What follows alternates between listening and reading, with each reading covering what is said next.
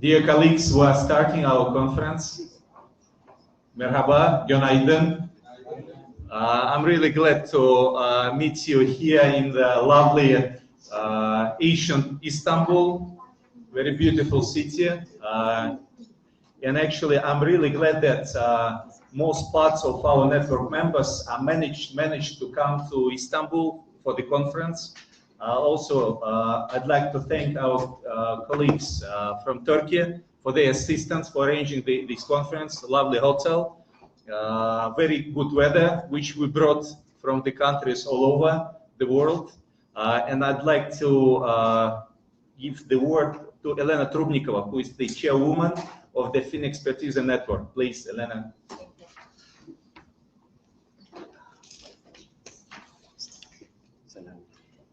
Hello, dear friends, dear colleagues. I'm happy to welcome you at the first 5th FinExpertiza Global Conference in Istanbul. Greeting to friends who are watching us online. I'm a little bit nervous, and please allow to read me. Last year we had a small conference because of the pandemic. We have not met with some of you for a long time, and I'm happy COVID is over and I can finally see all of you without masks.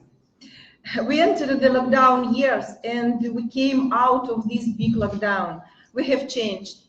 Our business have changed. Our communication with clients is not the same. The way we do business is not the same. We have learned to quickly react to changes. And it is a very important skill because we are still living in the fast-moving world. In many geographic regions, economy reality is shifting right now. Supply chain, cash flows, rules of doing businesses, all this is changing.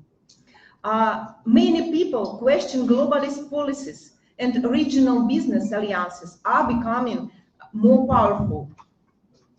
I think you have found some know-how, some new business practice and effective practices that help you become more competitive and adapt to this new reality.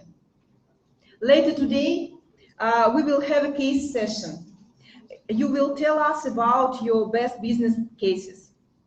When we share knowledges and best practices, we become better and stronger as a professional community. Why is it absolutely important for us to grow professionally? In times of turbulence, stakeholders must receive relevant financial and non-financial information at the right time. The demand for audit services is as strong as ever. There is a growing market for due diligence, investment project monitoring, valuation services, and other. Our responsibility as auditors and consultants is growing as well.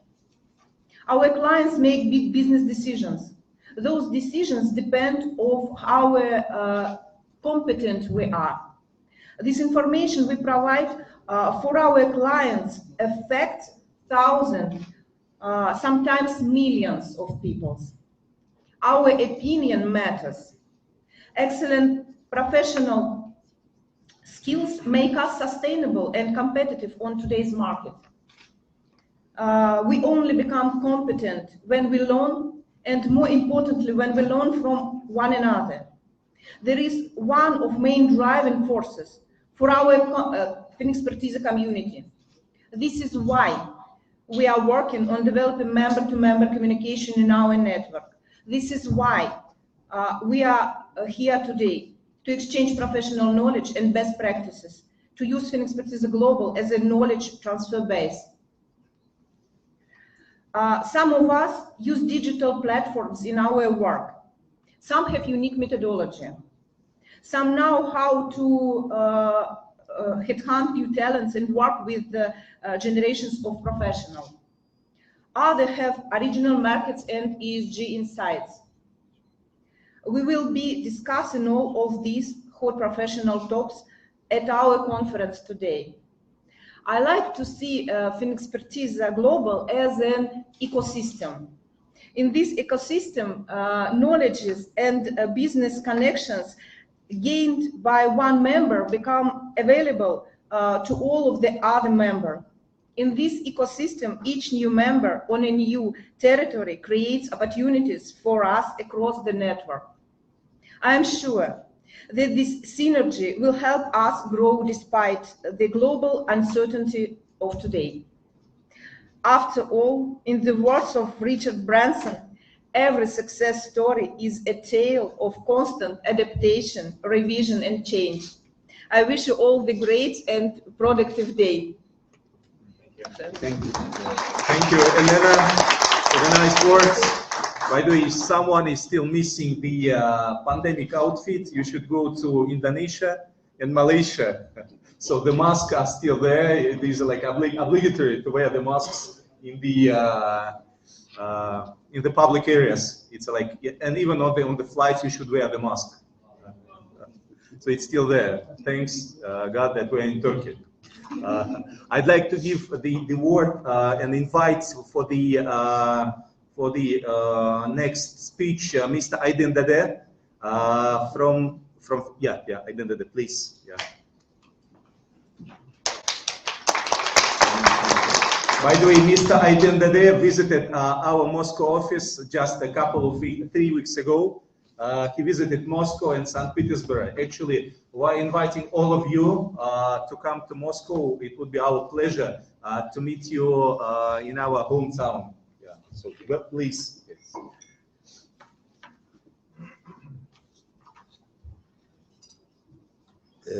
Merhaba, hoş geldiniz. Ben konuşmama Türkçe başlayıp devam edeceğim.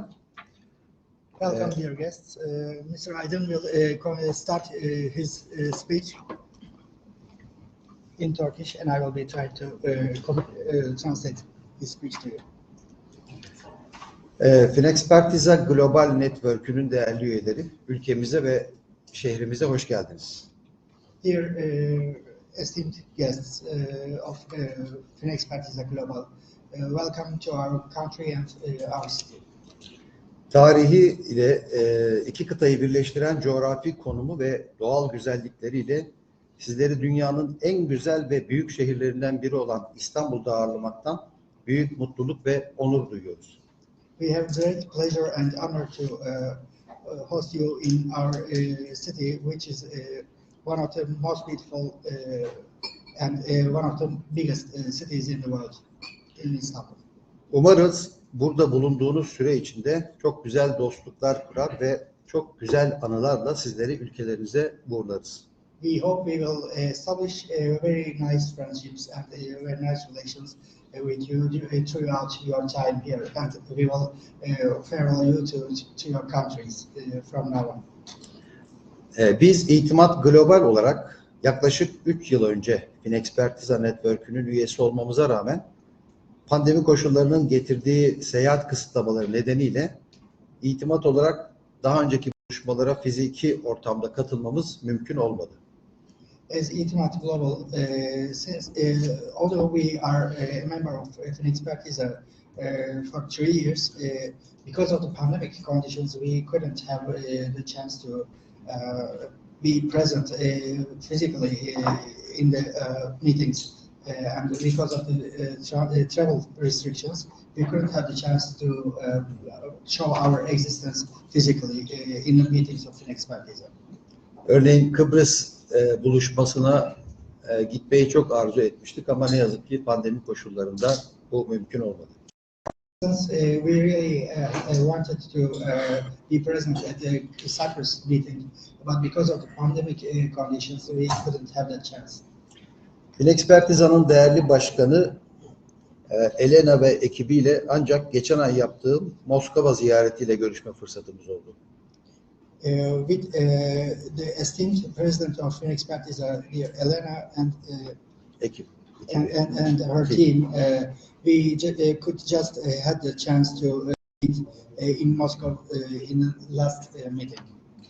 Bu vesileyle bizi Moskova'da çok güzel bir şekilde ağırlayan sevgili Elena, İlgiz ve Anna'ya şükranlarımı sunuyorum. with this opportunity, I present my gratitude to dear Elena, Ilgiz, and Anna. We present our gratitude for this chance. Görüşmelerimiz sonrasında Moskova'da muhteşem 2 gün geçirmemiz için her şeyi programlamışlardı. They planned everything, they scheduled everything for us to have a great day in Moscow after our interviews, our meetings.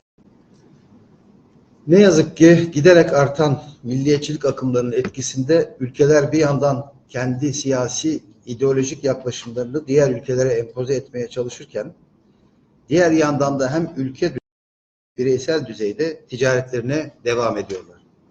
Unfortunately, with the nationalism approaches that is growing day by day, and because of the nationalistic approaches of the countries that is imposing their powers to other countries, it is getting bought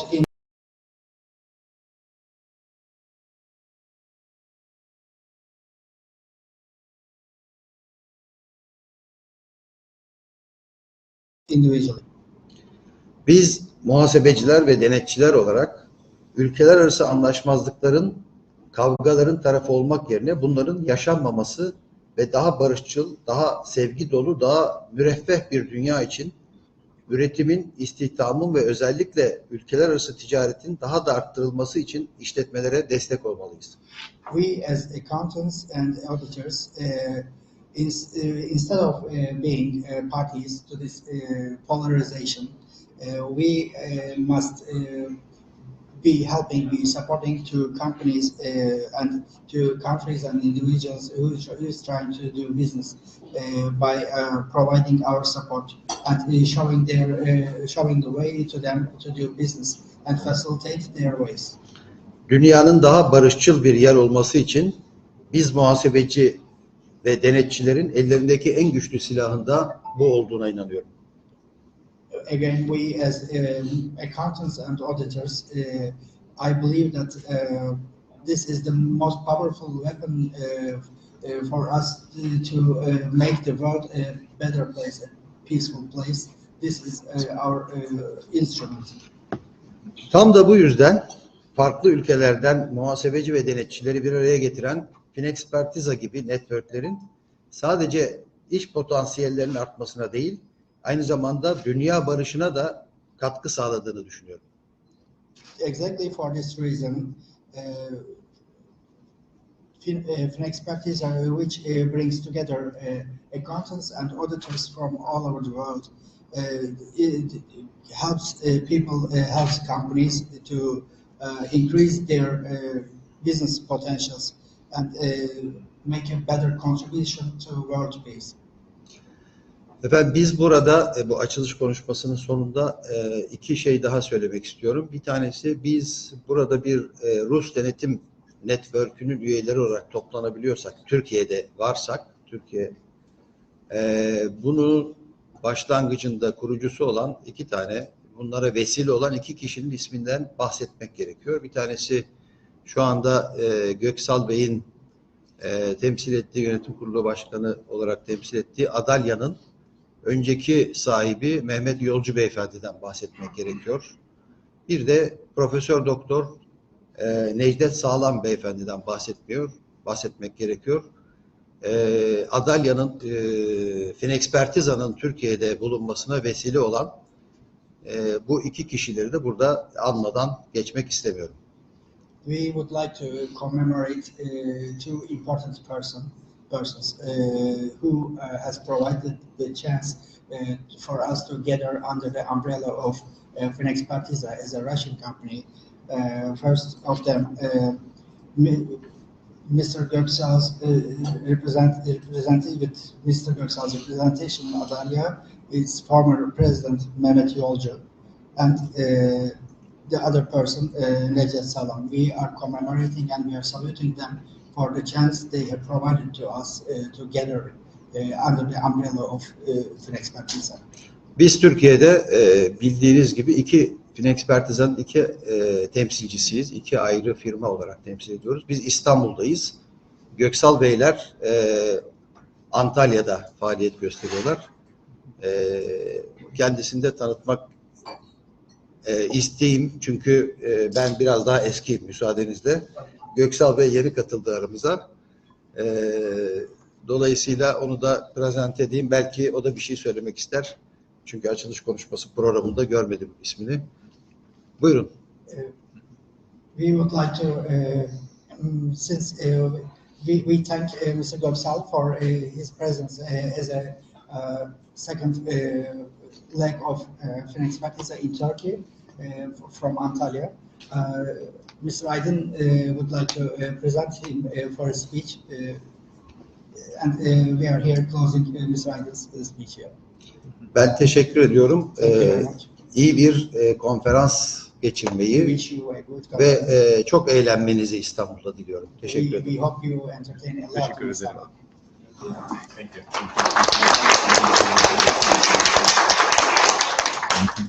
Teşekkür ederim.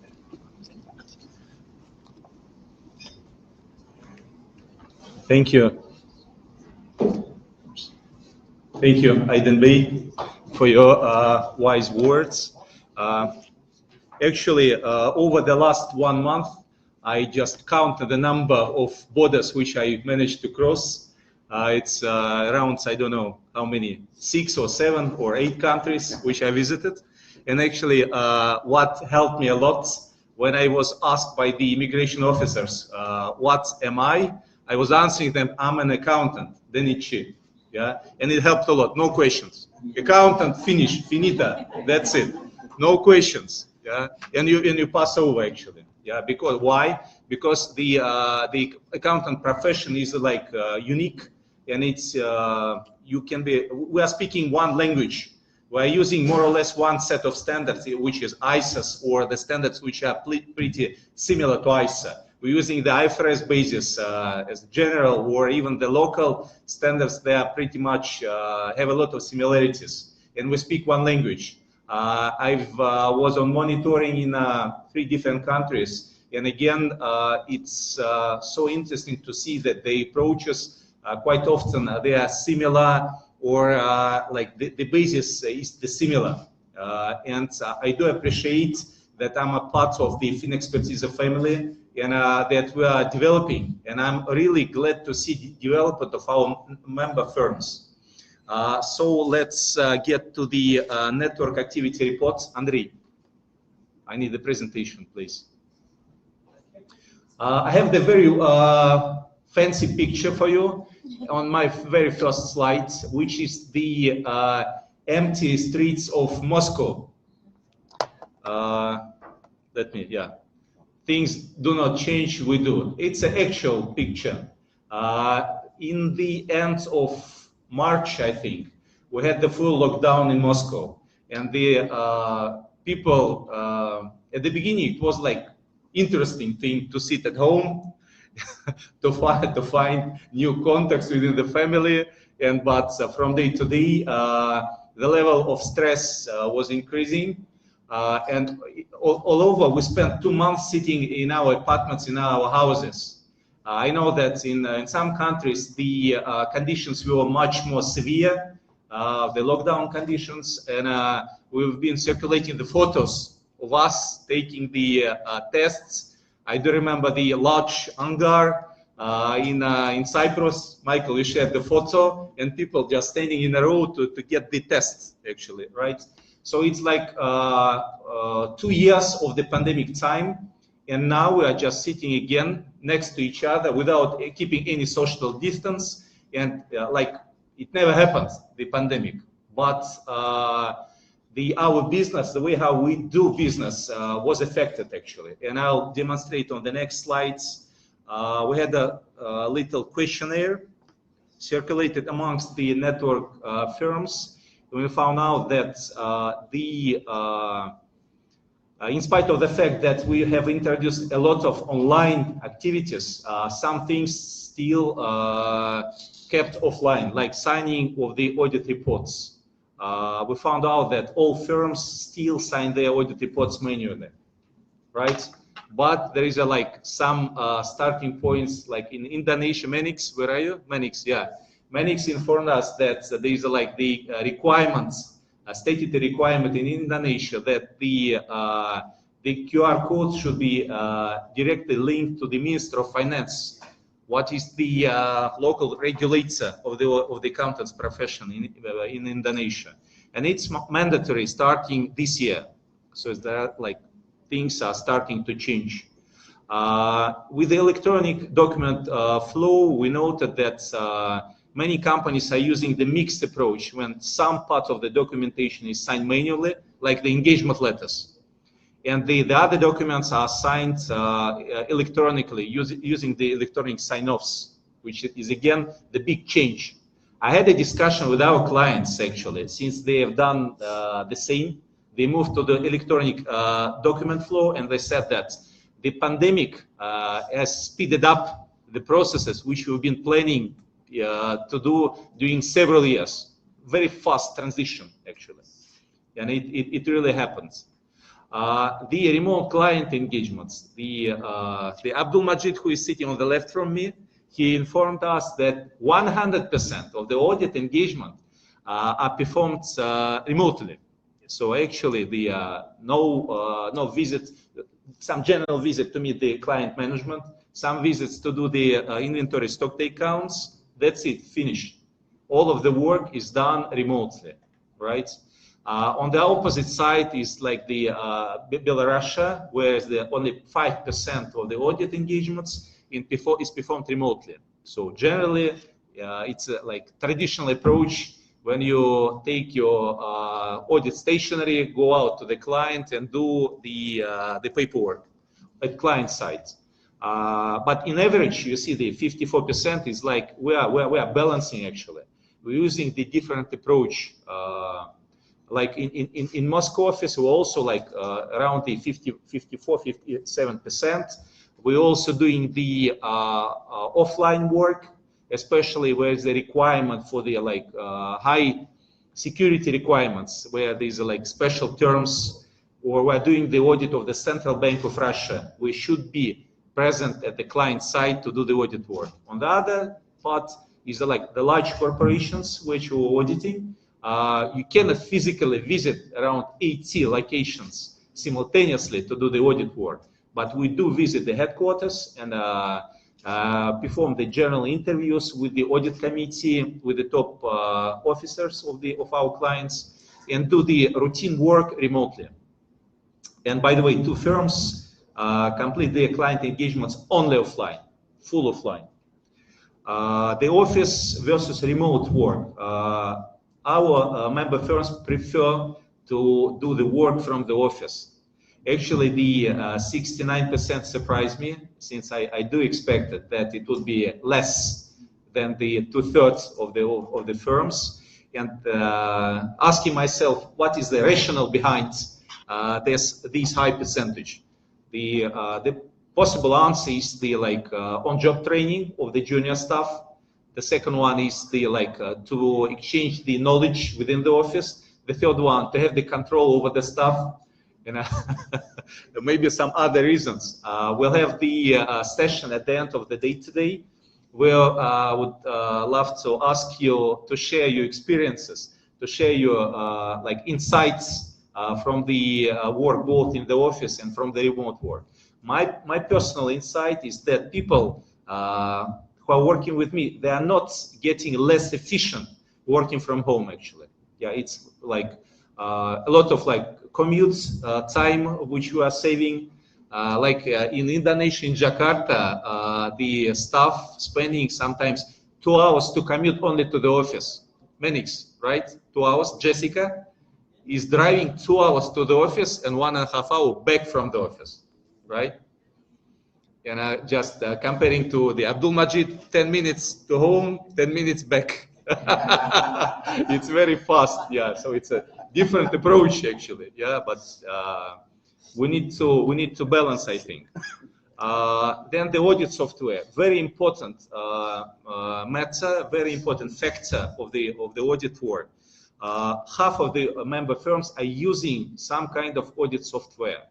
It could be either the caseware, It could be the in-house developed software. It could be the other like software out of the box, which is used by the firms.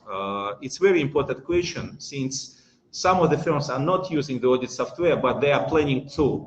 And at least a couple of the member firms, their audit software is under the development, by the way. I was positively impressed by the audit software used by our colleagues in Saudi Arabia. It's like the local audit software developed by the Saudi firm, and it has all the necessary like requisites, all the necessary steps required by the ISA, and nothing extra. So it's like, for the audit teams, for the engagement teams, it's very effective instrument to monitor what should be done and not to go beyond these requirements. Actually, it's an excellent index where you can see the progress of the audit engagements. I think that in the first quarter of the next calendar year, we will have the chance to look on the new alignment of this program, on the new version of this program. Actually, very good. Actually, I enjoyed it. The electronic data storage, we're using again the mixed, we're using different ways to store the data. It's a cloud-based solutions. It's the local server used by the member firms, and the mixed approach as well.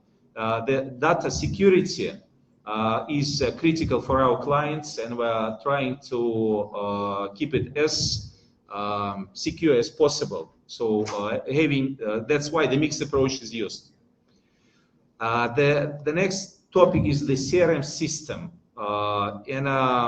Again, surprisingly, only 29% of our member firms are using any CRM system. It's a very small number.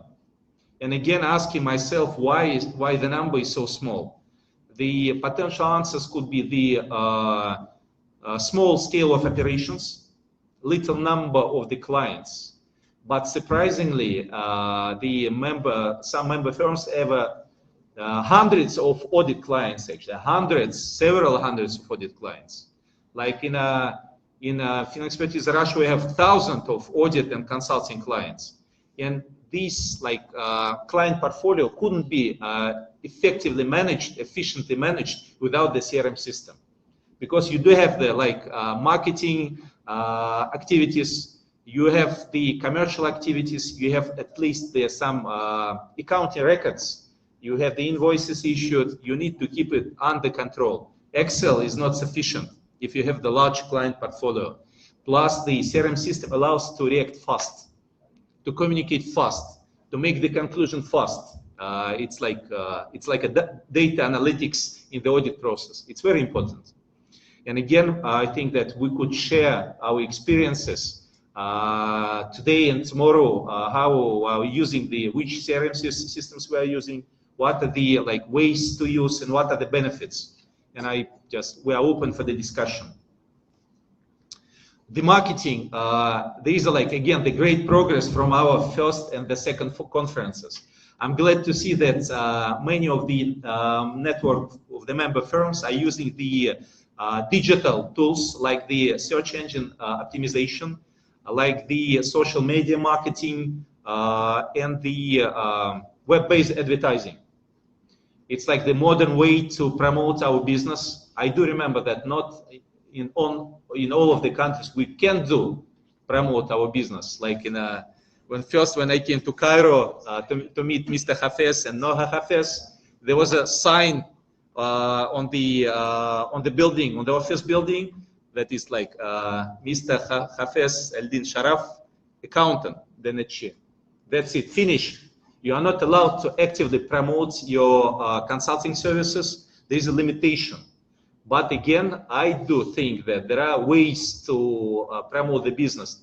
Yeah, not necessarily directly. It could be done indirectly, actually. Yeah, and we see that in addition to the online tools, there are a lot of offline tools which we are using, like the expert activity. I see a lot of articles where the opinion, the point of view by Mr. Atik Munchi is published in the main business media in the Emirates. Actually, it's again we are doing the same in Russia, and it very gives a lot of recognition in the business society. By the way, plus we have the participation in conferences, plus the webinars and other things which we are using. Surprisingly, no YouTube videos at all. Zero, no, none. In our personal life, we spend hours on YouTube, but not for the business, actually. We don't see any potential from YouTube, actually, but surprisingly, but it's the fact. And 3 member firms are not using any social media at all. What we are planning in the FinExpertiza headquarters, we are planning to put special focus on the marketing within the social media tools, actually. And you'll see some new requests are coming from our team where we plan to increase the worldwide recognition of the network, but we need your help, we need your assistance, and we need to unite our efforts, actually. Yeah, I know that you are leading, you're circulating the newsletters, you are leading your activity in the social media, but it should be streamlined, I think. About our business, during the pandemic time, we generally increased our staff counts, or we stay on the same level, which was already good because we passed over the hard times. By the way, the 5 member firms launched new service lines because the pandemic gives the new opportunities. It creates the new demand for the new products, demand for the new approach. And what we see is that the clients are demanding more than compliance services, more than audit services. They are requiring the expertise from us. They are needing more consultancy from our sides. And it creates the opportunity for the new service lines.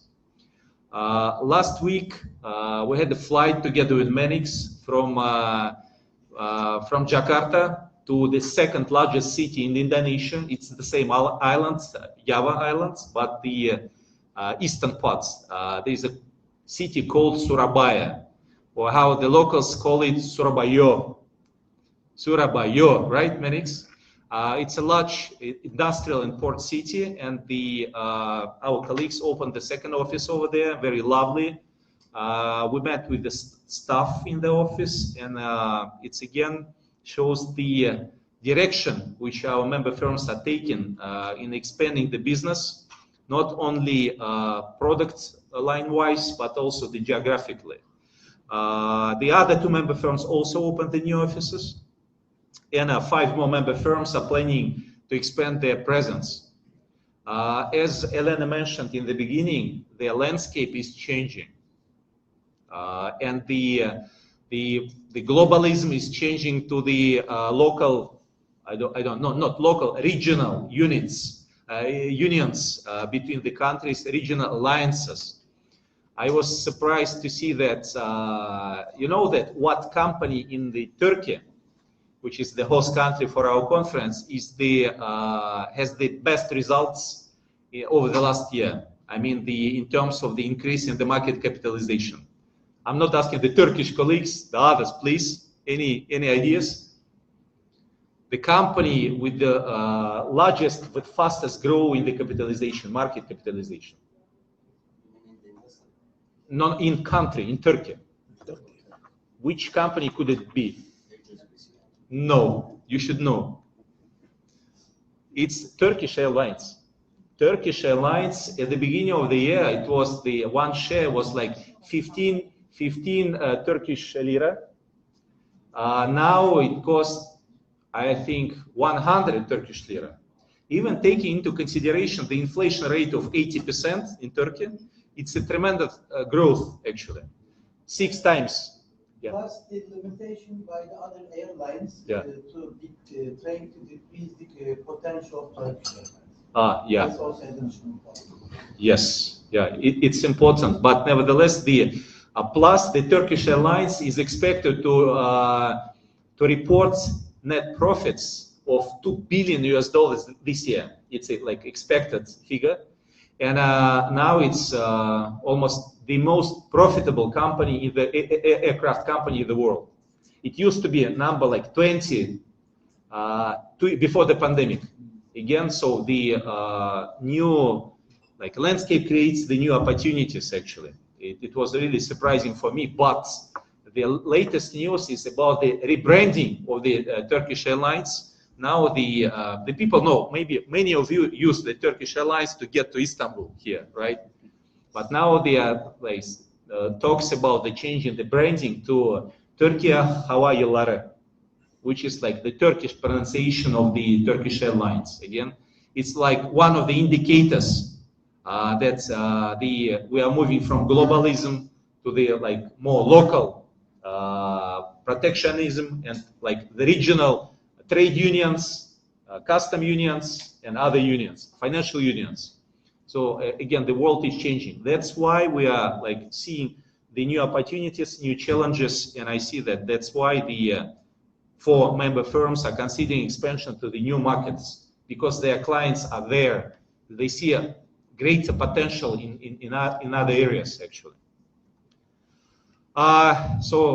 Getting to the like routine things within the network, we have the large schedule for the monitoring this year, partially because of the pandemic, because over the last 2 years we had restrictions, travel restrictions. So far, it's not me who is supposed to do the monitoring activity. It's Svetlana Chuchalina and her team. And but given the fact that we have the monitoring by our regulator, which is the Ministry of Finance of Russian Federation, very important period of time, we decided that part of the monitoring activity would be done by me. I visited Cairo, Riyadh, and Jakarta for the monitoring purposes. My colleagues will finalize the results of the field work and report back to you, I think soon. Plus, we have the some other countries in our plan. It's like Kazakhstan, 3 practices, one in Uzbekistan, 2 Turkish audit firms, and 1 audit firm in Belarus and 1 in Georgia. We received some requests that we need to postpone the monitoring activities, and we are like attentive to these requests, and we'll do it late in the year based on the agreement with you. I'd like to also show you some slides about the commercial results reached within the network. We are still expanding our geography. We have some new countries where which have been covered by the commercial activity, like Azerbaijan, China, Hong Kong, Japan, Bangladesh. We don't have presence in these countries, but we are looking for the potential network members in the geography, and would be thankful if you could share any contacts in these countries which we could get in touch with and maybe consider for the membership as well. But so far, with your assistance, we are finding the way to provide the services in these countries as well. Getting to the practical examples, practical cases. Historically, we are working with Rosatom, which is one of the largest worldwide producers of the, it's a nuclear power station construction corporation. We are serving it in several countries. We're providing the legal services in Hungary. We are providing the tax consulting and a lot of due diligence projects for this corporation in Russia. And also we've done some tax and legal work in Egypt as well. Plus we won a tender, our colleagues won a tender for the tax advisory work for the joint venture between the Rosatom and General Electric in Cairo. Very interesting project. It's challenging, but I think that it would add up to the profile of our network firm, plus it adapt to the expertise which you have. Very interesting project.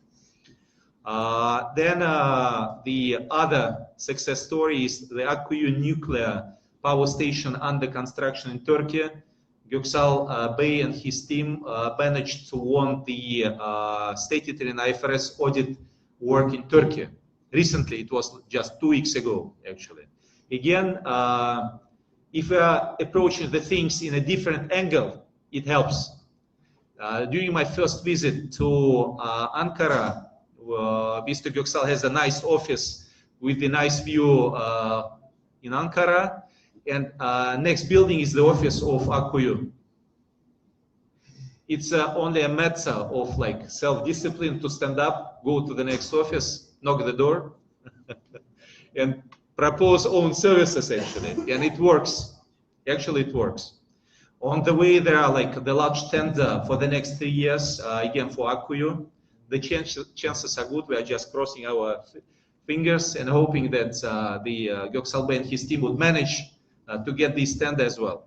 It would be the tender for the for some tax consultancy. Yeah, again, the good numbers there.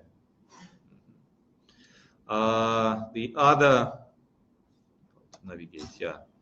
Also, we are getting to Serbia.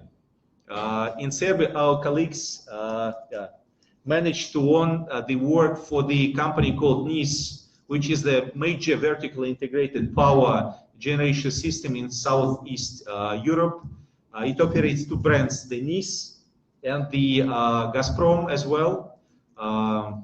So it's like, congratulations, colleagues, with this work. It's also the one of the key accounts for FinExpertiza Serbia, right?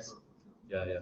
We'll talk about that later, actually, but it's again adding up to the perception of the FinExpertiza practice in Serbia. The Zarubezhneft, again, it's one of the largest companies in the fuel and energy complex on international arena. It operates some of the oil fields in Iraq, in Vietnam, in some other countries. We are doing a lot of work. We used to do very like lengthy project in Egypt. I was taking part in all these negotiations and passing the work to the clients. We're doing some work in Russia as well, but I'd like to stress out that we are planning the due diligence projects in Armenia, again, expanding the geography of the work which we do. So we are not just concentrating on the local market, we are trying to serve our clients' work on a worldwide level. And just to share the client base with our network member firms.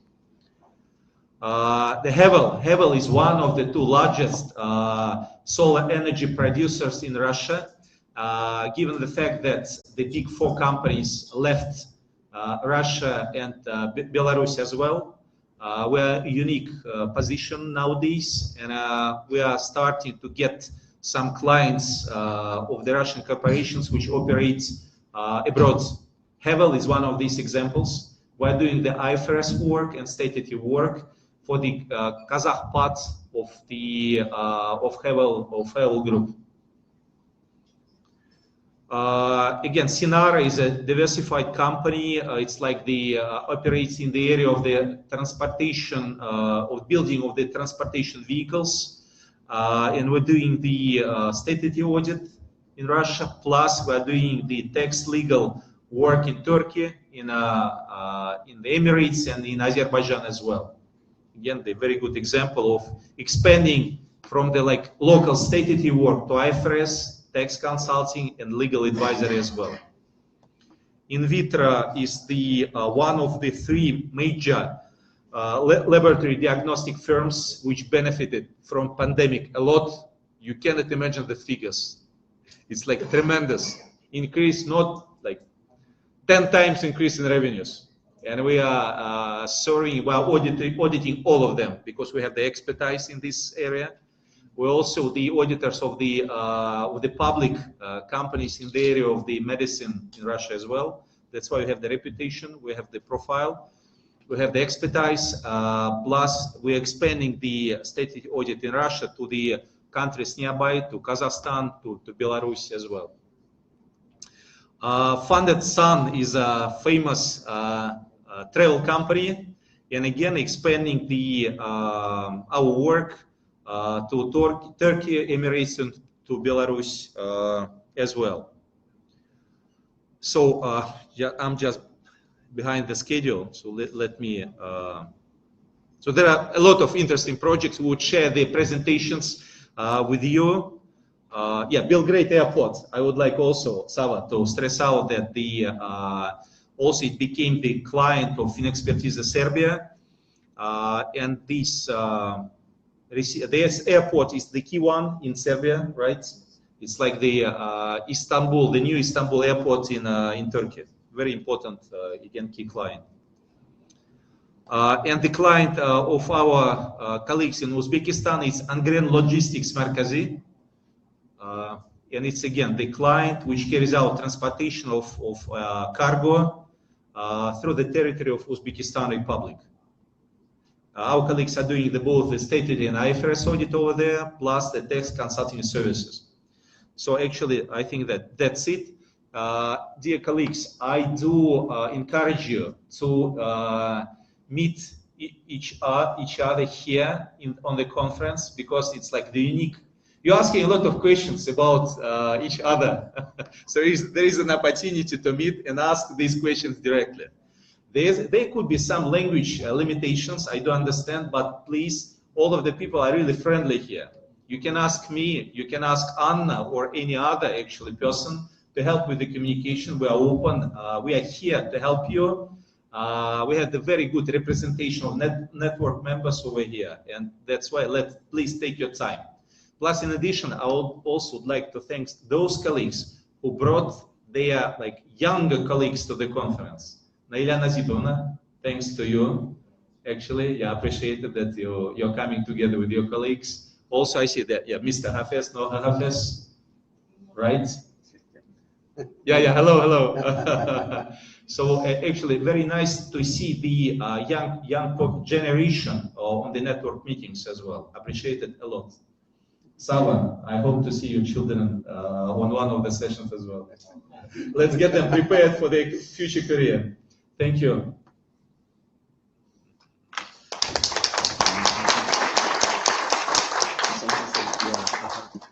So, the next is Mr. Aydin Dede with the topic presentation. How to deal with Generation Z. Aydin Dede, I hope you could just answer this question.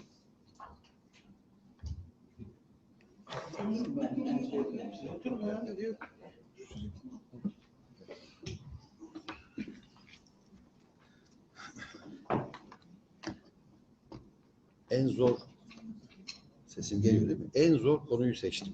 Ama özellikle seçtim. I chose the most difficult, but specifically I chose the most difficult topic. Çünkü benim de bir Z kuşağında o Z kuşağı mensubu bir kızım var. The reason is very simple because I have a daughter which belongs to the Gen Z. Şu anda yurt dışında okuyor, üniversite öğrencisi. Geçen yıl yaşadığım iki olay anlatmam lazım size burada. So she has been studying abroad at the university, and I had to share with you two small cases I had to face with her. Geçen yıl üniversiteye başladı yurt dışında. Okuduğu ülkede oturma izni alması gerektiğini bir yıl boyunca söyledim. Tamam baba, olur baba, yaparız baba dedi. En son dakika gidip müracaatını yaptığı için okul tatil olmasına rağmen bir ay daha orada kalmak zorunda kaldı. So she started studying at the university and she needed a residence permit. Since from the beginning of the study, he asked her to go to the authority and get this permit. Every time the answer was yes, everything was fine. But at the end, just before she was coming back to Istanbul, she realized that she couldn't get the permit, so she had to stay another month.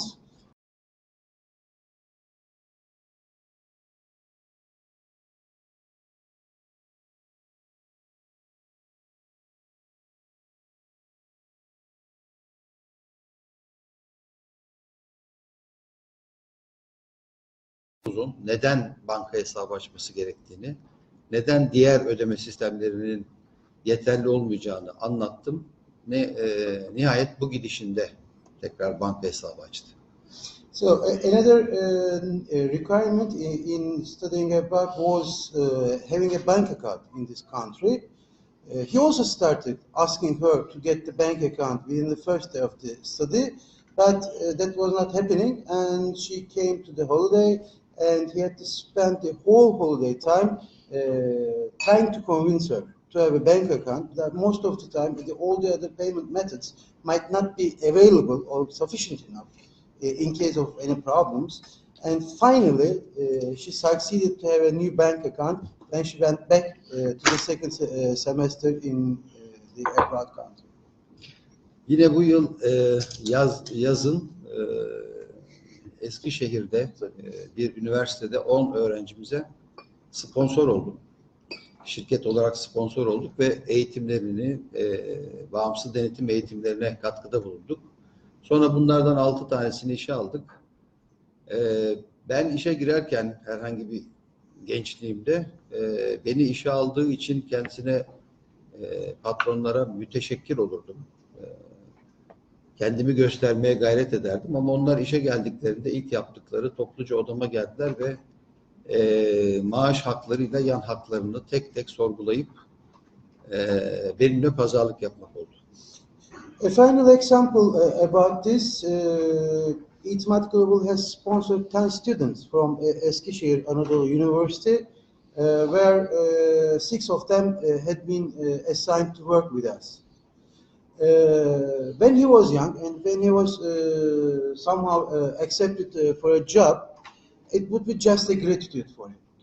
But what they did at the first day, they came together, went into his room and asked him, what will be our salaries, what will be our fringe benefits, what will be the next payment?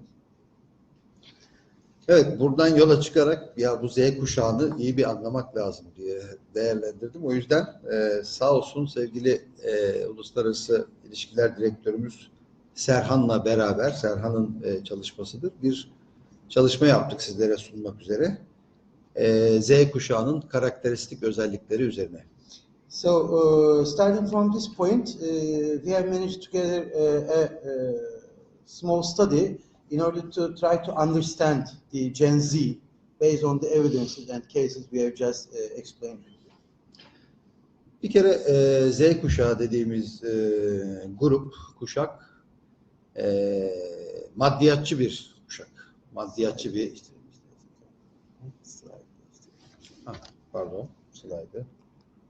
Slide'ımız burada var. İstersen sen şeyleri de değiştiririz. Maddiyatçı ne yazık ki önce para diyor.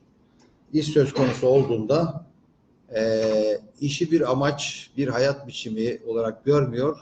Sadece genel yaşamını idame ettirebilmek için ve istikrarlı bir gelir elde etmek için araç olarak görüyor. Amaç değil, araç olarak görüyor. So first characteristics of Gen Z, they are very financially focused.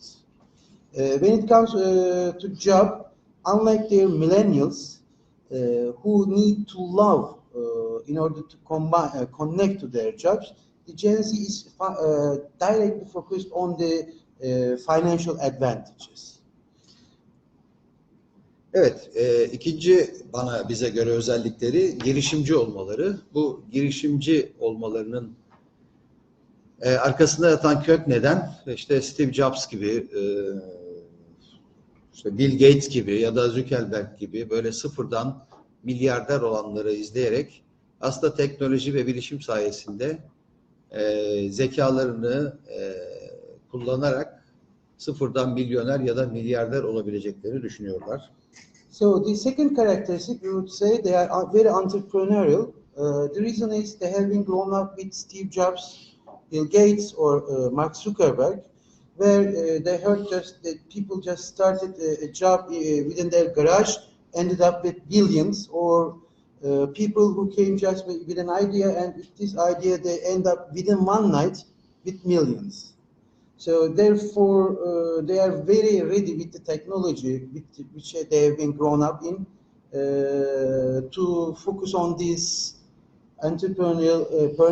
entrepreneurship, which is easy based on the good idea. Ya. Ve her şey onlar için teknolojik. Doğdukları andan itibaren teknolojiyle, yani yanlarında internet ve cep telefonuyla birlikte olduklarından ve bilgiye ihtiyaçlarını kolayca erişim sayesinde giderebildiklerinden oraya, teknolojiye çok bağlı bir şekilde yaşıyorlar. Ve hatta bir örnek yazdık buraya. Diyoruz ki dünyanın öte ucundaki arkadaşlarıyla sohbet etmek, akşam yemeğinde aile üyelerinden, yaşlı aile üyeleriyle yüz yüze konuşmaktan daha eğlenceli. Dolayısıyla onları yemek sofrasında cep telefonlarına bakıp birileriyle yazışırken, iletişimde bulunurken görebiliyorsunuz. Bu onların karakteristik özelliği. The third characteristic would be for them, everything is all about technology because they have been born in internet, cell phones, and the further technological devices, and they just need the satisfaction right time, right there. They have no patience. No, they don't need to wait for any kind of information. So that's the reason why they have been focusing to reach everything right time, on time, in the time. And as an example, based on this online communication system, online connection system, they just feel themselves very comfortable, just sitting here talking to Aydın or somewhere 10,000 miles away. Doesn't matter for them. It's the same for them because they are all about technology. Evet. İnsanlarla ilişki kurma konusunda sorunları yok. Sadece yüz yüze de ilişki kuruyorlar ama sadece bunu illa fiziki ortamda olmasına gerek yok. Onlar bilgisayar ortamında, teknolojik ortamda de yüz yüze ilişki kurabiliyorlar. So, and they enjoy other people. Unlike the parents, we have been talking about that they are asocial, which is not the case. They are very social, they enjoy very people, but totally different the way we used to. For them, it's very simple to connect them online, offline, face to face, whatever it is. Rekabetçiler. Rekabet içinde olmaktan hoşlanıyorlar. Başka insanların, başka rakiplerin onları geçmesinden hoşlanmıyorlar. Ve bu yüzden çok rekabetçi bir nesil olduklarını söyleyebilirim. They are very competitive, and this competition drives them. And if you want to get results out of the Gen Z, that must be most probably the easy way to put them in kind of competition. Değişime de açıklar. Çünkü bilgiye çok çabuk erişebiliyorlar. Bu nedenle değişime açık oldukları için kendilerini ve etrafını kolayca değiştirebiliyorlar ya da değişime ikna edebiliyorlar. For them, change is welcomed because they are very open to information. They are very open to online connection. They just receive the information right on time, in time, at time, and so you can see the Gen Z changing themselves like on a dime, in a minute, in a second, which is not very used to or accounted for. Evet, farklılıklar onlar için normal. Farklılıkları ayrım olarak kabul etmiyorlar. İnsanların farklı olmasını kabul ediyorlar. Örneğin ne cinsel yönelimlerine, ne dinlerine, ne ırklarına takmıyorlar. Bu açılardan insanları yargılamıyorlar ama yaptıkları açısından yargılamayı tercih ediyorlar. So they are born with diversity. For them, it's not important who you are, your race, your sexuality, your religion, or your political thoughts. They don't care about it. They highly welcome the diversity because they were burning. But that it doesn't mean that they are non-judgment. They do judge, but they do judge you not who you are, but what you are. Daha bağımsız karakterlidirler. Bizim bir önceki şu anda ofislerimizde orta yaş kuşağı ya da milenyum kuşağı dediğimiz çalışan arkadaşlarımız çalışma ortamlarında biliyorsunuz çoğunuz o duvarları bölmeleri kaldırmıştık. Toplu çalışma ortamlarına geçmiştik. Şimdi bunların bağımsız karakterleri ve buna yansıyan bağımsız bireysel çalışma istekleri galiba o duvarları yeniden, o bölmeleri yeniden yerine koymamızı gerektirecek. So this is the most challenging characteristics of Gen Z because they seem very independent.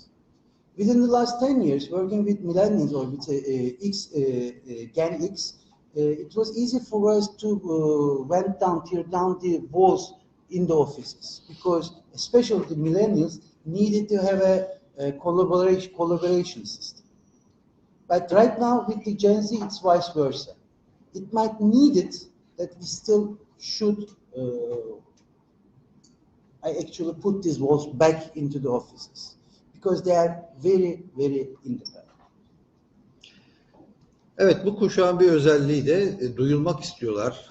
Fikirlerine değer verilmesini istiyorlar. Daha tecrübeli ya da işte daha bilgili falan diye bir ayrım yapmıyorlar. Kendilerini de diğer ofis üyeleri ya da çalışanlarla eşit tutarak kendi söylediklerinin de dinlenmesini ve dikkate alınmasını talep ediyorlar. Okay, the next issue is they want to be heard. Even though they are very young, connected with the online system, connected with the information, connected with every kind of means to go to the information, they want to be heard. And they do believe, even though they lack of experience, they do believe they have strong ideas. And they trust on their ideas. So that's also another challenge for us to start to listening to the young generation or younger generations.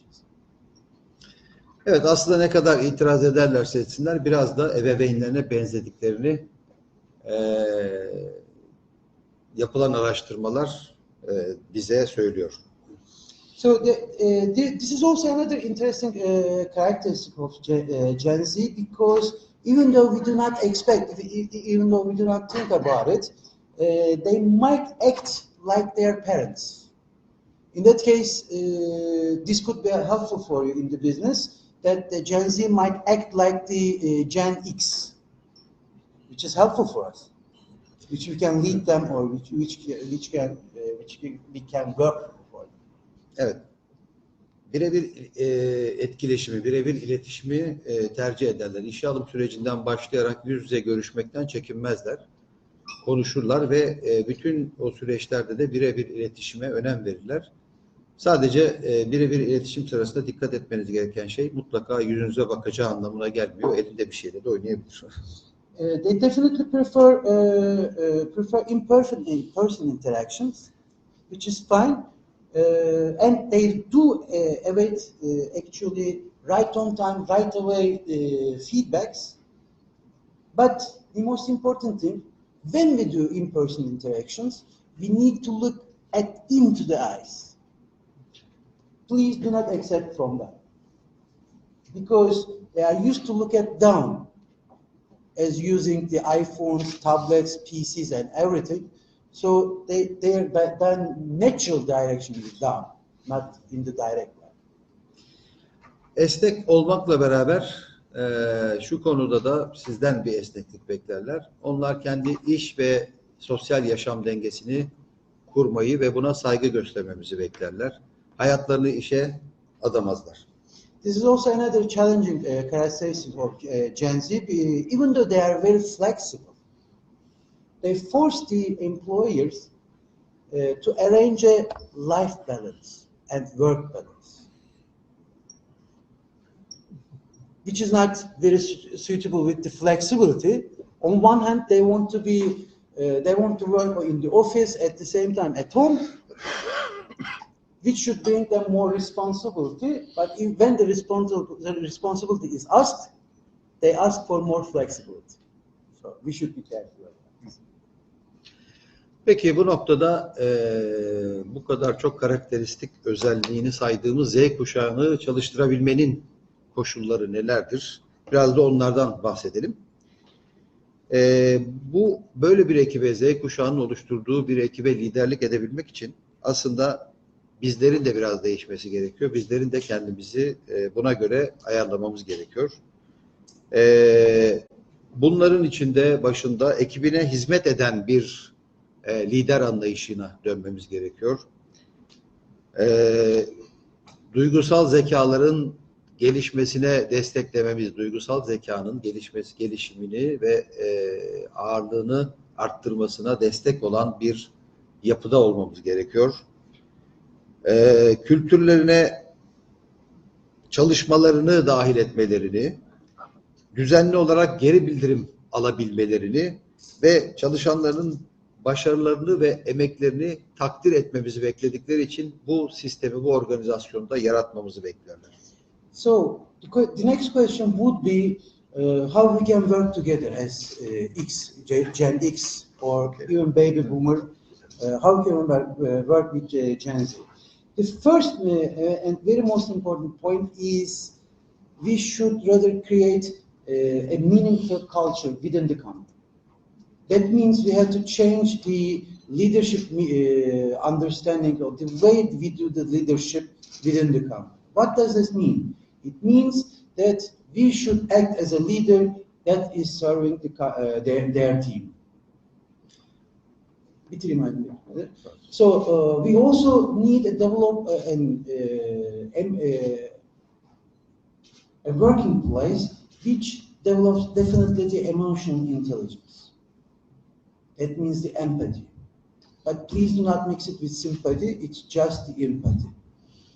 And we also keep those guys, Gen Z, engaged within the business. We should ask their opinions more and more. They have to feel being engaged within the business.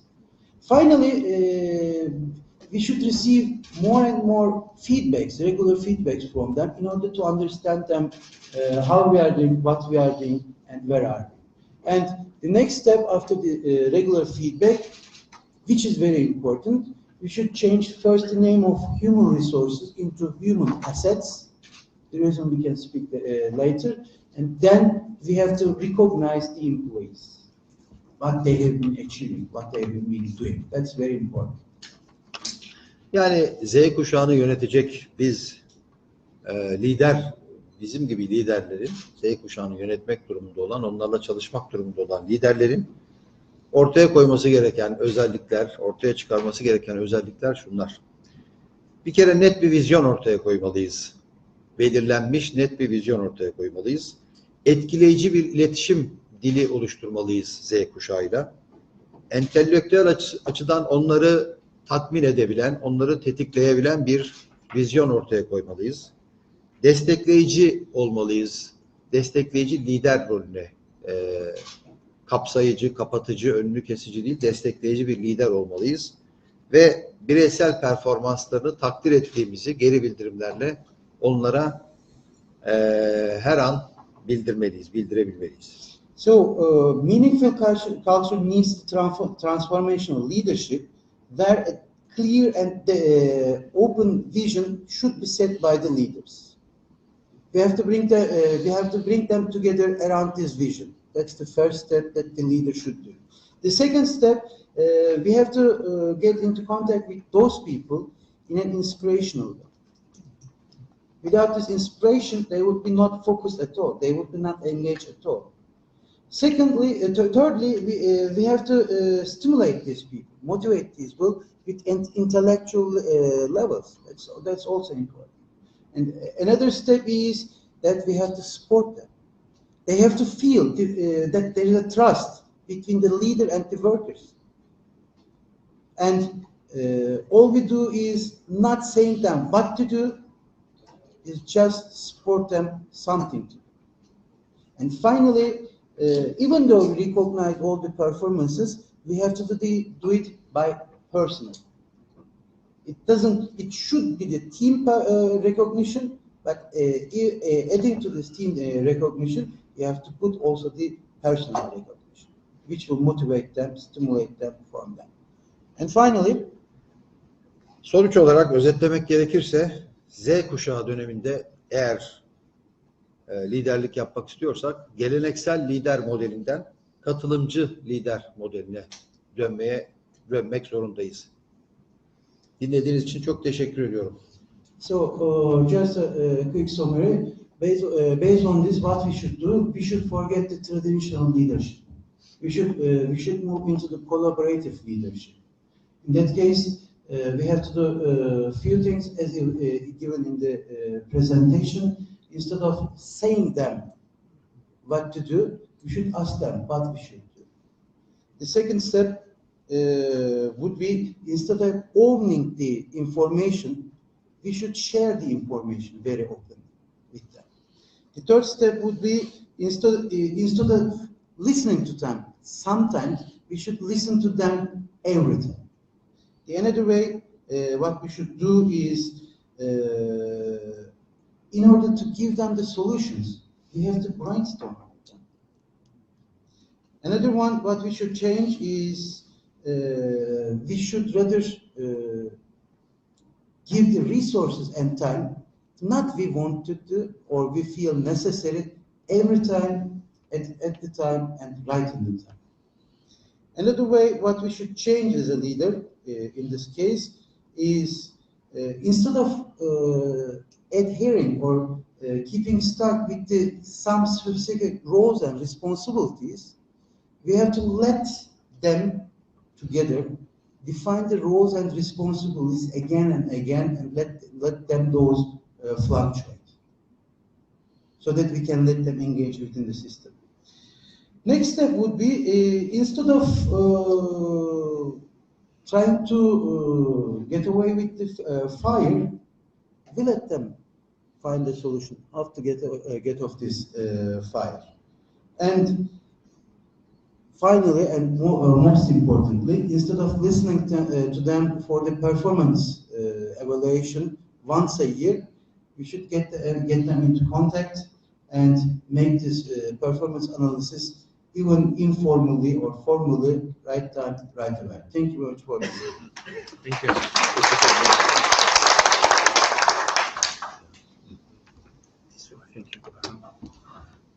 Thank you so much. Yesterday, I was talking to my daughter when I just get to the hotel, and she was just complaining about the hard period. She had the exam the next, for the next term. And I said, yeah, okay, you can just do it, you can manage it. Just have a look on the video, how beautiful is the view from my room. And she said that you are missing, father, you are missing empathy. Yeah, but why? I'm absolutely confident that she would manage her exams, but they are different, actually. So Abdul Majid, you are the next, right? Yeah, they more or less the same topic, but the new words, bird partner. What is the bird partner?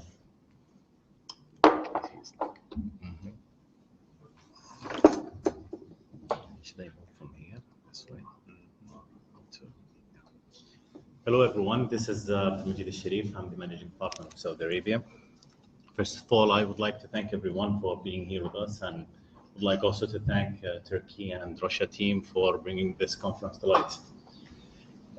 In the next few minutes, I'll speak about the strategy that we implemented in Saudi Arabia related to HR. We started this strategy back in 2019.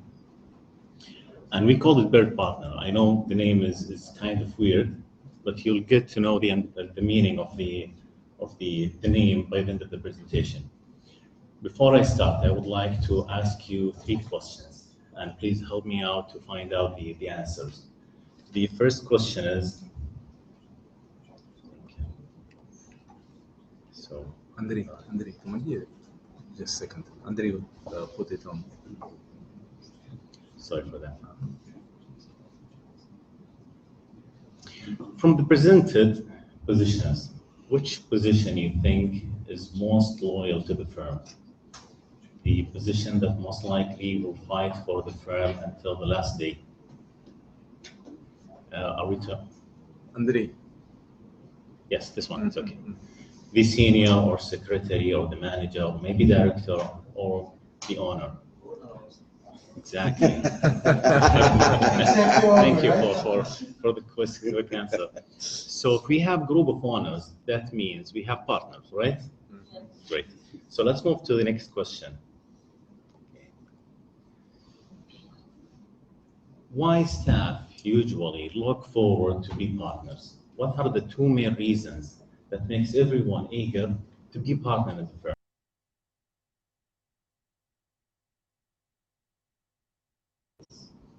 Come again? They get to share the benefits. Exactly. The first one is the financial reasons, where they participate in the cash flow generated from the company and the growth of the company. The second reason that you think is important for everyone to be partner. И вторая причина это то, что партнерам быть значительно важнее для сотрудников компании.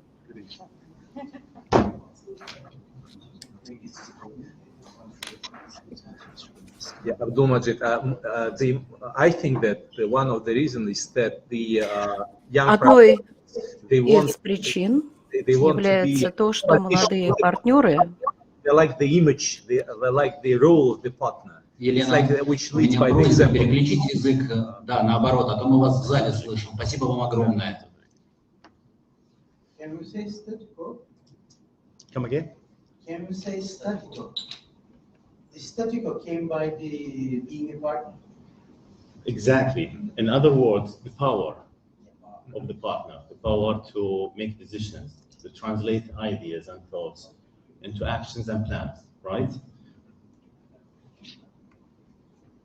So we have two reasons, financial reasons and power of decision making. The last question.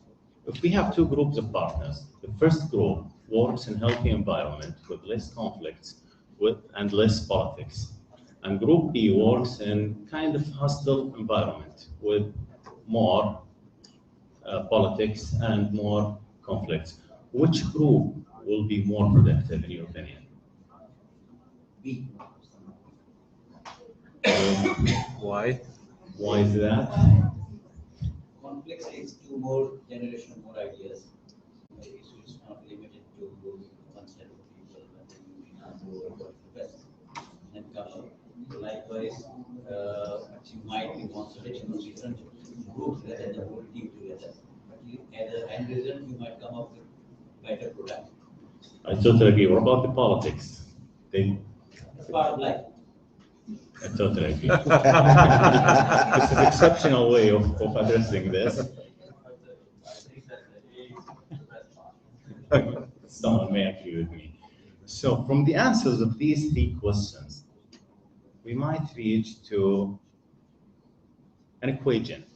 If we have a staff member and we provide them with financial recognition or profit sharing, and we allow him to participate in the decision making, that means we have a partner.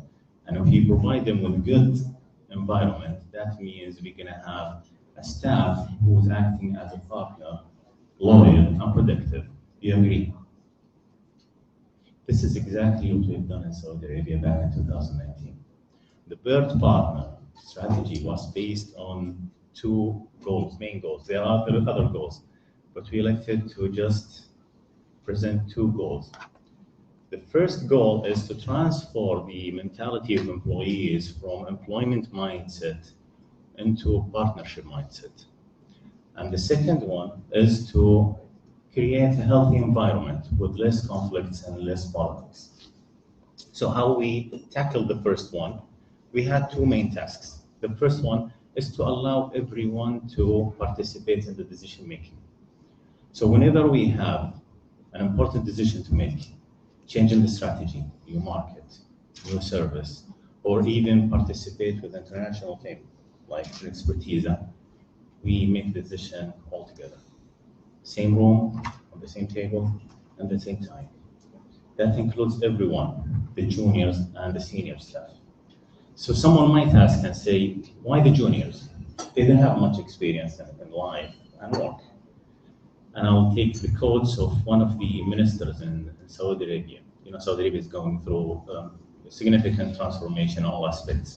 And one of the leaders of this transformation does the same thing. When he steps in a meeting, he asks everyone about his opinion by name, even the guy who's taking the minutes.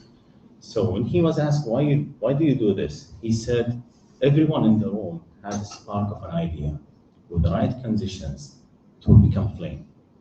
So he will give me, or she will give me the spark, and it's my responsibility to have the right conditions to make the flame. If I don't have the conditions today, it might be available in the future. So I'll go back to the spark and I'll make flame for the future. And as Mr. Aydin said before, the new generation, the young people have had ambition, they are enthusiastic, and they want to change the world, and they want to be part of it, and they're full of ideas, actually. It's not only easy, it's not only about the major decisions. Even if we have things related to the business environment, glitches in the processes, in the systems, this is a real photo from the office. This is the thinking board. Whenever you have any idea about the work, you can write it down. And this board, by the way, next to the coffee machine. So anyone can read it, think of it, maybe research it, and by the time we have a meeting, everyone is aware of the idea. So we have better discussion and healthier discussion. This is on the decision-making side. The financial side, we thought how we can allow everyone to participate in the growth of the company. The usual answer is the net income. However, the cost has its own ambiguity, and it's not easy to control by the staff. But the staff can control the top line, which is the revenue. So we created this commission scheme that related to every single action happens to the client. So when someone brings a new client, he will have a commission. It's obvious. If the client renewed the contract, he will have already also commission. If the team executed the engagement in a timely manner with a happy client, they will have commission also. If we have priced the transaction with the client with the base fees, let's say 100K, for example, and the team member managed to make it 150 with his relations and with the negotiations, then he'll have the 100K commission and another scheme for the excess fees for the 15, which is higher from the base, because we have an Arabic expression in Saudi and in our country. It says, I would prefer you to bring me or catch the whale from my sea rather than giving you a salary for doing so. So this is a live demonstration of the same expression. This is on the first goal. The second goal, the environment. Let's be honest to each other, guys. We like information. We love to have information about our enemies or about our partners and about our allies.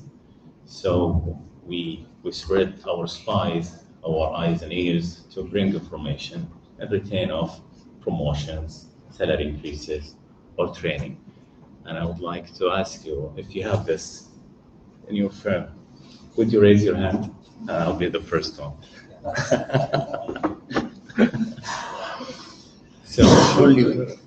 So the message that we give to our employees that you can grow and climb up in business using your talk rather than your work. And we create group of hunters who hunt for their praise and protect themselves from being hunted. And given our factory is not based on machines and equipment, it's based on our minds, that means part of our capacity is occupied with fights, with wars. No, we don't want this. We will stop this. How we stop it? We start from ourselves, from the partners, from top to down. So whenever someone comes to us for gossiping or backbiting, what do we say? We ask him to stop. Be ready to call the other guy. So you do the confrontation face to face. If you said it, this problem has to be ended now before you both step out of the office. If you can't, then it doesn't worth it to listen to you, and we will resolve the problem later on, or it could go by itself.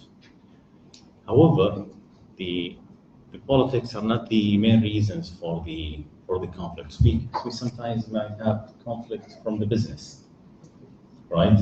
we might assign someone on a client while someone is expecting this. So when they both come to us, we can make the decision. We can say, this will work on it and this will not work on it. This one is right, this one is wrong, and this is happy, this is unhappy. So the question is, do we do this in our life? When we have conflicts with families, with wife, with husband, with friends, do we seek for someone to make the decision for us, to decide who's right and who's wrong? Or we sit, discuss, negotiate, and resolve? So this also applies for the work environment. So whenever we have conflict, we encourage people to sit and discuss, and whatever the decision that makes everyone happy, we will back it up. And we'll make sure that it's in progress. Of course, it's easy to write a strategy and think of a strategy. And it's kind of difficult to implement the strategy, but it's very extremely hard to get results. So what's the results that we had after 4 years of implementation? Our CAGR revenue from 2019 to 22 increased by 39%. This is almost tripling the revenue for 2019 compared to 2022.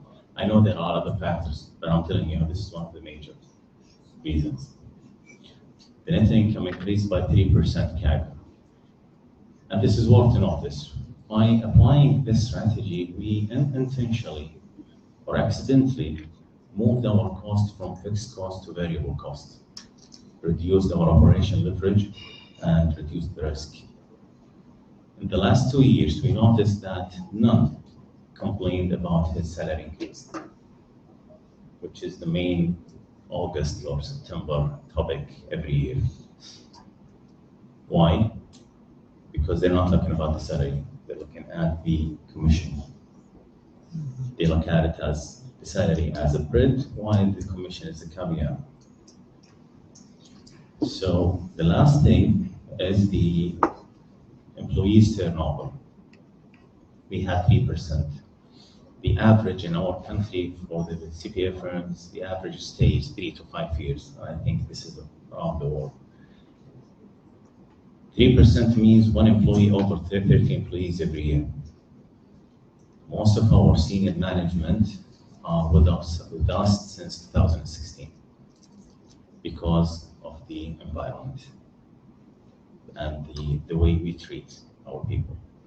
On the environment side, we had a couple of confrontations and conflicts at the beginning. Then we noticed that the employees are resolving the issue at the early stage before it even comes to the partners. And the teamwork has increased significantly. I've been actually in this business for 22 years maybe, and 2 things I learned from this strategy. First one is I don't care about the power. If I give power to my staff, then it will return back to me in sort of trust, which is the most power a leader can have.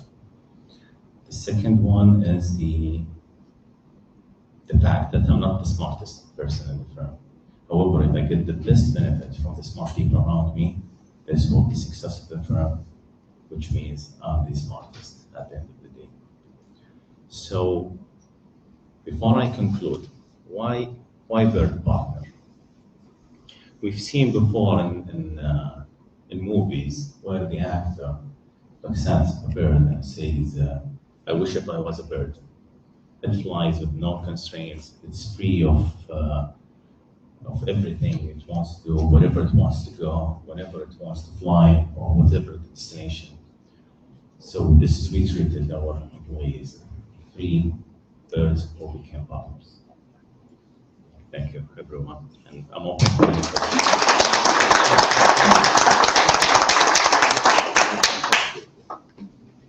Thank you, Abdul Majid. There is like really the great progress. When I came to Riyadh, to your office, I do remember it was the period when the women were allocated the more rights in the country. and the women just started to drive the cars.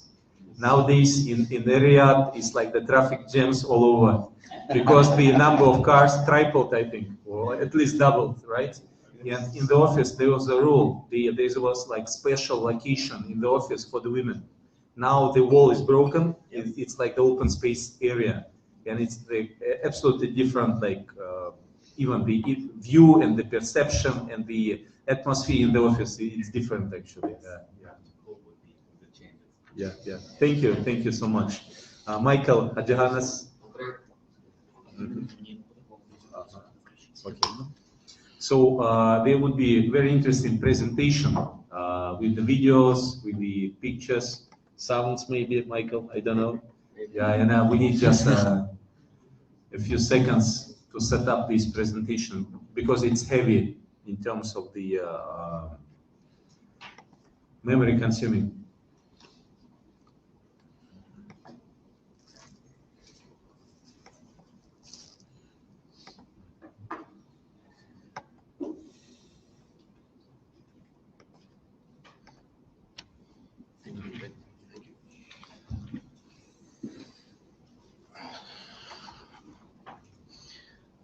Good day from Istanbul to all my friends, my colleagues, both on site and remotely.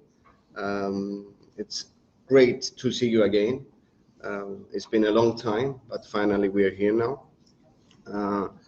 We had some very nice and informative presentations from our colleagues, the Turkish colleagues and Mr. Abdulmajid.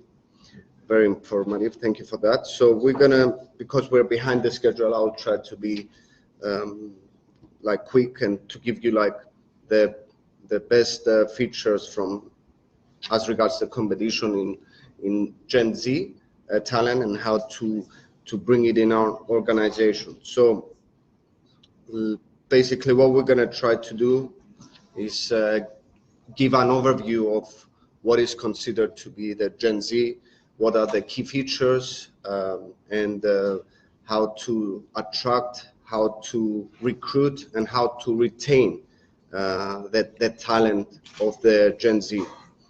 The best way forward to do so is by obtaining as much information as possible in order to create our strategy. So first and foremost, we need to be aware of the different generations. So the first generation, as you see on the screen, is the baby boomers, which are considered to be the generation from 1946 to 1964. Now this generation, obviously, it has certain characteristics. It's a post World War II generation, whereby through this generation we had a revolution.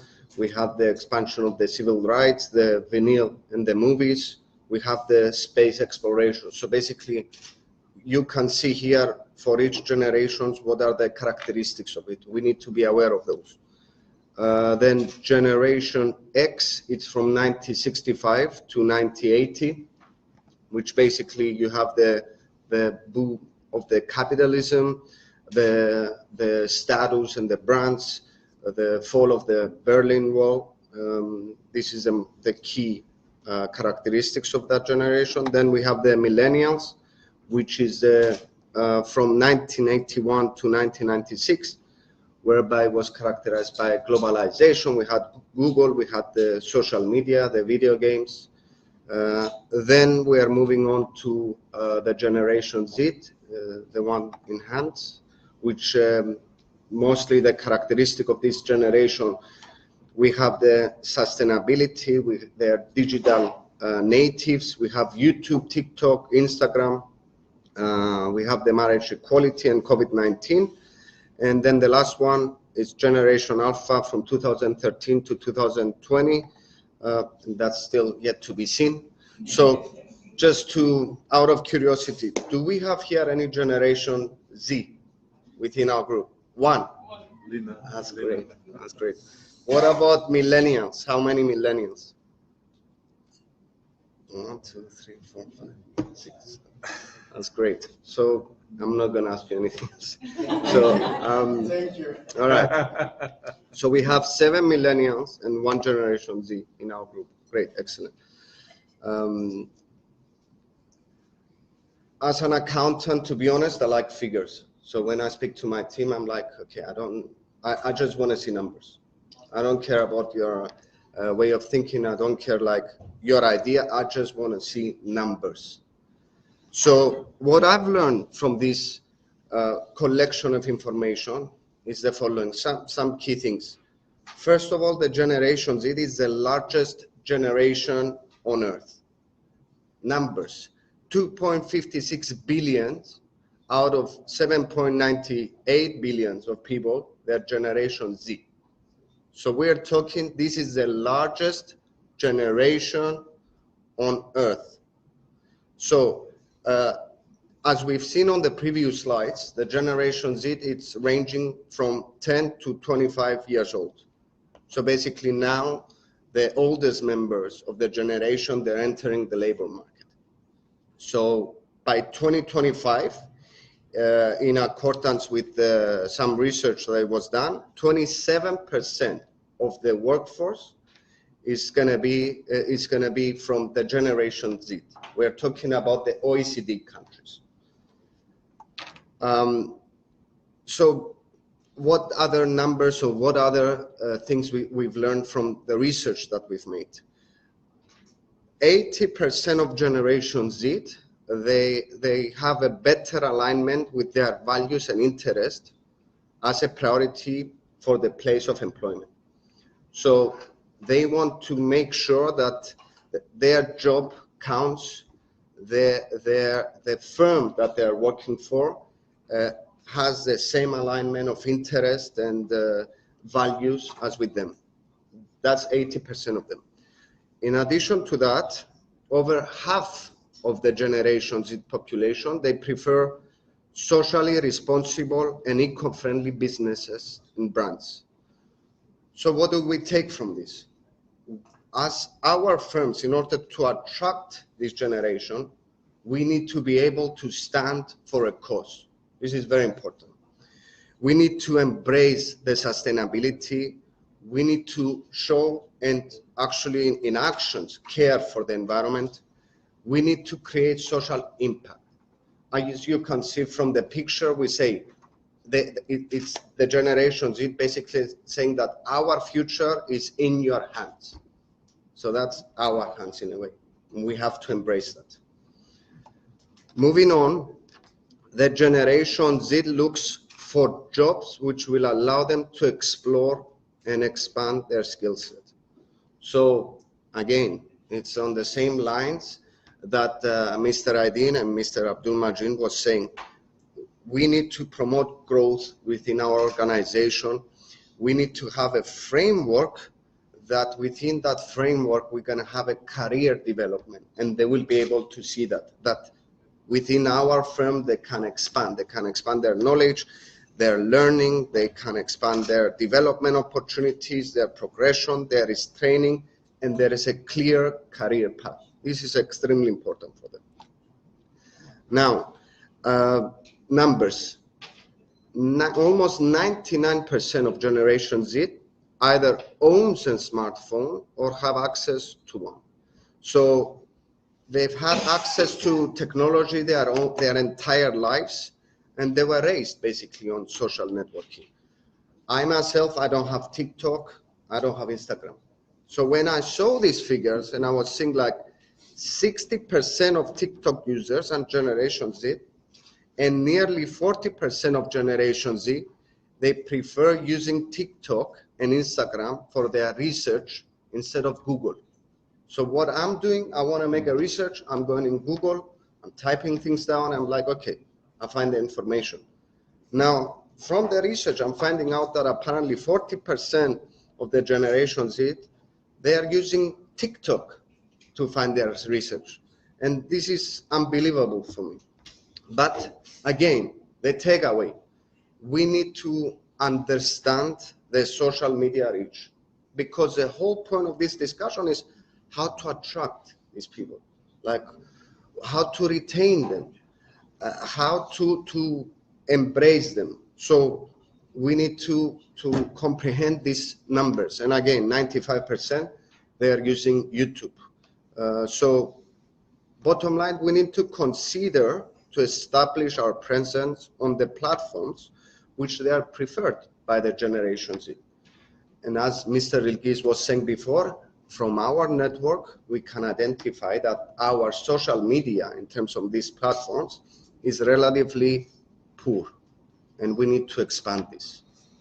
So moving on, like Mr. Aydin was saying, that the generations that they want to be heard and seen in the workplace, they want to feel valued. So from this, what is our takeaway? We need to be able to communicate. We need to not only, okay, we assess their CVs, but we need to understand like what they don't like, to focus on them as people, and to, in addition to that, to be transparent with them, like how much is going to be their salary, what criteria they value, and to offer them long-term incentives. As we can see from European actually market, is that there is a lot of competition in regards to attracting the Generation Z talent. So we need to raise our game in order to be able to attract this generation. We need to, again, I'm quoting Mr. Aydin, we need to put an end to the old-fashioned recruiting methods, and we need to have some quick and efficient procedure. Like we need to, let's say, if there is a potential job for them, we need to reply back fast within, let's say, 48 hours. And basically, we need to be the leader, and that will create a culture for this generation to be able to embrace it. Again, like we've seen from the numbers, what this post-pandemic showed us is that the Generation Z, they really prefer the remote and a hybrid working. Like Mr. Ilgiz was saying before, that his team, they are more productive. I don't know how many of the team that you have there within the Generation Z, but the Generation Z, apparently they can work from anywhere, and this is the concept that they like and they favor more, to be able to have the opportunity to work from their home, from their coffee shop, from a library. So 73% of employees now, they prefer to have more permanent, flexible options. So they want to have a hybrid work, and this will give them more productivity. So we need to go digital, basically. In order to achieve that, we need to offer them this opportunity. We need to increase the ways that they can work, either through softwares or technology, any other technology that will allow us to penetrate the digital world, in order to give this option to the generation, and that will eventually attract them and keep them in our organization. So some other key numbers which were very interesting for me is that over 50% of the Generation Z, they're planning to seek a new job within the next year. Over 50%. So again, a study that it was conducted by Adopt, it reveals that the Great Resignation is again being driven by the millennials and Gen Z. So that's 1 within our group and 7. And the main reasons for that, they were in relation to wage stagnation. And again, Mr. Abdul Majid was saying that one way of, shifting away from that is to give maybe commission scheme. So again, to keep them satisfied in a way. Then of course, we had the rising cost of living. And in addition to that, the limited opportunities for career development, the lacks of benefits, the inflexible remote work policies, and the long-lasting job dissatisfaction. So again, like Mr. Aydin was saying, we need to reevaluate our company culture. We need to adjust to this post-pandemic new normality, and we need to reevaluate our culture in order to be able to attract this new talent. So the COVID-19 pandemic, it created basically a debate on the career paths, on the working conditions, like the communication, the commute, like we were hearing for our Indonesian colleagues that they have to travel 2 hours to their work. So now this COVID-19 pandemic actually showed to the Generation Z that they want something that it will have a balance between their work life, because this is what's important for them. So a balance between work and life. So what we can do, we need to promote this kind of environment if possible. We need to establish a positive corporate culture that will facilitate the empathy towards that, and it will promote healthy work-life balance environment and mental health and support. So again, I'm quoting from Mr. Aydin. I don't want to be very specific about it. The Generation Z, they advocate for the intersectional approach to the diversity, equity, and inclusion. Yes, it's basically what Mr. Aydin said. We need to establish an open culture. We need to take actions in order to create a fair environment within our firm, to have a diversified workplace, to have in order for them to be able that they belong within our organization. So we need to give them equal access to all the opportunities and social justice in our workplace. So in a nutshell, what we have learned about Generation Z, well, number one is that they need to do a meaningful job. So that they want to do something that it makes sense for them, they like it, they are passionate about it. Number two, they are looking for flexible work options. So if we're gonna stick to the traditional one, guys, you need to be here 8 o'clock on the site. No, we don't allow you remote working. It's 8 to 5:30, or I don't want to hear about anything else. Like, that's not what they're looking for. They're looking for more flexibility. Three, they're, like I said, they're digitally natives, and again, just some numbers, 70% of them, they spend up to 2 hours a day on YouTube. 70%, that 2 hours per day in YouTube. So we need to understand this. Again, they require a good work-life balance. So they don't want just to work. They want to have a combination of their work and of their life. The number 5, they prioritize sustainable choices, which again, this is important for them. Number 6, they are not going to be happy without the outdated technology at work. So we need to become more digital. We need to put technology in our office. If we stay like we used to in terms of technology, they don't like that. Actually, I will give you one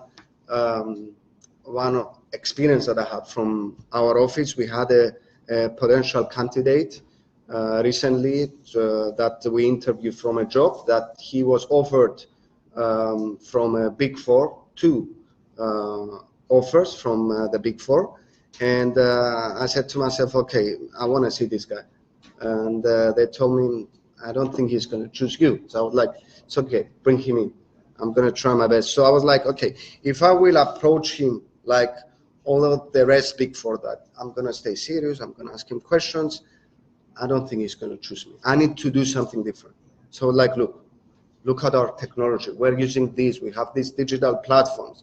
We are flexible in our work environment. We have these offices. We're expanding. Tell me about your interests. What are you doing? So I spent with him 1 hour. I've asked him so many questions. I've told him a lot of things. I got him, and I'm extremely happy about it. And he's very good with us now, and I hope he's happy. But again, you need to step up your game. You need to be forward thinking.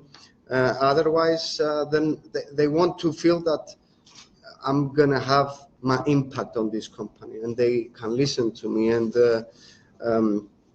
I'm gonna be able to prosper. And this is the environment for me to develop in this company.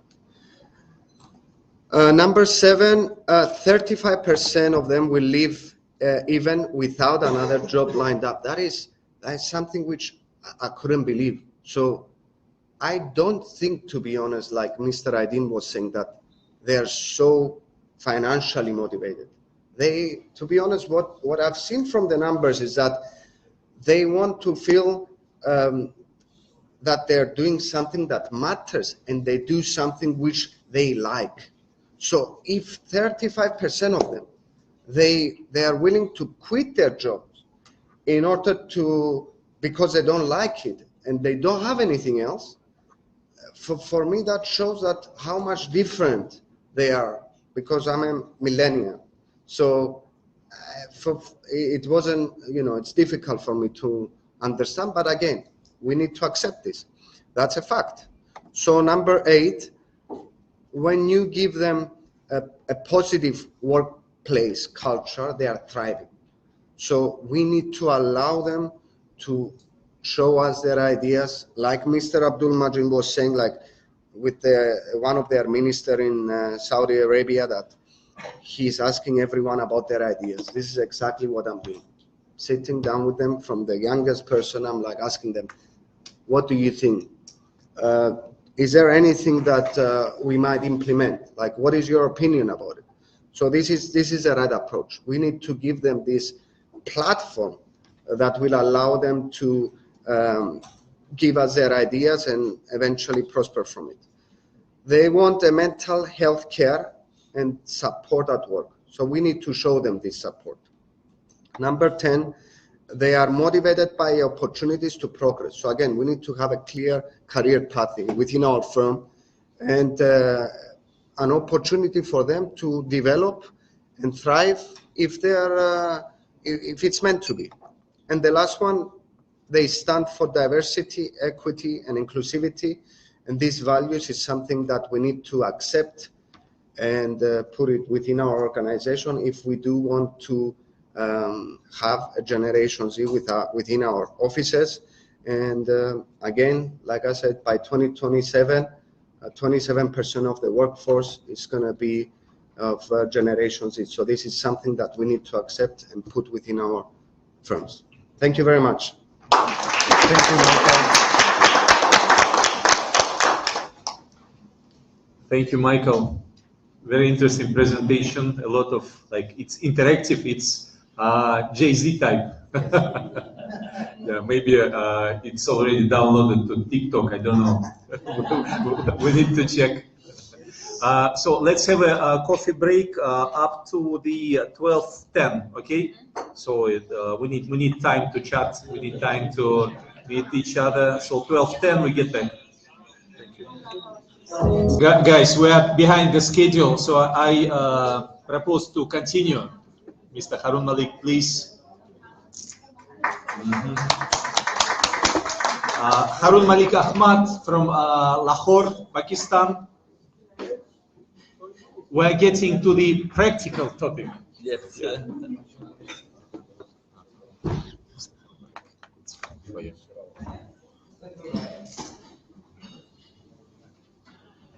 Thank you very much. It's my first participation in the FinExpertiza conference, and it's a very lovely experience. I have heard all the speakers, and they have contributed very well. And the things they have discussed is about the Generation Z and what are their dreams, and what are the recourses to capture them and to secure them in the profession or our firms. So today my presentation is this, that we are dealing with these things and how we are managing these things. So an effective human resource management system can cater these challenges which we are facing. So moving on,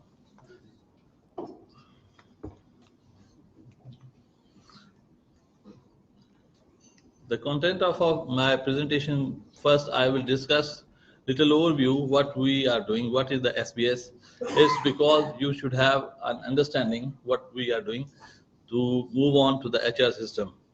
And then the recruitment criteria, how we induct the staff and how we induct the employees and what the different kind of features of our HR system. And it is indicative and supportive and ideas for you. And I will welcome any new concepts and thoughts from your side. And I would like to share that what is the SBS and the HMS. SBS is Fasha Business Solutions, it's a Pakistan-based, and the HMS is Dubai-based Harun Malik Accounting Services. We have around more than 325 staff members. We have 5 offices, and we have different line of services. One kind of services is financial consulting, the other is IT services. Out of this team is around 50%, 50 or more, around 60 employees. They are related to IT side, and the rest is the financial consulting side. The conventional accounting services like audit, like business consulting, like taxation, retainership is another kind of that mix of all those services, and the corporate registration. They are the one side of the financial consulting side. The other side is IT services. On that side, we are doing software development for ERPs and other things. So this is the narration of Pakistan offices and the other offices. Lahore is our head office, and the other 3 offices, Islamabad, Gujarat, and Karachi, they are in Pakistan, and the Dubai is in UAE. This is again, I told what kind of services we are providing. IT services, I will explain it in my next presentation. Now starting from the when we start our whenever any HR system start, it starts from induction system. Induction system, there are 2 kind of employees. One is permanent employees, one are students. We are registered trainer of Institute of Chartered Accountants of Pakistan, ACCA UK, and the ICW UK. So the people from all fronts come to us, students come to us, and they have training timeline like 3 years, 3.5 years, 4 years, and they come to us. Now, because there are different offices, how we will manage it? We have a software where we put the training, that questionnaires, and there's a test. The staff provided that one. That then the interview criteria. There is always a panel of that. They conduct the audit, the interviews. Then we select the people. Then we have divided the whole entity into 3 parts: strategic team, then technical team, then the operational team. The operational team is our students, and the technical team is technical staff is like deputy manager, deputy manager, assistant manager type role, and managers. And then coming to the first part, that is strategic management. That is senior managers and partners. We evaluated our partner staff. 3 of them now become the partner of the firm. So this is the process we developed is this, that there is a complete hierarchy from moving from downward to the upward.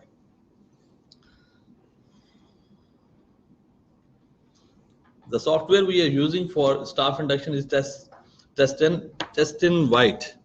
It is a software we put different kind of questions. It select itself questions and prepare that one. And staff, whosoever come to our office, they do it on the computer, and the results come on the systematic basis.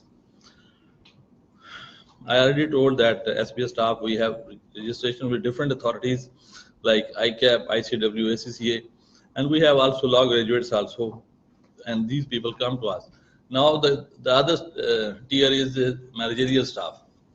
Managerial staff, generally because whosoever got training from us, they will evaluate it from that side to the managerial side. But at the same time, sometime we induct it from the other firms, and most of the time they come from the Big Four.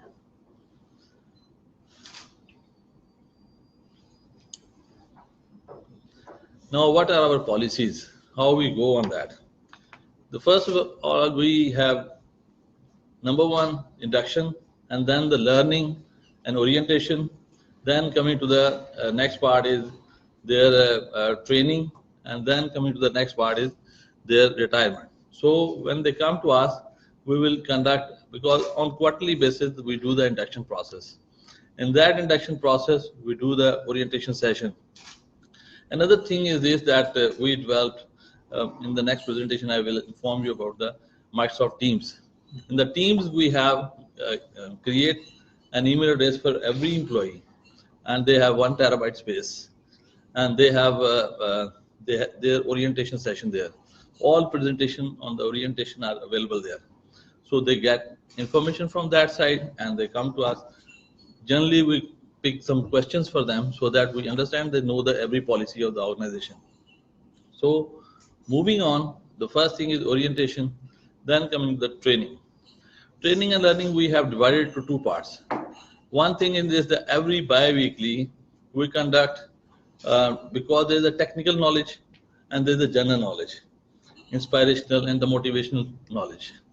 So coming to first part is technical knowledge. Because our departments are divided into different ways, we have taxation and we have retainership and the business registration. These are because laws, regulations.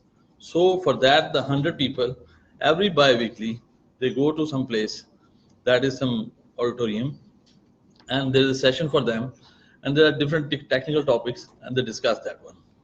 Then coming to the second part, that is about audit, business consulting, and the IT part, because that is also software development and this kind of things.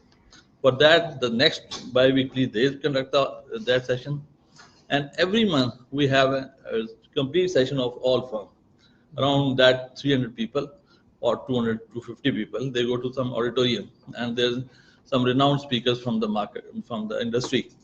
He come and he provide the lectures to them, and you will see that presentation also in the next sessions. So there's a complete training process.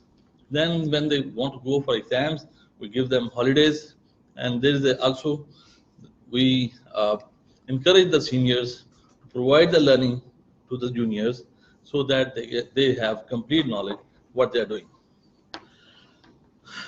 Now coming to next thing, this is the training part, and then coming to next thing is the retirement part if they leave the firm. There's a provident fund for them. We give them a mobile allowance, we give them the fuel allowance, we give them markup free loan. This is very surprising because for employees, we give them this kind of loans, and for the house concession, it's millions of rupees I give them loan. Then coming to the car purchase, I give them 50% of the cost of the vehicle. What happens?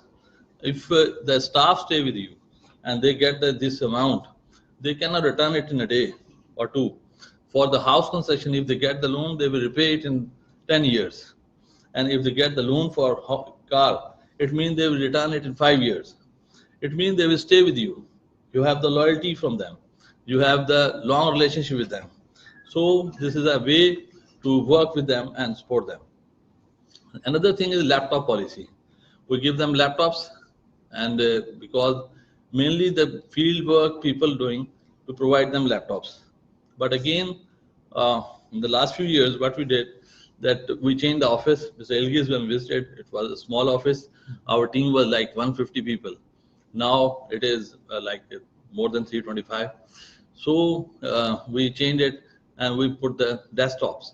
What's the advantage of desktop? Your all data is available there. It's connected with the remote location also and the on-site also.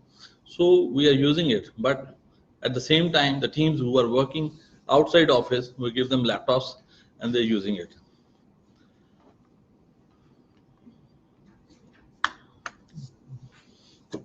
Then we give them motorbikes, loan, exam fee loan, secondment. Secondment, we allow them to go like UAE. UAE assignments, whosoever, because our team go there, the staff is there, but again, when the work become larger and expanding, then team from Pakistan go there. So they have equal opportunities. They visit there and they learn from the international exposure.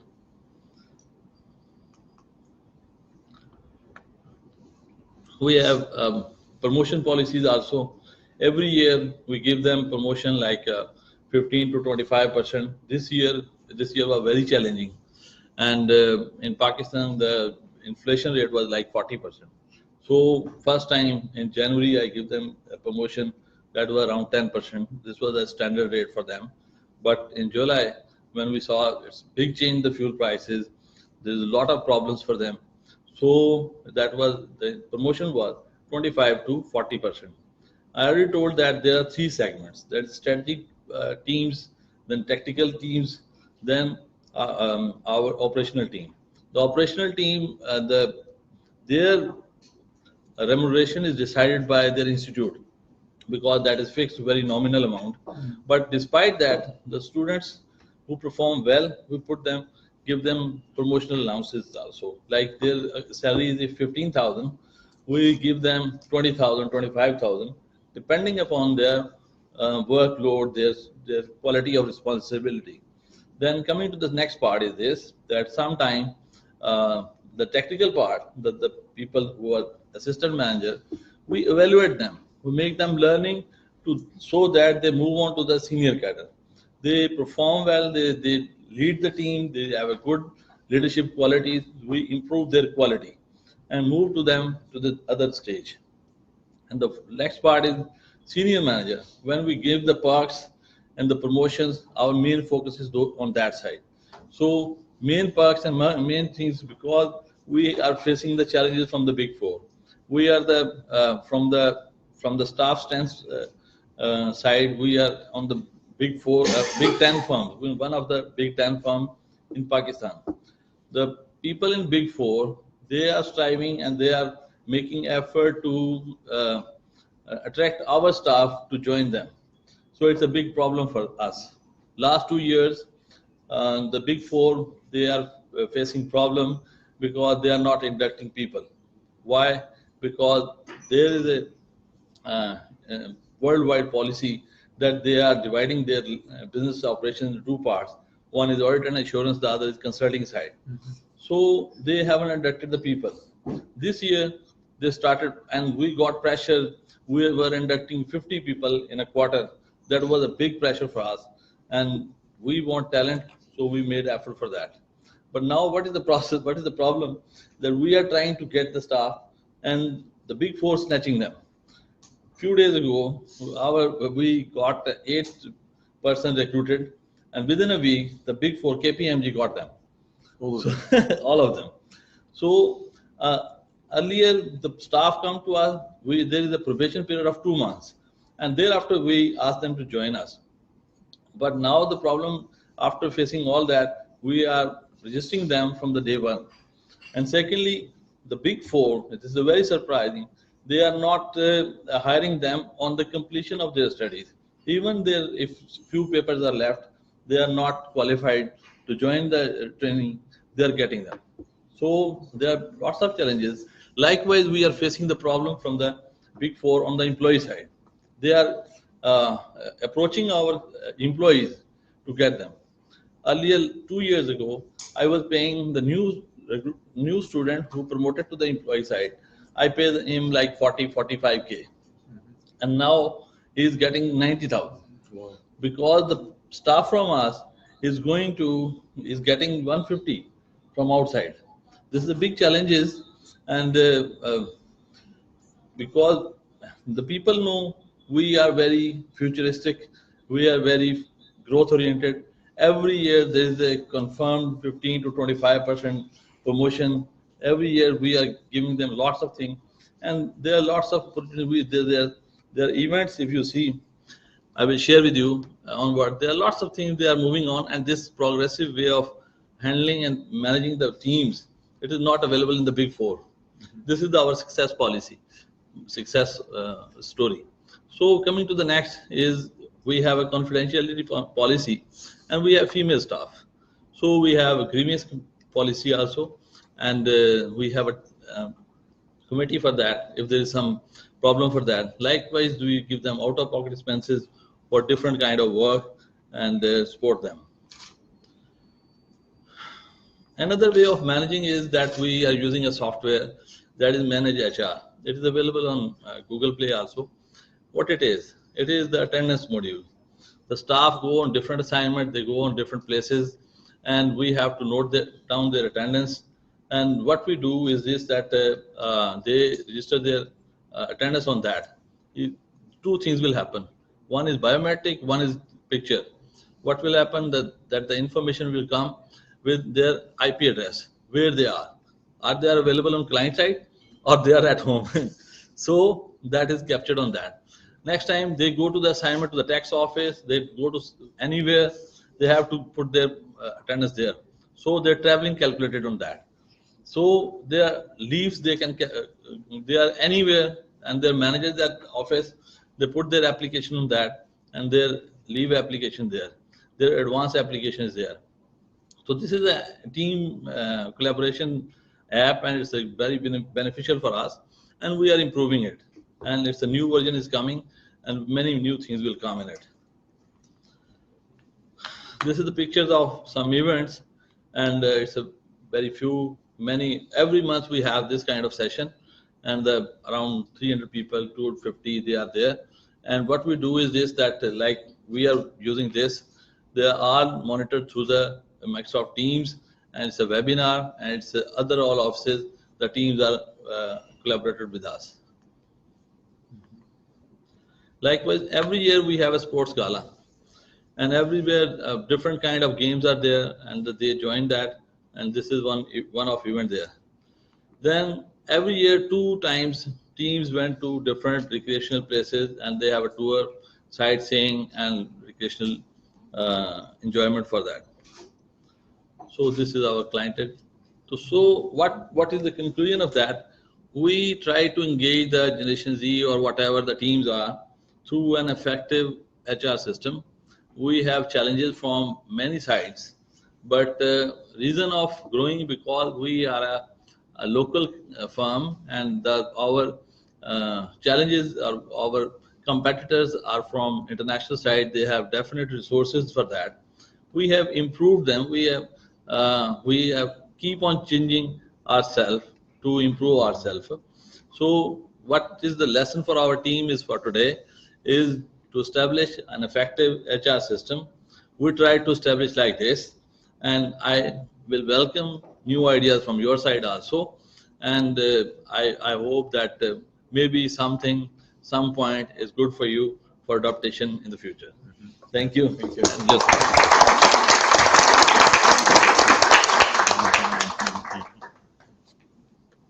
Yeah, thank you, Mr. Harun Malik, so much. Actually, yes, I visited the Lahore office around 4 years ago, right, or 3 years ago, yes. And it was like it was very hard to find, because in Pakistan there generally no common address like the streets and the building name. It's like the coding. It's very difficult to find, and that office was based in 2 buildings, right? Yes. It's like one is the IT hub, another is like the auditors and consultants sitting in there. But I see from your presentation that Big Brother is watching your personnel, the IP addresses. Okay. And I also, you told me that one of your managers get married, and he was provided with allowance to buy an apartment, right? Yes.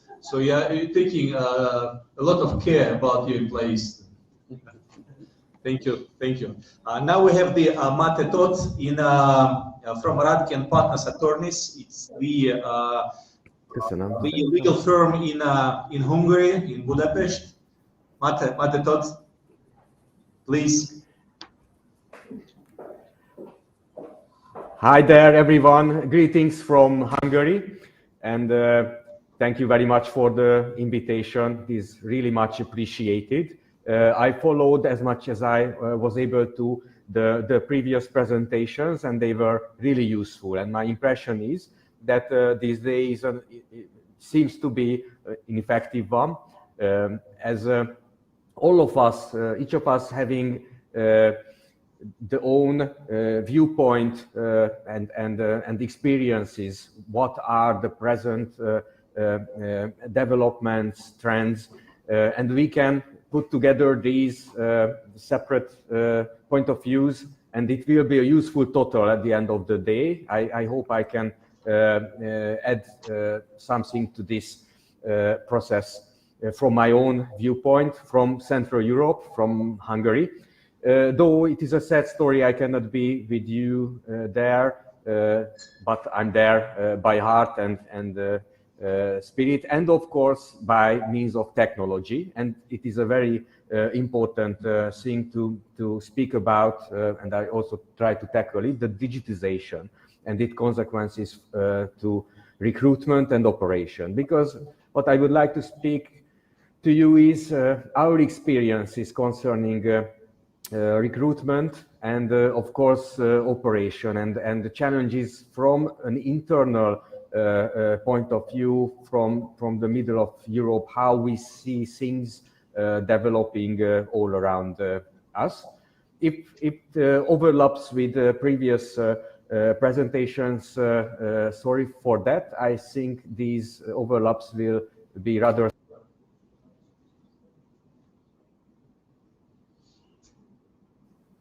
and buttressing consequences rather than being embarrassed. So to start with, yes, I'm from Radke and Partners. It is a law firm generally, but we are really closely connected to the financial market and the financial advisory all around us, especially with FinExpertiza. So we have the impression that we are in the middle of the legal services and the whole financial advisory, though we have some insights from both directions. To start with, I just brought a brand new publication from Reviers. It's from this year, considering what are the recruitment issues of the IT sector right now. And though it is about IT sector, it is, I think, quite good to start with, because it is a good insight. And my experience is that it is rather applicable to other sectors as well. I will tackle it soon. So it seems that it is really about the capabilities, what the IT sector is facing with as a problem. So recruiting IT professionals with the right skills is marked as the biggest challenge for the IT sector, which is a quite surprising thing, given that IT sector seems to be a quite up-to-date sector, considering all technological developments that we are facing with nowadays. And all other aspects are just following. The second one, it's also, I think, quite interesting to look into, is how to maintain the present capabilities of the employees who are already in the corporate hierarchy, who are already working with us. And the third one, I think it's absolutely a takeaway, that how to keep the workforce engaged as working remotely, either for the recruitment and also to keep these employees. And all other stuffs are, I think, quite useful. If we move forward, just considering what other sectors are facing with these kind of reputation issues, I can add that my experiences are expressly the same as Sigma, a UK analyzer, just also published it. Apart from the IT, the legal profession industry is also facing with such challenges, and beyond the legal advisory, the sales and marketing and the financial sector are also experiencing high staff shortages and therefore problems in terms of reputation here in Middle Europe or in Western and Middle Europe too. One thing is that is absolutely reflected everywhere, that digitization is at the door, or even more, is laying down on our sofa in our living room, so more than being just at the door, and really affecting the environment, how a recruitation could be effective nowadays and competitive with other market players. As the number of people working from home is absolutely increasing, this is a thing to be considered in the advisory sector, both for financial and the legal, as we see to be a clear demand from potential employees and the already existing employees as well. It seems that after the COVID restrictions are partially removed here in Central and Western Europe, the people get used to it, the quite convenient life from a certain viewpoint in terms of daily working. And it clearly has become an expectation that this working from remote places, working from home, the home office, to be incorporated, especially in the field of advisory services, to the conditions of the work. So it seems that though the COVID restrictions are generally over, the home office is here to stay, and it's a clear demand. There are recent studies saying that 80% of the full-time workers are expecting to work from home at least 3 times per week. So more than not working from home generally, considering the 5-day weekday, though all working in the advisory services. I think we share the same view that each working week is about 7 days, but never mind. So as we see, result is that the recruitment competition is being increased also by this factor, and those who are not offering these kind of flexible working conditions then may be losing in this kind of competition. We absolutely realizing this from the legal side as well, as more law firms, I mean the biggest ones, are getting to be prepared to this long-term home office kind of operation, though the market expectation or the expectation of the client is rather the face-to-face meeting still. So we don't know how this will be solved, but at least we are moving to this direction. What is also quite relevant and worth to tackle is, and what we see generally, that upskilling the already existing employees in the corporate system is becoming a priority, definitely becoming a priority, and it is a useful tool to at least to treat the recruitment problems that exists. As you can train your own employees who are working with the company. There's no need to get them used to the standards of the company and understanding the company policies, so they are already familiar with, and it's easier to upgrade them. So upskilling stuff is therefore a useful tool, but it otherwise seems to become a new tendency here in this region. And the other side of the coin is that it is considered now also by our competitors, by ourselves as well, as being a good way to grant the very much needed, the very much demanded career path for the employees, saying that they can move from A to B within the company structure, within the corporate structure. And this seems to be a new trend. So this kind of consideration being absolutely estimated as one of the top priorities nowadays in these advisory fields here around Central Europe. Well, just to move forward, we see certain presentations saying that in accountancy and finance, there are definitely skill shortage expectations. So if we move towards that issue, that let's say the third issue worth tackling, the skill shortages, Total Jobs presented an index also this year, saying that what are the most confident industries saying that they can recruit the people they need.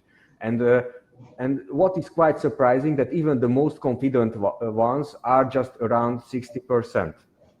That they can get the employees from the market they really want to. So these are not really high numbers, and they are the most optimistic ones.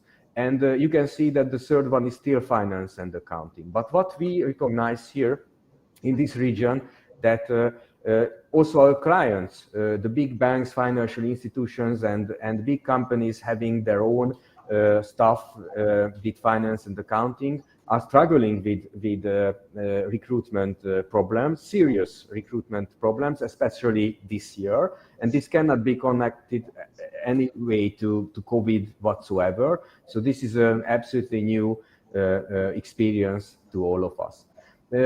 It also should be added that compared to these new issues being tackled in the previous seconds, the priorities in terms of corporate policies, recruitation policies, at least in this region, are still dominated by previous trends, by, I would say, political, ideological preferences as well.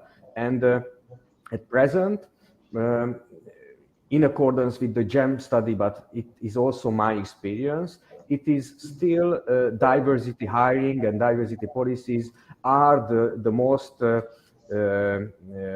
important principle, let's say, in recruitation for big companies, meaning that the different background, sexual orientation, religion, whatsoever, are of a priority when compiling the employees of the future for the company.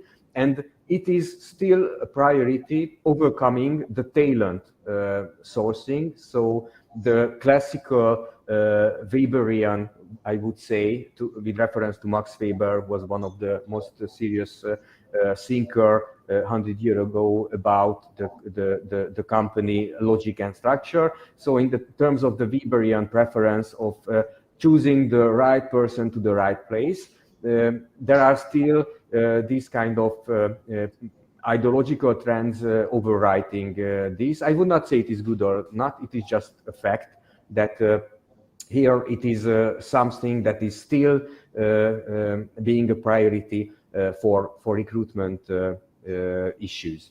And of course, there's another side of all these issues we are speaking to, especially as we are looking,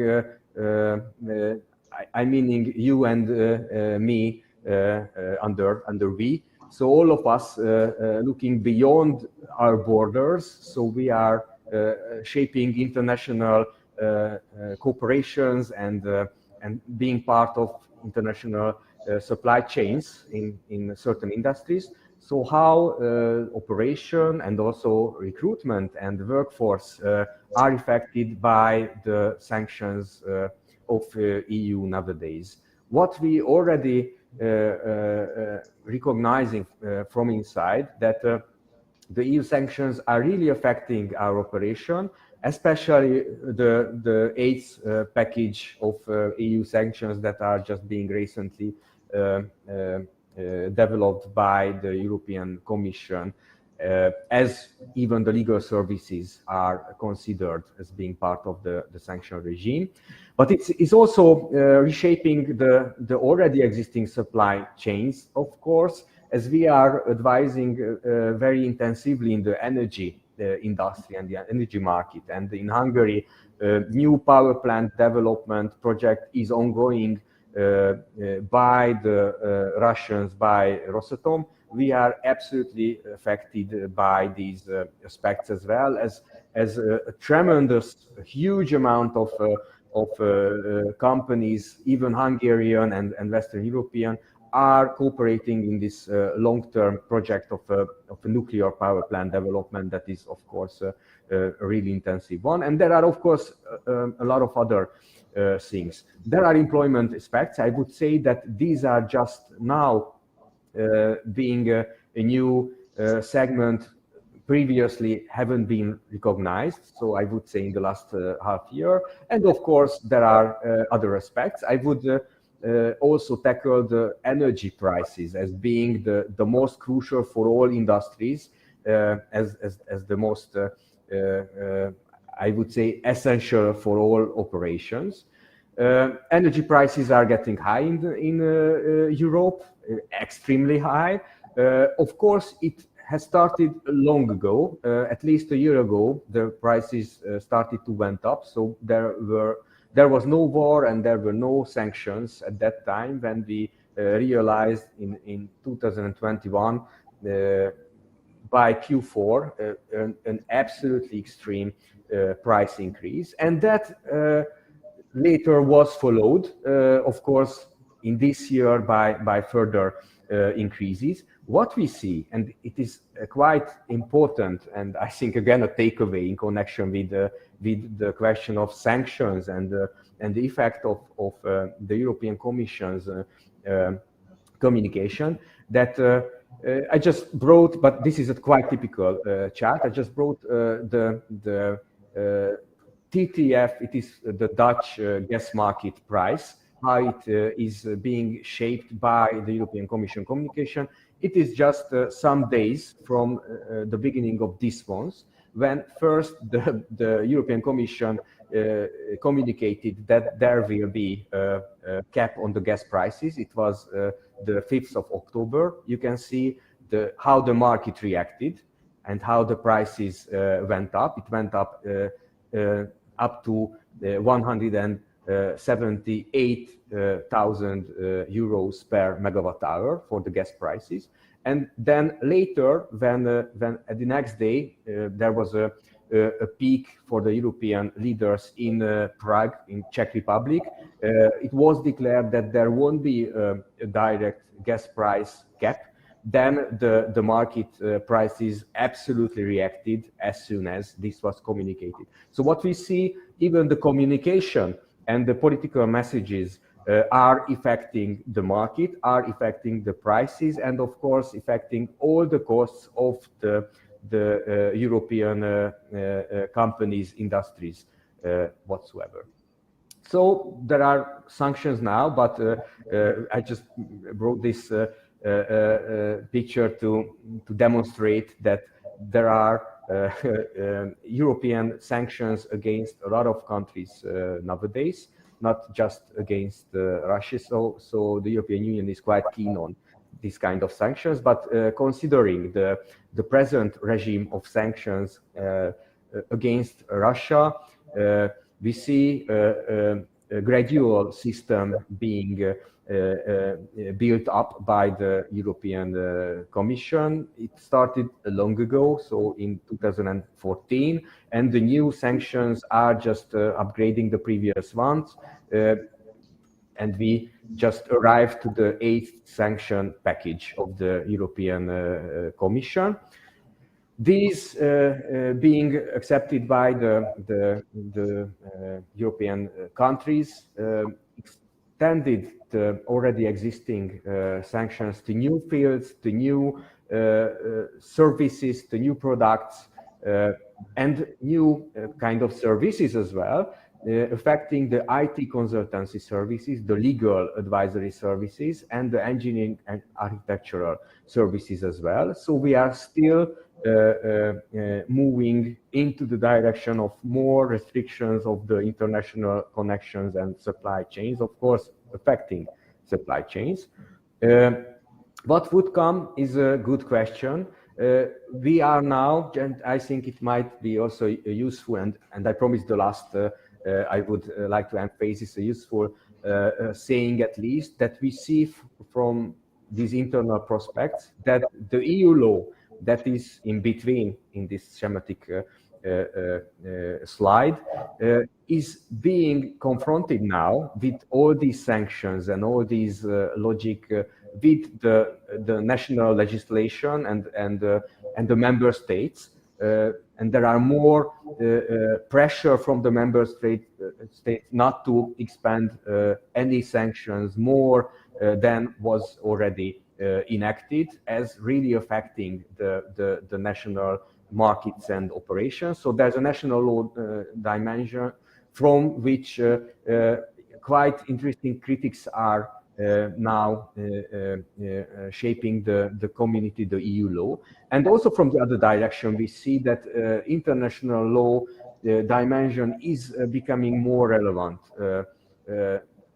in shaping EU law's room for further sanctions and room to operate, as the Energy Charter Treaty and bilateral investment protection and operation treaties are a clear barrier against further sanctions to be expected. Anyway, this is about policymakers, so it's up to them to overcome or not about these legal barriers. But now we see the barriers from two different sides about the EU law and the EU sanction politics that are clearly affecting international businesses, international advisory, and we are expecting from this moment on that also affecting recruitment, employment, or other technical aspects we are tackling in our daily business. So generally speaking, I just wanted to emphasize these things. Again, this was our view, how we see life and market from Budapest and from Hungary, this Central European region. So thank you very much for the attention, and of course, again, for the invitation, very much appreciated. Thank you. Mate, thank you very much for your presentation. Yeah, very interesting to hear the news from the Europe. Mate, I have one question to you related to the first part of your presentation. What is your view on the? You had a lot of figures in your presentation. We like it, as Michael mentioned. We like figures. Well, most of us are accountants, and we are factual based. So you mentioned that the diversity hiring trend is the most important one. Is it if it adds up to the efficiency of the business ultimately or not? What is your opinion?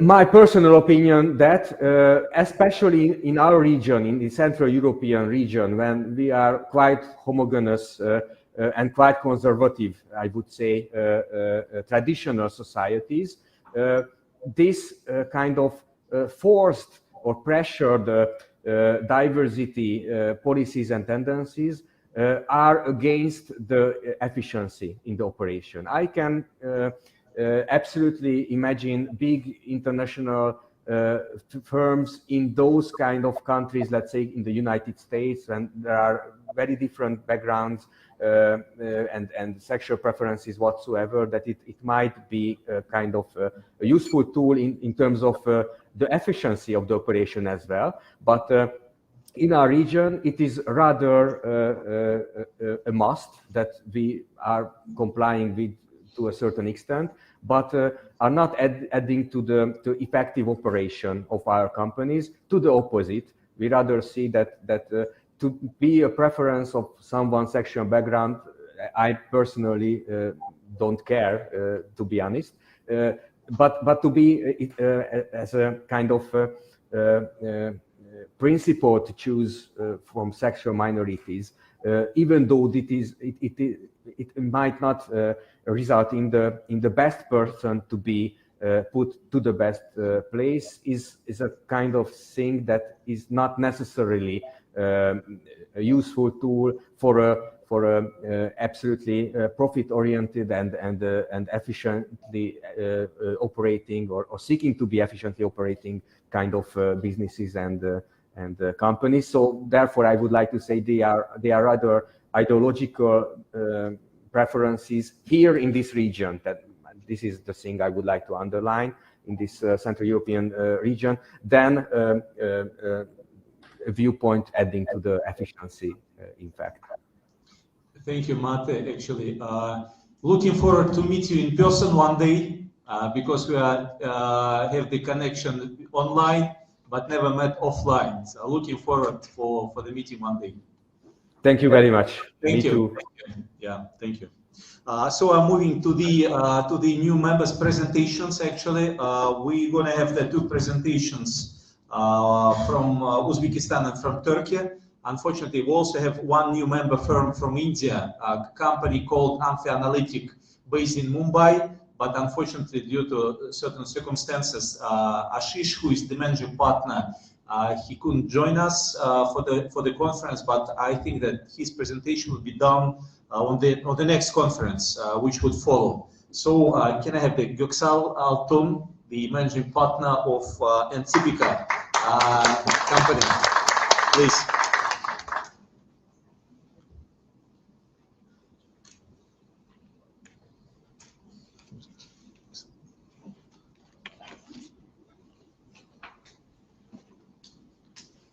Öncelikle hepinize ülkemize geldiğiniz için teşekkür ediyoruz. Umarım en iyi şekilde ağırlanır ve ülkelerinize dönersiniz. First of all, welcome to our country. We are thankful for you to visit us here, and hopefully you will safely return your homes after this meeting. Biz aslında aranıza yeni katıldık. Katılalı da Şubat ayında, 1 Şubat'tan itibaren bu ağın bir üyesiyiz.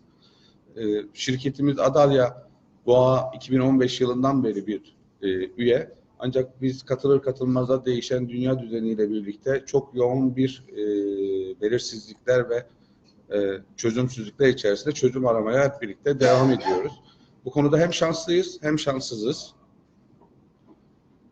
Actually, we have participated in this network in a kind of way to say new. We are in this network since actively since February 1. Actually, we are in this industry since 2015, but upon the changing world order, we are trying to find solutions, and we are trying to orientate into these changes and developments that the industry brings us. And this is both a chance for us and also a challenge for us. Zamanımız da kısıtlı biliyorum. Çok kısa bir sunum yapacağım aslında. Çok da uzatmadan yapmayı düşünüyorum.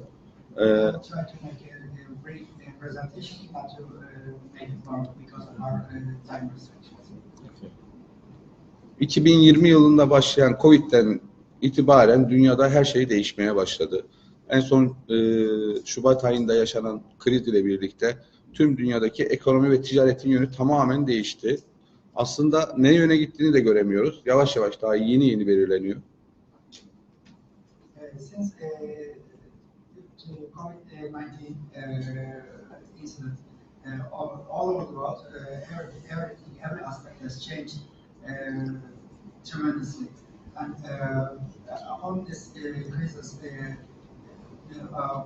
in February we have a brand new crisis, and with these developments, economy and trade has also been affected tremendously, and all the world is trying to find out in which direction things are going, trade and business is going. We are trying to figure it out. Bu süreç bizim mesleğimizi de değiştirmeye başladı. Çünkü temel ihtiyaçların karşılanması için ticaretin bir şekilde devam etmesi gerekiyor. Biz mali müşavirler, denetçiler veya danışmanlar olarak daha önceden bir finansal tablolar üzerinden denetimlerle uğraşırken şimdi ticareti nasıl yasal zeminde tutarız, onun için çözümler ve yollar arıyoruz. As accountants and auditors, we have been focused on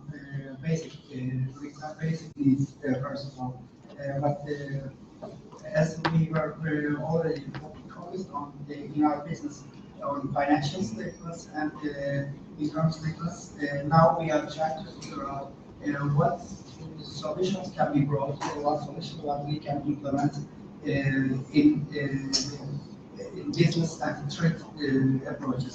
we are trying also now orientated into this system additional into our current jobs. Yaşanan gelişmeler mesleğimizde istesek de istemesek de yeni görevler yükledi. Bu görevler bizi bazen zorlamakta, bazen de çok güzel çözüm yollarıyla bir şekilde dünya ticaretini, özellikle insan ihtiyaçlarını karşılamaya devam etmekteyiz. The upcoming developments have brought us new burdens, and these new burdens, while providing with human resources challenges, they're also helping us to find new ways and open new paths. Biz Özkan'la birlikte Anide Tipika olarak biz kaç tane toplantı yaptığımızı bilmiyoruz. Bankaların yöneticileriyle, elektronik para şirketleriyle hem Rusya'da hem Türkiye'deki finans kuruluşlarıyla biz en az herhalde bir 7-8 toplantı yasal zeminde nasıl bir ödeme sistemi oluşturulur diye öneriler ve fikirlerle birlikte yaptık. Bunu da devam ediyoruz. Herhalde de bu konuda da yavaş yavaş ilerleme sağlanıyor. We have made plenty meetings with banks, financial institutions to find out what can be done in legal grounds, which payment methods, which payment systems can be established. And it has already been 7 or 8 meetings until now, and there are upcoming new ones. And we are trying to find new solutions on legal grounds. Evet. Bu eminim buradaki herkes de uyumadan önce herhangi bir ticaretin nasıl yapılması gerektiği konusunda düşünmeden uyuyamıyordur son zamanlarda. I think that everyone here, before they go to sleep, they cannot help but think about what can be done in doing business to find solutions, to find new ways or solutions before they go to sleep. Bu aynı zamanda bizim denetçi bağımsızlığımıza karşı veya denetim standartlarımızın, şeklimizin değişmesine de yol açacak ve açmakta. Ben biraz da kısa bunlarla ilgili bir bilgi vereceğim. Ondan önce ama bir şirketimi tanıtayım. Yeni üye olmamız sebebiyle kendi şirketimizi tanıtayım. This aspect will also cause our independency as auditors to change, to break new grounds. But before doing this presentation, I would like to speak our company, since our company is a new one. Adalya Denetimi hepiniz biliyorsunuz. Sayın Mehmet Yolcu ve Onur Yolcu, Necdet Sağlam Hoca'yı hepiniz tanıyorsunuz. Yanlıştan Ulguz Bey beni üzersen Adalya bu network'ün ilk üyesi diye biliyorum. Evet. You must be all knowing about Adalya Denetim, Adalya Balık. Onur Yolcu and Mehmet Yolcu are the pioneers of this, and Necdet Sağlam are the pioneers of this company. Biz de Adalya Denetimin kontrolünü ve hisselerini satın alarak bu ağa dahil olduk. We bought the shares of Adalya Denetim and we have been a member to this network. Ama biz sektörde 10 yıldan fazladır bulunmaktayız. AND Spika olarak. And our company in the name of AND Spika. We have been active in this business for over 10 years. AND Spika olarak da bu network'e hizmet ediyoruz. Adalya Denetim olarak da üyesi bulunmaktayız. Yaşanan gelişmeleri az önce de bahsetmiştik. Bizim özellikle denetim çalışmalarımızda etkisini yavaş yavaş hissediyoruz. Eminim hepiniz hissediyorsunuzdur. Bunlar hakkında böyle çok kısa bilgiler vereyim zamanınızı çalmadan. Before giving a brief information about the experienced developments in the industry, you must all be knowing what has been going on. And I will now briefly talk about these topics. Şimdi kısaca başlıklardan bahsedeyim. En büyük etkisi bana göre işletmenin sürekli kavram üzerinde değerlendirmelerimizi arttırmamızı veya kontrollerimizi gevşetmemizi sağlayacaktır. The most effective aspect is our increasing control or loosening our control on the aspect of sustainability. Bu konuda 2022 sonrası dönemler için işletmenin sürekli varsayımını nasıl değerlendireceğimiz konusunda daha değişik çalışmalar, daha değişik varsayımlarla yol alacağımızı düşünüyorum. Bu bir etkisi olacak. En büyük etkisi de burada olacak bu gelişmelerin. The most effective aspect will be that our effectiveness will be increasing from 2022. Yine ikinci bir etkisi de yeni sözleşme kabulümüze ilişkin olacak. And the second effect will be a new contract acceptance. Bu konuda da özellikle seyahat engelleri, firma tanıma hakkındaki bilgi toparlamada sıkıntılar yaşayacağız. Bir de her ülkede de çok hızlı değişen mevzuat çerçevesinde bunu kabul edip edemeyeceğimiz konusunda epey zorlanacağımızı düşünüyoruz.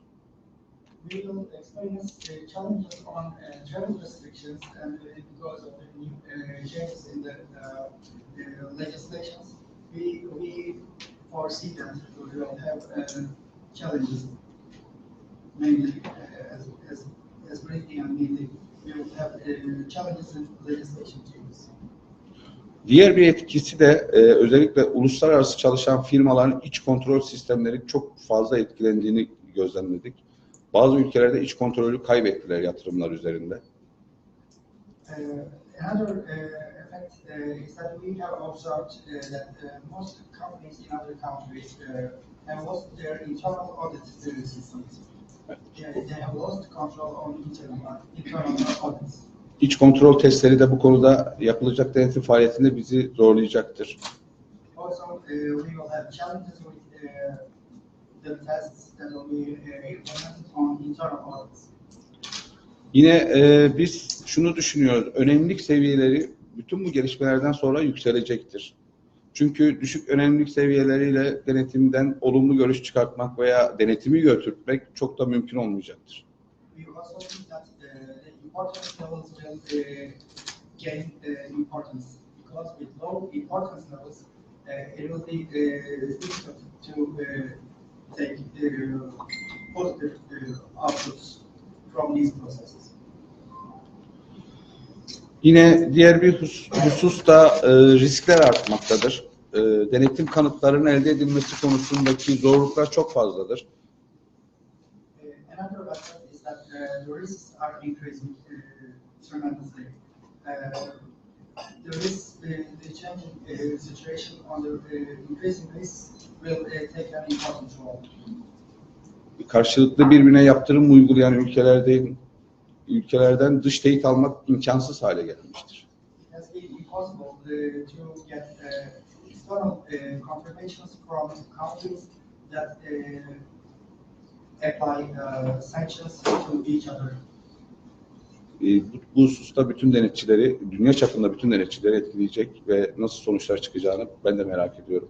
This topic will also affect all auditors all around the world, and I personally also wonder how it will affect the businesses.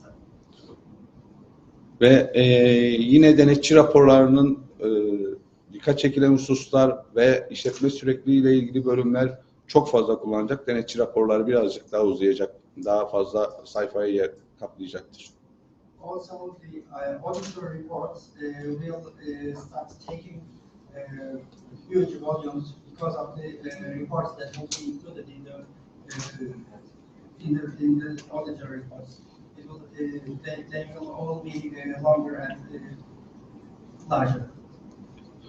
Bu beraberinde riskleri de çok ortaya, beraberinde getireceği riskleri de kısaca başlıklar halinde sayayım ben size. Benim görebildiğim.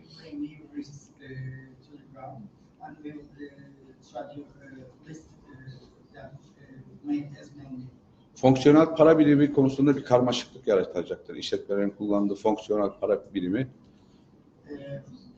There will be chaos in terms of functional monetary units. Bu da İAS 21'e göre yapacağımız denetim çalışmalarını birazcık daha artıracaktır. And this aspect will increase our auditing works when compared to 2020. Yine SWIFT kısıtlaması IFRS 9'a göre finansal araçlar standartı çerçevesinde değer düşüklükleri daha fazla önümüze çıkacak. Also, there will be we will face more value decreases in terms of IFRS. Beklenen kredi zararları artacak. The expected credit losses will increase. Varlıklardaki değerlemeye çok daha dikkat etmemiz gerekecek. Appraisal in assets will require more consideration. Ve finansal tablolarda çok anormal karlar ve anormal zararlar görmeye başlayacağız. We will encounter supernormal losses and profits in financial statements. Ve özellikle yüzde analizi ve değişim analizleri bence bu sene fonksiyonsuz kalacaktır. Especially percentage analysis will lose its function this year. Ben özellikle şunu söylemek istiyorum, çok da zamanınızı çalmadan. Değişen dünya ve değişen ekonomiyle birlikte dünya iyicene kutuplaşmaya başladı.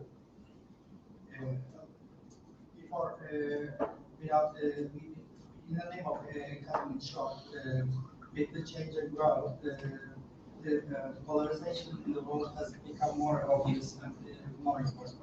Bu uluslararası standart, muhasebe ve raporlama standartları değiştirecek mi yoksa her ülke bir lokal standarda mı geçecek? Bunu beraber göreceğiz ama bence büyük bir değişimi yaşatacak. Bu bizim alanımızda da.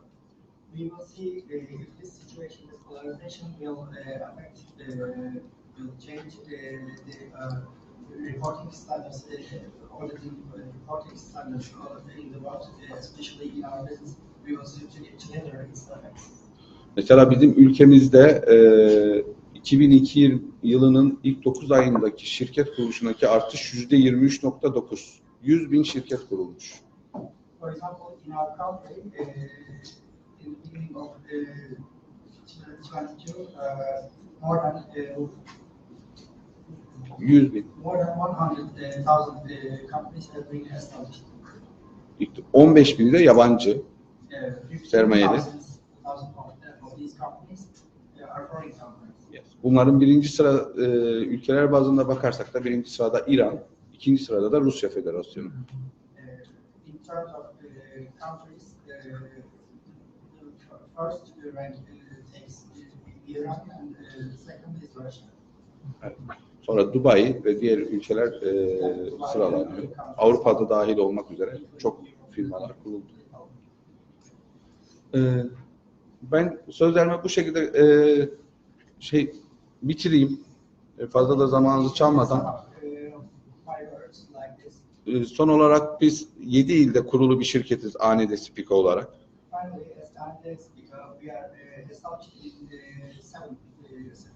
Yes, 7 ilde ofisimiz bulunmakta. Özellikle denetim, yemini mali müşavirlik ve finans danışmanlığı konusunda faaliyet gösteriyoruz.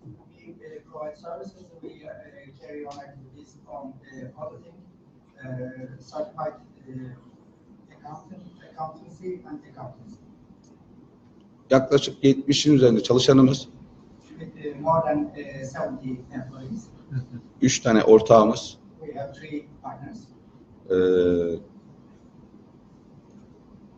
ve Adalya'yı da bünyemize katarak ağınıza üye olduk. Bundan da çok mutluluk duyuyoruz.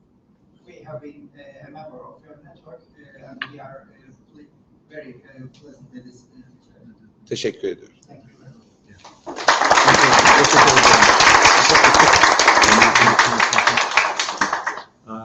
Thank you very much, Göksel Bey. Actually, I should admit that the integration process, integration of NCPICA in the FinExpertiza network is really fast because of the energy and the attention put by Mr. Göksel Altun into this process. So that's why it's really fruitful, as I mentioned in the beginning of my presentation. So thanks for the technical parts. I do appreciate that. Actually, based on my observation from the monitoring, all of our member firms which I visited, they do have the special wording. They do have the cases with the going concern issue with their clients. Actually, in some of the countries, the wording is standard. It's fixed. Going concern just standard. The wording is fixed by the regulator. In other countries, the wording of the going concern paragraph is up to the auditors actually. Yeah, so it's like different approach. But also what I like about your presentation is the functional currency issue, because we are not thinking about that every day, because it seems like the currency is more or less stable, but in fact we need to challenge on a client basis what is the functional currency of the operations actually, since it could change from year to year. Very important observation. Thank you for that. Thank you. So I'll ask for Galia Gaynulina from Uzbekistan. Galia, please.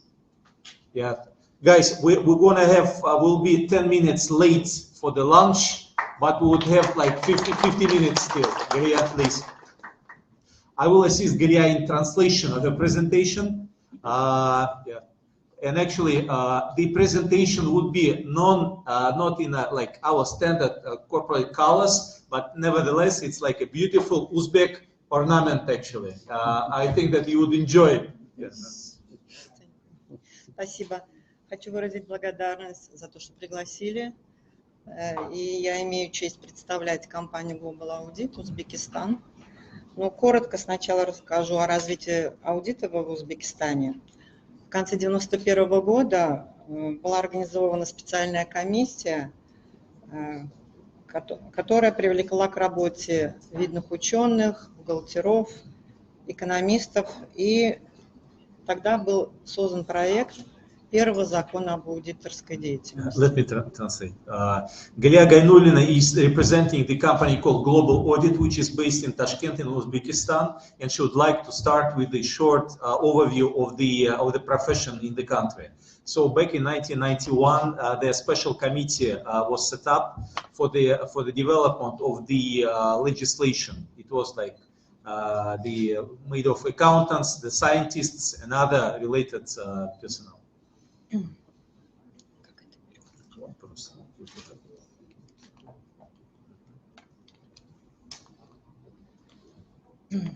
Ну и уже 9 декабря 1992 года уже был принят первый закон об аудиторской деятельности, и Узбекистан в числе первых стран СНГ начал создавать все условия для развития именно отечественного аудита. So back in 1992, Uzbekistan was one of the first CIS countries which started to create the environment for the own audit profession in the country. Но первые 10-15 лет независимости рынок аудита развивался очень бурно, потому что были либеральные нормы, и до 2007 года законодательство обязывало иметь в штате всего лишь двух сертифицированных аудиторов. During the first 10 to 15 years, the audit profession was developing relatively smooth because the conditions for doing the business in audit were like not that complex, not that complicated, and the only requirement was to have at least 2 certified auditors in the company, in the audit company. Однако с 2007 года все аудиторские организации были поделены на 3 группы в зависимости от права проведения аудита и обязали иметь от 2 до 6 сертифицированных аудиторов. Effective 2007, the rules were made more strict, and all the audit companies were divided into 3 groups, and the criteria was increased up to 3 to 7 certified auditors per one audit firm. Проанализировав мировую практику и опыт наиболее развитых стран, Были собраны данные и требования к аудиторским организациям, и уже изучив этот опыт, деление на 3 группы было отменено, и в результате первые шаги по либерализации рынка начали происходить в 2018 году. Later on, the best world practices were examined in the country, and the division into these 3 groups was cancelled, and the new development started effective 2018. И вот 26 февраля 2021 года президент Республики Узбекистан подписал новый закон об аудиторской деятельности. And in February 2021, the president of Uzbekistan signed the new law on auditing. Закон направлен на реализацию следующих важных вопросов, в том числе перевод аудиторской деятельности исключительно на международные стандарты аудита. So, and the changes and the implementation are aimed on the transfer to get the local auditing standards in full compliance with the ISOs. Исключение аудиторской деятельности из числа лицензируемых видов деятельности. And the audit activity is no more subject to the licensing in the country. Осуществление внешнего контроля качества без вмешательства в финансово-хозяйственную деятельность. External monitoring is performed in a different way. Формирование перечня социально значимых организаций, подлежащих обязательной аудиторской проверке. And the list of the entities subject to the obligatory audit is explicitly defined in the law. Организация эффективной системы повышения квалификации аудиторов. Efficient system of the continuous education is set up. Активизация деятельности республиканских общественных объединений аудиторов по внедрению передового мирового опыта в области применения международных стандартов аудита. Self-regulatory audit organizations are supposed to put the best audit practices in work, in effect, locally. Но и согласно новому закону, Министерство финансов является уполномоченным государственным органом в области аудиторской деятельности. Ministry of Finance in Uzbekistan serves as the regulator for the profession in the country. Центральный банк Республики Узбекистан является уполномоченным органом проведения аудиторской проверки банков и других кредитных организаций. The Central Bank of Uzbekistan is regulating the audit profession in the area of financial institutions. Кроме того, исходя из международной практики, допускается проведение аудиторской проверки одного и того же хозяйственного субъекта 7 лет подряд. There is a local ruling that allows the audit firm to perform the continuous audit of entity during the 7-year period. По мнению экспертов, принятие данного закона приведет к совершенствованию нормативно-правовых актов в области регулирования аудиторской деятельности, повышения качества аудиторских услуг, ну и развития аудита на международном уровне. Experts believe that all these changes in the legislation would lead to the increase in the efficiency of the audit profession in the country. Благодаря отмене лицензирования количество аудиторских организаций во втором квартале 2022 года достигло 114. За год количество фирм возросло на 47, это плюс 70%. И среди общего числа компаний 27 – это члены международных ассоциаций и сетей, 4 являются дочерним предприятием Big Four.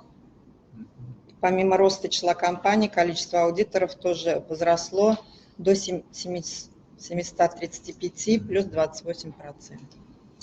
Given the cancellation of the licensing of audit activity, the number of audit firms in the country increased up to 114, And currently in the country there is 27 international networks represented, including the 4 Big Four firms. Ну и немного о нашей компании. Аудиторская компания Global Audit организована в 1997 году, то есть мы на рынке 25 лет и являемся на сегодняшний день самой устойчивой аудиторской организацией. So the Global Audit was established 25 years ago. It's actually the oldest, one of the oldest audit firms in the country. В 2007 году открыты 2 филиала, это в Ферганской долине и в Кашкадаринской области. In 2007, 2 branches have been set up in Fergana Valley and in the Kashkadaria region. Компания входит в реестр аудиторских организаций Министерства финансов и имеет право проведения аудиторских проверок всех хозяйствующих субъектов. The company has a membership in the National Association of Accountants and Auditors of Uzbekistan and has the right to audit any type of the legal entities in the country. Компания является членом Национальной ассоциации бухгалтеров и аудиторов и членом международной сети FinExpertiza. The company is the member of the FinExpertiza network. Но самое главное в компании это обеспечить лидерство по высочайшему качеству услуг для наших клиентов. Мы предлагаем самые эффективные решения и идеи для бизнеса. Нам очень важно доверие клиентов, это самая высшая ценность для нашей команды. The company appreciate the trust from their clients the most and try to provide the services of the best quality. Наши профессиональные стандарты – это независимость, качество услуг, конфиденциальность и доверие, опыт и профессионализм. Our standards are independence, is the highest quality, the confidentiality, and the smooth service to our clients. Компания проводит следующие услуги. Это аудит, профессиональные услуги, налоговое консультирование и бизнес-консалтинг. The main services which our firm provides include the audit services, professional services, tax advisory, and consulting. Пропущу подробности.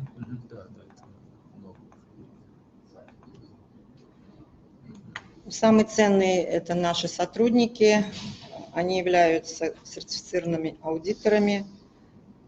Также имеют очень много международных сертификатов, участвуют в разработке нормативных документов крупных компаний, ежегодно проходят повышение квалификации. Our main asset are our people. All of them are certified accountants. On an annual basis, they go through the educational process. Так, в число постоянных клиентов входят министерства, крупные коммерческие, производственные предприятия, лизинговые, страховые компании. Our client portfolio includes the different state-owned and state-controlled entities, the insurance companies, and the production companies as well. Достижения. По оценке независимой рейтинговой организации по итогам 2021 года наша компания заняла одни из ведущих позиций среди аудиторских компаний Узбекистана, включая международные и региональные компании. In 2021, our company was included into the list of the top audit firms in the country. Европейский банк реконструкции и развития совместно с Азиатским банком развития в 2022 году выбрала нашу компанию, так же как и нашего партнера Audit Warn, к аудиту финансовой отчетности предприятий заемщиков. The last year, the EBRD, together with the Asian Bank for Reconstruction and Development, selected the global audit as well as the other FinExpertiza network member firm Audit Warn, certified them as the companies who could provide the services to their clients. Также в сентябре 2022 года подписан меморандум о сотрудничестве с адвокатской фирмой Winfields. In September 2022, the company has signed cooperation agreement with the legal firm Winfields.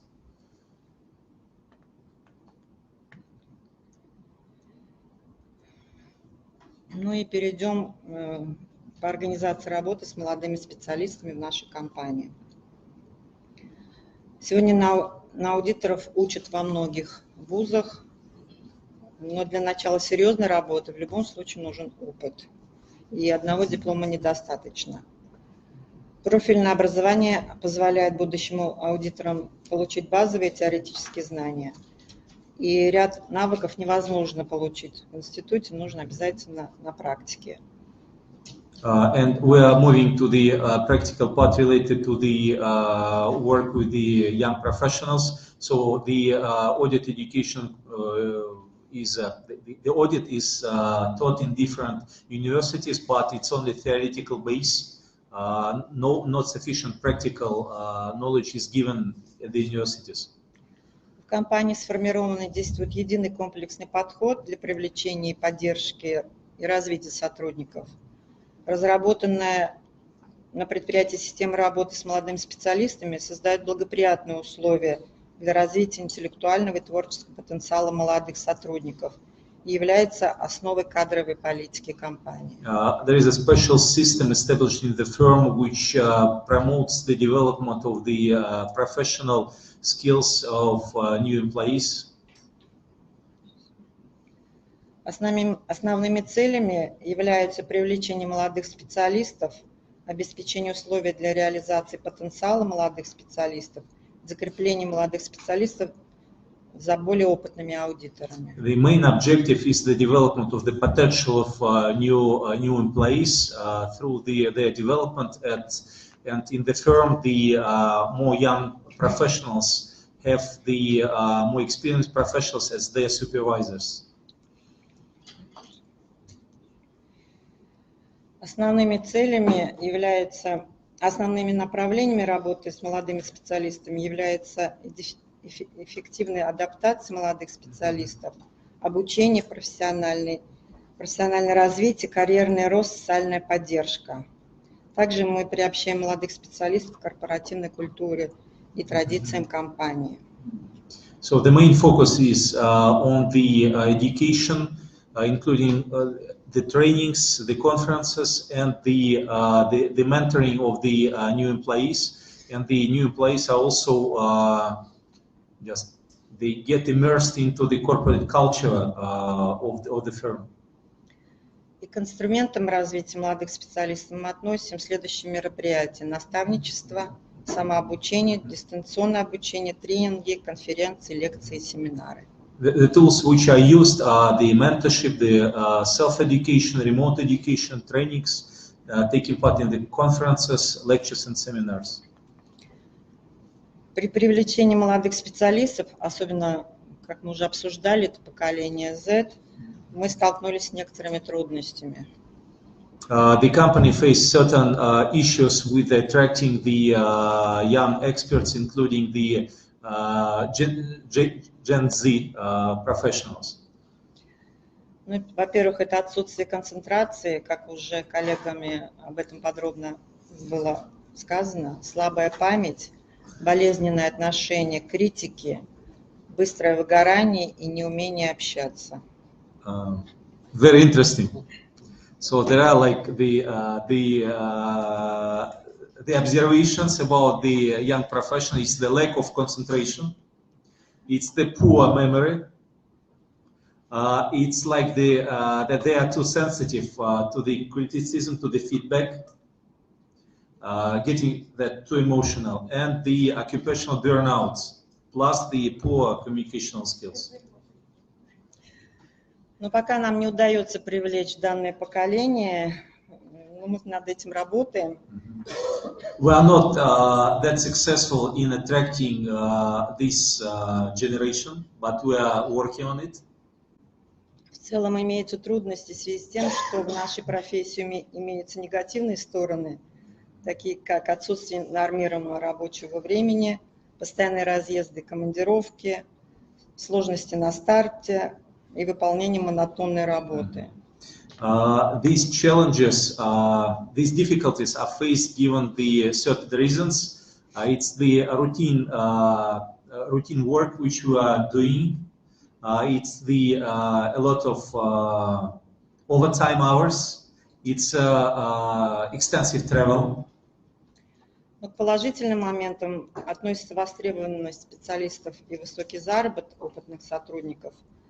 Но несмотря на такое соотношение, плюсы и минусы направления практически уравновешивают друг друга. Это по мнению наших сотрудников.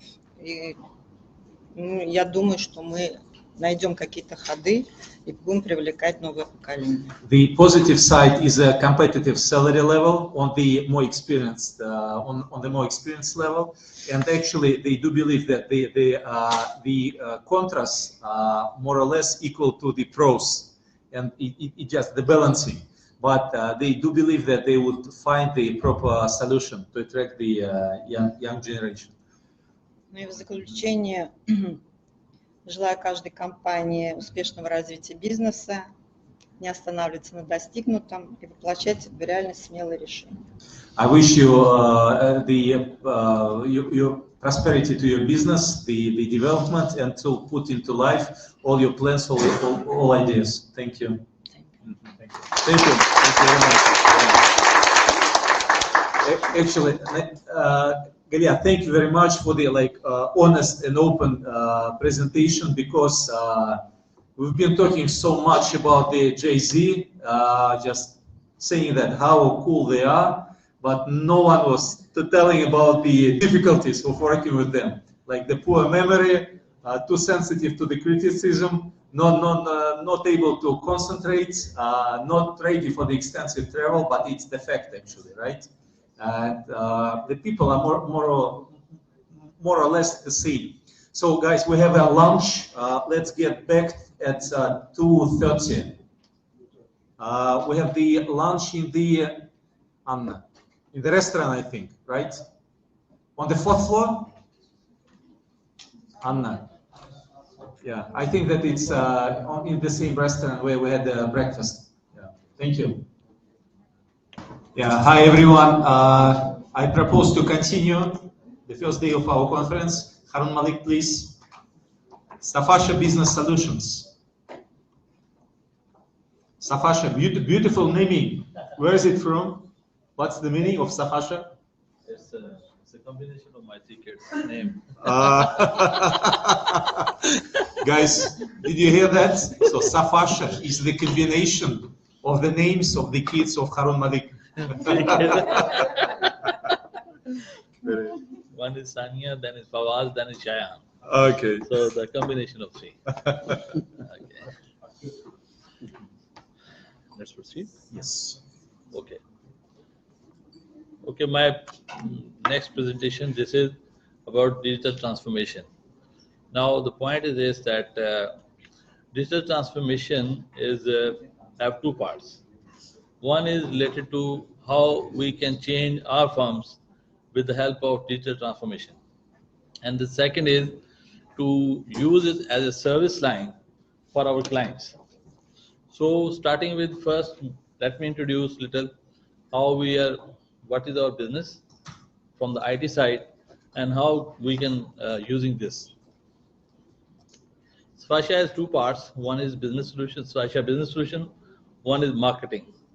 And both of these are established in the last 3 years. Sfasha business services deals with the IT and the financial advisory, whereas Sfasha marketing is doing the SEO, search engine optimization, and the website development and the apps development. So we are doing different kind of services. This is the kind of services we are providing, the detail of that. Now the accounting software we are providing is an ERP service module.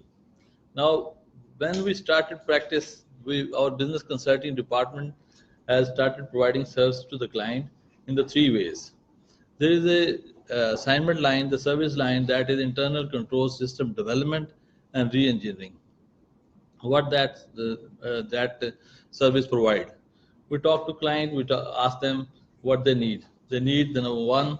Sometimes they say we need the ERP, new ERP, and we have the ability to provide and cater with their needs. So we provide our own ERP services.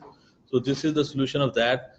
And ERP, with the general ledger, manufacturing, inventory, receivables, payables, fixed asset register, human resource management system, cash and bank balances, and other supply chain, etc. That have all components of that. That is the one side. Coming to the other side is this, that we ask them if they want to install some specific software, like they say Oracle, they say SAP, they say Microsoft AX. We said we are the implementation partner to you. These companies have implementation partners, but those implementation partners sometimes they don't have the proper knowledge to implement it, and their function side is very poor. So we provide them that services, and sometimes we sit with that implementation partner and we implement according to the needs of and the desire and expectation of the client. So this is the second part. The third part, they have IT department and they don't know what to develop software. So our team guide them to develop the software according to the client need, and when they develop that software, we will check it out and make it customized in accordance with the client need. So when we went through this process, this is the one thing, and that this assignment is not limited to the software. This is limited to, I use the word, internal control system development and re-engineering. And internal control systems are far more beyond the software. If we go for inventory, we have to maintain the inventory levels, we have to maintain a supply chain management system, we have to maintain the budgeting, and if we go for HR, then there's the JDs, there's the hierarchies, there are so many policies. So every kind of area, there are lots of internal controls are required. So our teams are providing and advising to the clients on that areas.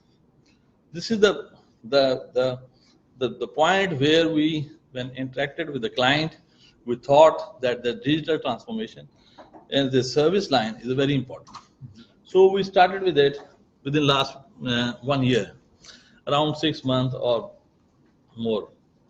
What we have done, this is a journey which I want to share with you.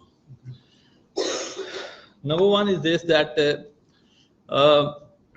when we started and thinking, if you see, the world is changing, and the world changing in the respect that industrial revolution, 5th generation is coming, is embarrassed by all industry. The 5th generation, the industrial revolution says that man and the machines interact together to reorient the processes and the flows.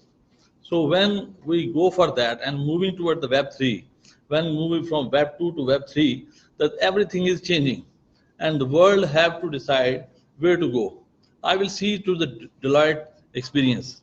Deloitte 7 years ago, around 7 to 6 years ago, Deloitte said that the world should recognize this fact, and Deloitte said that all accounting firms should coordinate and define the framework for the digital transformation of the businesses. But nobody considered about that. What happened, that Deloitte itself taken that area and they started on that. And now if you go on their website, they put it as a separate service line, and now there is a robo audit concept is there. There are a lot of other functions are there, like we say that drone audit are there. There are lots of things they have introduced, and we know they are the one of them who is the top in our profession. How they went up so? Because they embraced the change, they took the initiative, and they have took it as a new line of service. So today what I am talking, that we have thought about it and we have considered about it. So considering about this, we have decided that first of all, we take this initiative in our own firm. So starting with that,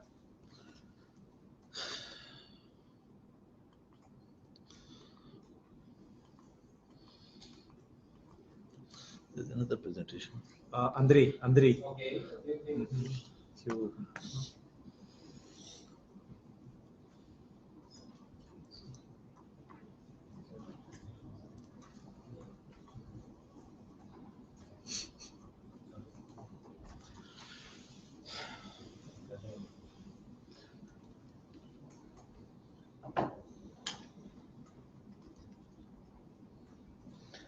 Okay, when we thought about it as a, no, not this one, Andrei, another нет, one, нет, нет. not, this is not, another one.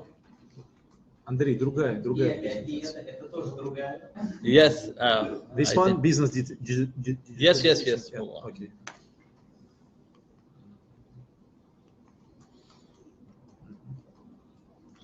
Okay. When we divide our business into two sides, one is the external side, one is the internal side. Our external side is our clients. So from the client perspective, there is more important thing is marketing. Here we have discussed there are two kind of marketing.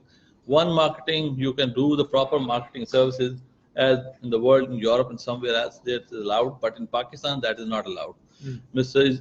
Ilgis already discussed, probably for Cairo, that they only can give a small board outside their office, nothing more than that. Same is the case in Pakistan.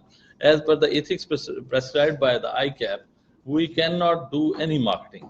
So after looking at that, what the options we have, after the coming of that social media and the websites, we are focusing on that. So on external side, first thing is marketing. So marketing, we are using different tools, all social media tools to marketing our products. And then is client communication. Earlier, we were doing that different email addresses were used. When we adopted the Microsoft Teams, it has changed our life. So we have all staff is licensed. They use their email addresses with the client, and all data what we communicate with the client is every employee's 1 terabyte storage is available online, and that data is stored there. So if the staff leave from the organization, data is available. And client communication become very easy. They got every copy of the communication we made on their behalf. So it is quite easy for them. Now, data sharing is very important. We are giving them newsletters, circulating them, and making them communication with them. Then how the important changes around and then the regulations. So it is helping them. So from the external side, our communication and coordination, the marketing, it is improved by adopting the digital transformation. And we are improving it further by now our next step is moving toward the client surveys. We get the feedback from them and we use it. And coming to the next side is the internal side. On internal side,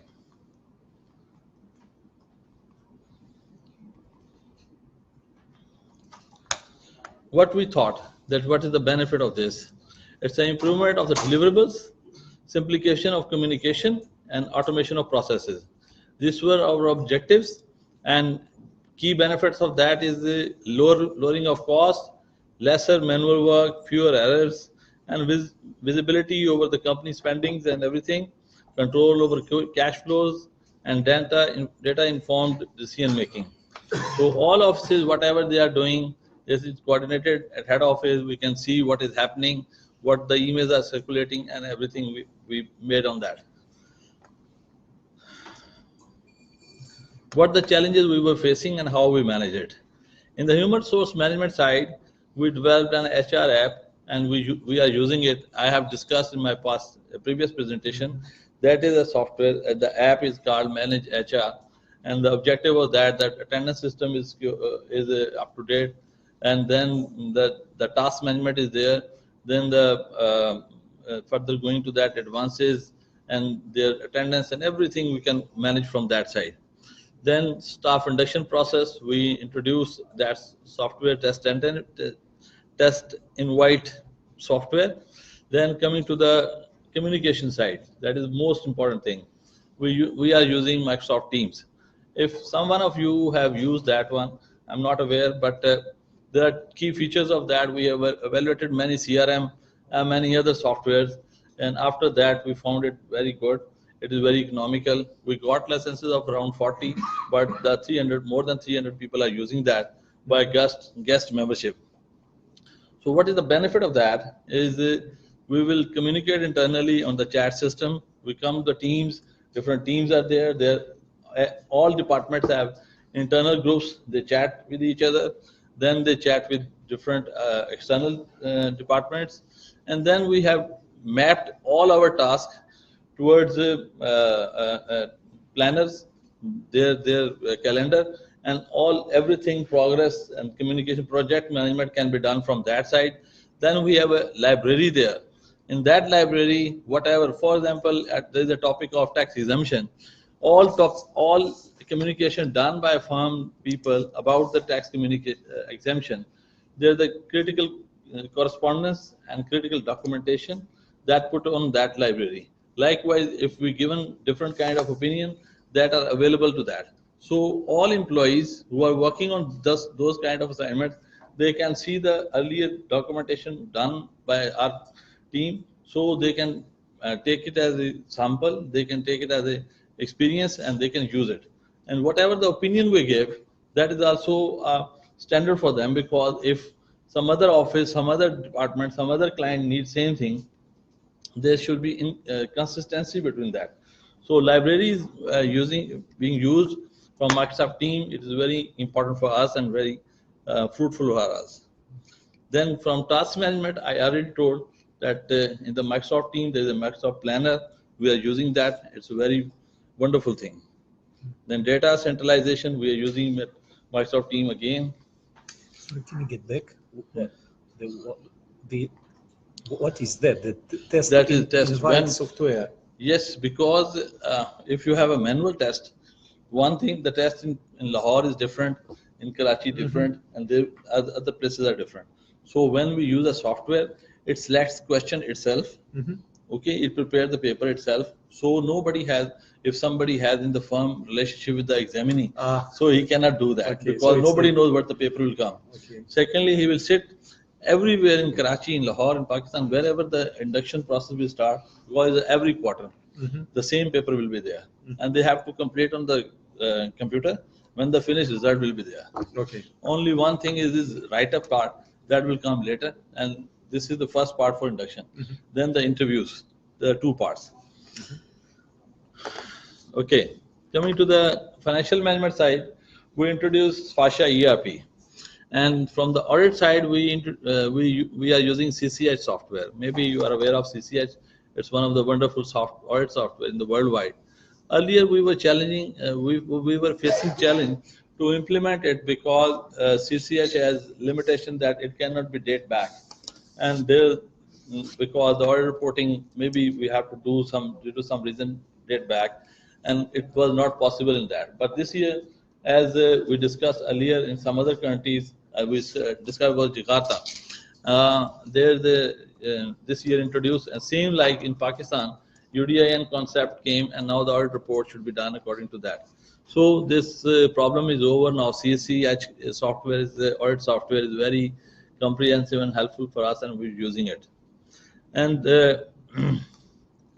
another thing what we are doing, what the changes Microsoft team done to us, it organized our team, collaborate better, share files, host meetings. We are doing webinars, we are doing different meetings with the clients, all through this Microsoft Teams, and project manager through the planner and centralized data. It also has a concept of Microsoft flows, and that detailize your flows.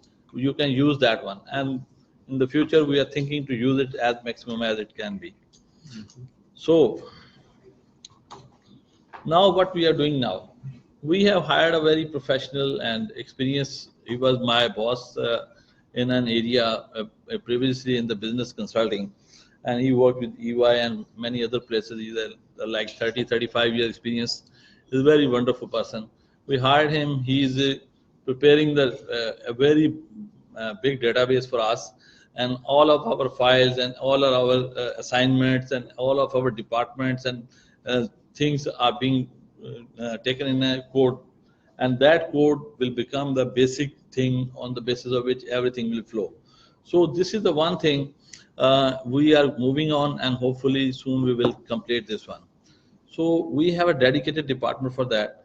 And when we see as a service, when we go to the client says there are two things. Digital transformation means for them there are two things. One thing is general processes. Number two is for them is technical processes. For example, we talk about some textile unit. In a textile unit, if you go there, there's a textile machinery, there's a supply chain, there's specific things to them. But again, they have the same issue of communication, they have the same issue of ERP, they have the same issues of data storage. So what we are thinking for the future is this, that when we are delivering to the client, we talk to them that we are providing the digital transformation services. The client are very much interested. But we want that first we will refine ourselves, we become experienced, we will do it on our firm. So we have given the deadlines to our team, we will do everything complete first thing. When we complete that side, when we will be able to get that side, then we go to the client and share with them. This is the first part. The second part is like technical time, technical things. Technical things are like if the textile unit we are discussing, they have lots of their technical software. So we will hire the experts when we go for that side. Likewise, if we go for some other business, we will like we are very much doing work that point of sale system for the retail. The big giants are with us. There is the construction contractors are with us. So we will specialize those people, the technical person with us, who will help us to introduce those softwares which are essential for the transformation of our client. So this is my discussion point of view is this, that this is the future is lying with the digital transformation, and it is not the transformation of your business, it is transformation of your client, and it has so much revenue potential for the future. If you people think about that, you will focus on that. There are many areas where we can collaborate, where we can think together and we can find solutions. So this is my experience which I shared with you, and I hope whenever we talk, we will share ideas on that. Thank you. Yeah, just a second. Yes. Thank you so much. Very interesting presentation. I think that we would have some questions to you. Actually, my question is, have you ever just measured the effects, the financial effects from all these serious projects put in place, or you are in the process of implementing? Okay. First thing is this, that when we started with this one thing, when we put restrictions on our use of that software, we put everything together in the Microsoft Teams. It has reduced our stationery cost, because my junior sent mail to me, I amend that one, it went to that client, to the student, then it come. Mails are everything flow from first draft till the completion, it is on that. No printouts, nothing that. Second thing is this, coming to the next thing, we are doing the conferences on the auditorium, we are putting the cost on that. When we go for webinar, it is reducing our costs. Then third thing is this, our many meetings we reduce our cost because we need not to go there. So you are sitting you are doing virtually. Last one is when we put some restriction on our email usage, our cost of email that is also reduced. So next thing is this, because if I am sitting in Lahore and the client is in anywhere in Pakistan, so we are going beyond borders. And another thing is this, because in Pakistan this year, the inflation is 40%. I already told you this morning that when this happened, our currency devalued. It devalued so much that we have to see externally, internationally, to bring the foreign exchange. For bringing the foreign exchange, these kind of assignment, these kind of things like website development, like this apps development, like this digital tools, they are very helpful. You can sell it, and there are lots of channels. Fiverr is there. There's many other outsourcing sites are available, and we are doing that. We are getting the clients from USA. We are getting from the UAE. Many clients we are getting directly from internationally because of using these tools. So one thing is this, we are getting the foreign exchange. The other thing is this, our client, our students, students and our employees, they are very well familiar to it, and they work in beyond borders. They have lots of experience. So it is giving everywhere we are getting the better opportunities. Yeah, thank you. So actually, one more question. Did you have any surprises? Since, as I understood you, one of the results of this digitalization of your internal processes is the better understanding of the economics of your engagements, right?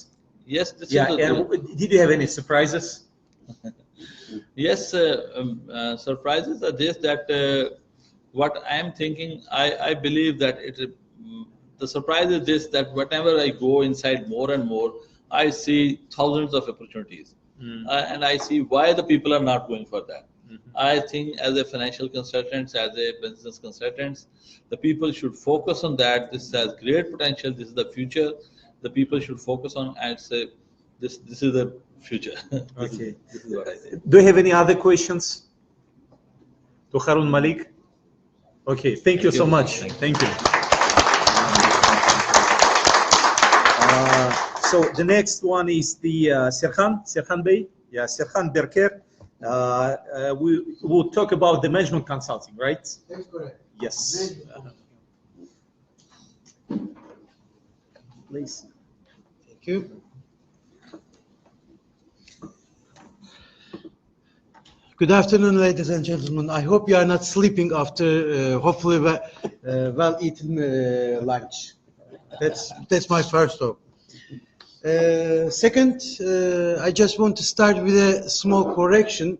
My correct name is Serhan, but on the written page you will see instead of an H, it's a K. I will accept. You're all welcome how you pronounce it, but the correct way is with H. So, okay, management consulting is not nothing new, but there are two reasons we have been focusing on this issue. Is because the first reason we have discussed in the morning session, the Gen Z. Mr. Hajana said that in 2027 it will be about 27%, as far as I remember. Yeah, 25%. So that's a huge potential. So we have to focus on how we're gonna deal with them. This is the first thing. Instead of blaming them, we should rather focus on how we can deal with them. The second reason is the main topic we have been discussing about the circular economy and sustainability. Most of the time we focus on the sustainability, but it's actually the circular economy, and the circular economy brings actually three topics into our discussions. First one is the planet. Second one is the people, which is included then with the Gen Z. And finally, instead of profit, it's called prosperity. We should rather focus on prosperity, but this is another presentation. I'm not going into the details, but these are the three topics we should focus on, how we should sustain our business in the future. This is the subject. So therefore, if we focus on reasons why many companies are failing to execute the strategy, we focus on 4 points. First one is the vision barrier, and the result is only 5% of the workforce understands the strategy. The reason why that we create the strategy, we bring the strategy into system, but we do not share with the people. We do not ask their opinion. We just put the strategy there. And we just expect from them to follow this strategy without understanding it, without having it into consideration what can be done. This is the first main point. Second point is the management point, where the 85% of the executive teams spend less than 1 hour per month discussing the strategy. So if you are the managing team, and if you put a strategy on the table, but you are only discussing less than 1 hour in a month the strategy, why do you need this strategy? This is the second question. And the people barrier also, only the 25% of managers have incentives linked to strategy. 25%. Only 1% can create an innovation and incentive towards the strategy. Still, why do we need this strategy again? And finally, the resource barrier, because 60% of the organizations don't link budget to strategy.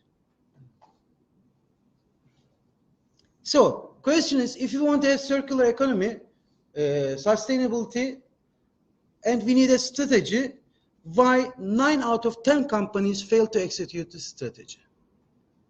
That's why we say management consulting, the old concept, with a new line approach. Most of the management consulting is based on technical structure, technical infrastructure, which is lack of soft skills. So we have to combine soft skills with technological infrastructure. Without this, we have no chance to continue with Gen Z and with the circular economy and sustainability. Therefore, we have to change. Especially Gen X has to change. If even the existing baby boomers have to change, and millennials should adapt, and we have to highly welcome the Gen Z. I don't know what will happen with Alpha because it's not clear yet, but it will be more and more difficult generation problem in the future. So, what we should do about this? We still focus on the management side with 7 different role models. This should be melted down into the leadership. We should not forget about the management, about the roles of management, but we should melt them down into the leadership. Instead of planning, we should rather focus on visioning, for instance, as an example. Instead of organizing, we should rather challenge the static. That's the way we have been approaching our clients in order to make a huge transformation within the companies.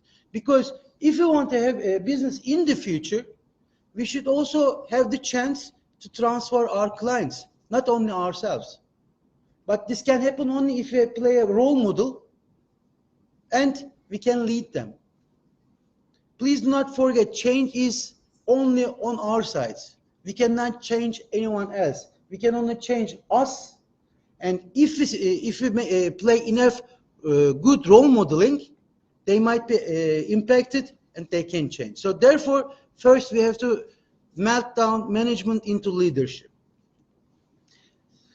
The reason is, when we talk about leadership, leaders are at the lowest level are followed because due to their position. So if Mr. Baymuratov is my boss, is my leader, I follow him. I have to follow him because he is my boss. That's it. That's all we do it. But this has to change. It should at least come to the second level.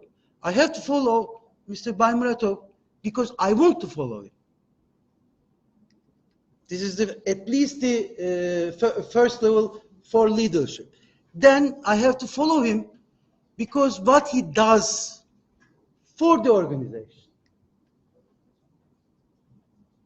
That's the biggest change, because I respect what he has done and I take him as a role model what he has been doing. The next step is actually I want to follow him because what he has done for me or for the other employees. So I have to impact my employees with me. And the nirvana of the leadership is I have to follow a leader, in that case Mr. Baymuratov, because what he represents, who he really is. And as leaders, that's the way we have to change in order to come close to the circular economy and sustainability. That's the first step we have to focus on. In that presentation, you saw the steps. These are not new to you. You all apply them when you are running business management. But within the middle office, 2 points are very important. First, the purpose. We do not have to forecast the purpose. This is the circular economy and sustainability. Then we have to put around the values. The first part is totally strategic, which means strategy, and we just discussed that 9 out of 10 is failing because of the barriers we have been facing. So that's why we have to focus on these barriers once again, focus on the people, focus on the soft skills besides our technical skills. I'm purely 100% technical person. Do not look at how I'm speaking. That's what I have learned. But in my background, I'm purely technical. But I learned in a very, very hard way. Technique is not enough, not enough at all. So I have to adapt. I'm trying to adapt myself to be more soft skilled. So when we discuss about the strategy, we have to first focus on our shared values. What is our shared values with the company, with the clients, with my family? You don't have to apply it only for business. You can also apply for private life, these systems. And then based on these shared values, I have to discuss about the strategy. I have to discuss about structure. The previous presentation with the digital transformation is exactly the system, how we change systems and structure actually. Skills, stuff, the style, the way I do the business, that's most important. The first three parts, they need much effort. Strategy, structure, and systems need too much effort. Takes time, very long time. It's not easy to change. It's not easy to implement. It's not easy to adapt. But once you do, the impact is very clear. On the other hand, the three other ones, skills, stuff, and style, that's easy to impact. You don't need much effort. But the effort comes next, because if you keep the impact forever, you have to give more and more effort that the people you are trying to impact to, they are follow these skills the way you want to. The soon you lose supervising the people, they just come back because we love to be in the comfort zone. We don't want to move away from the comfort zone. That's why this is the 7S mostly brought by McKinsey. That's a new approach, not new approach, but that's how briefed and summarized by McKinsey, and that's what we should also focus on this new area. Also, we have to focus on business analysis. We have to clearly define the content of the change. We have to clearly define the stakeholders of the change. We clearly define the needs, the changes and solutions, and most importantly, at the very end, we have to define what the value will come out of this effort. Without describing and value, because what we discussed today as a problem is actually the difference between the value provided by the company and the value perceived by the customer. As soon as, or as long as we do not understand this difference between provided and perceived one, we cannot solve the problem. So therefore, we have to focus on the value provided and perceived. And the less the gap, the less the problem we have. And that's the way the business analysis, as the business analysis guidance said, this is the way we should put into pieces of the problems in order to find faster, easier problems. Another model combined with the value proposition is the business model converse. This is mainly provided for the startups, for the business, but this is also valid for the persons. We can apply this. There are 5 steps which starts with the value proposition of a company, of a person, goes into the customer segments, how you can combine the value proposition with customer segments based on the channels and the customer relationships. And finally, the revenue is the outcome. And this is in front of the stage. But there's also a backstage, which is the key partnerships, the stakeholders. The key activities we have been doing in order to provide this value proposition. Key resources, what we're going to need. For instance, Microsoft is for you key resources to run this digital transformation. And finally, the cost of it. We should rather focus on the explanation details, how we can reach to this point by the clients. That's another model we should rather follow. And for me, it's the most important is that we should rather see a business management as a project management. Because project management has scope management, has a time management, has a cost management, has a quality management, has a human resources management, has a communication management, risk management, and procurement management. And all of them should be integrated. And that's what we do as business. There is a method defined for years how a project can successfully be executed. So why don't we use this collective mind based on the project management instead of putting this away? And this is the change. We focus on 3 points, which is the change with strategy and process. It's a it should be there should be a conscience which is most important. As long as we are not aware what we are doing, no meaning. We first should be aware of what we are doing, which brings the conscious, and finally it's created by the leadership. That's what we've been proposing to our customers, which has been starting, and as of today, it seems we are successful. It's a huge transformation. There are lots of obstacles. Mainly, they do not want to move out of their comfort zones. But the conditions are forcing us. Do not forget about the Gen Z and the circular economy and sustainability, which will be the main issue. The result would be a winning company culture.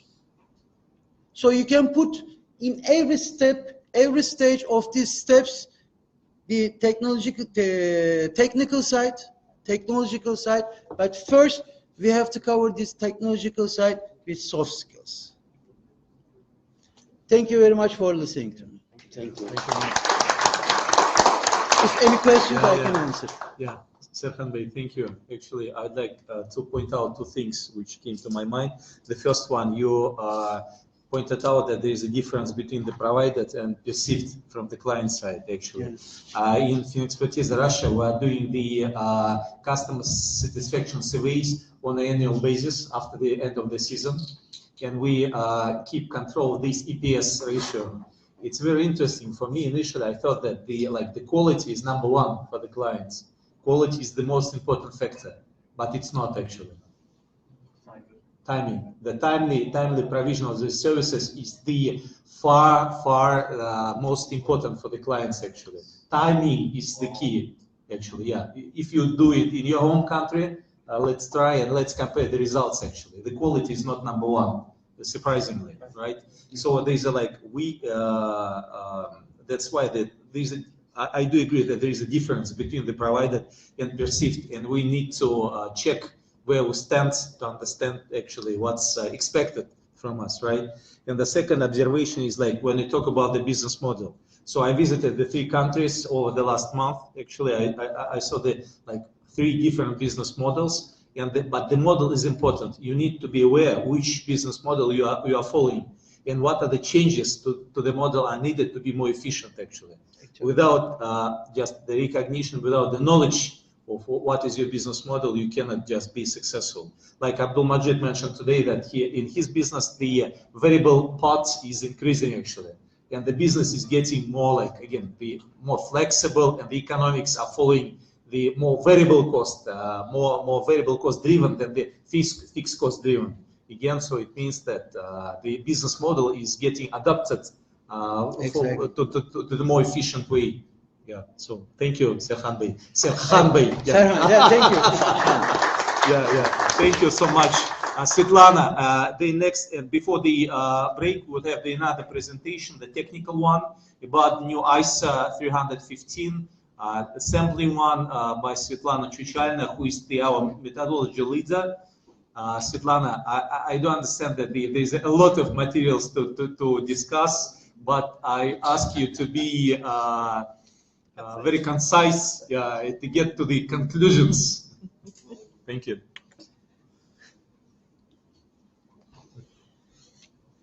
Okay. So nice to meet you. Nice to meet you at our network. Nice to meet you at our network conference. I slightly changed the order of the agenda. First, I will say some words about revision of ISA 315, and afterwards some few words about sampling. So, ISA 3015 was revised in 2019, and actually was put into force in December 2021. Let's see what to say. So there are already some time, some experience of implementation of this standard. Identification and assessing the risk of material misstatement is foundation of the audit. Actually, it's very important because we need to understand what procedures we should perform, and this should actually be cleared after we have assessed the risks. And if assessment is correct, then we will be able to identify it more than without this assessment. So ISA was revised to respond to challenges and issues within the former standard by making changes for clarity and consistent application. The revised requirement focus on what needs to be done, and the implication material enhanced, modernized, and reorganized to describe why and how procedures are to be undertaken. So we can see that new standard has more examples, more guidance, how to identify and process the risks. It supports auditors using the standard by incorporating guidance, materials that recognizes the evolving environment, including in relation to information technology. I see. Okay. So what I will say about the most changes that influence our strategy, because we have already implemented this year, and what we see is the most significant that has changed. The first one relates to the IT, standard modernized and enhanced to include auditors' consideration in relation to IT, including new and updated appendices for understanding of IT and IT general controls. So there are two appendices in new standards in relation to the issues that relate to IT. And the second thing that we think is also very important, and what was actually changed mostly, is related to risk identification and assessment.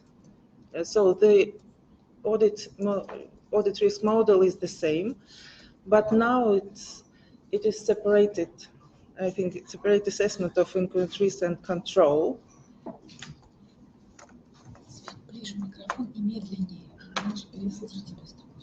Okay. Because we have many.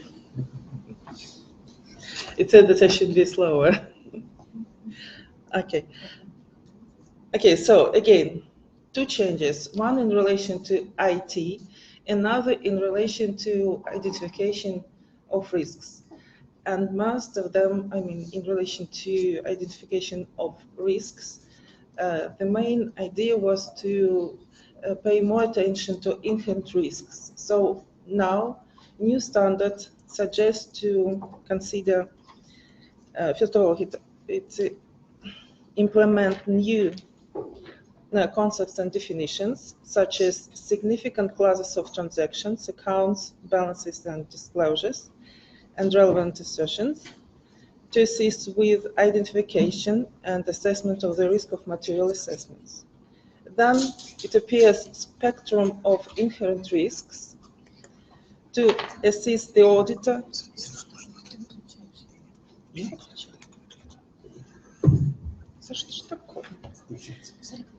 To assess the, is better?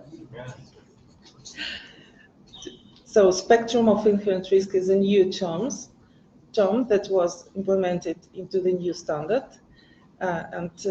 This definition is to assist the auditor in making a judgment based on the likelihood and magnitude of a possible misstatement on range from higher to lower when assessing risks of material misstatement. And also, there is an additional consideration of inherent risk factors to focus the auditor on the susceptibility of assertions to misstatement. These include complexity, subjectivity, change, uncertainty, and susceptibility to misstatement due to management bias or other fraud risk factors. Actually, we have a long discussion about these factors, and we have 5 compulsory that actually implemented in the standard, but auditor is free to look at the other factors that could influence the risk assessment.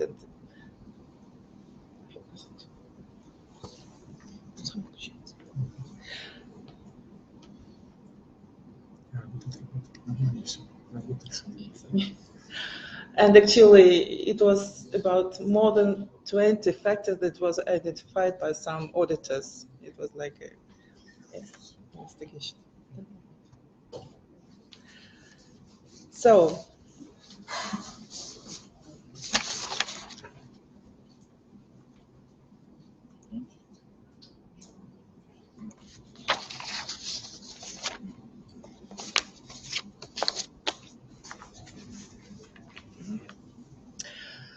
the enhanced requirement for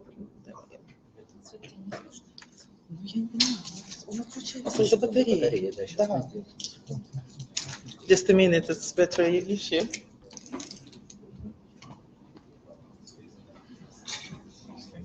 На мне все сдохло. This one is the same.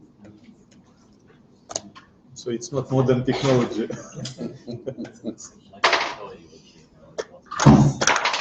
So we need to change the batteries. It's not sustainable technology.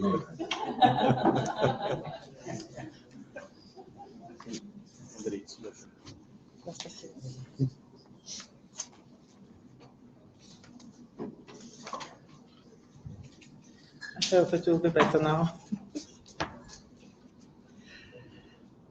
So, as you remember, there are 3 steps that should be performed when we evaluate and assess the risk. First, we need to understand the company and control environment.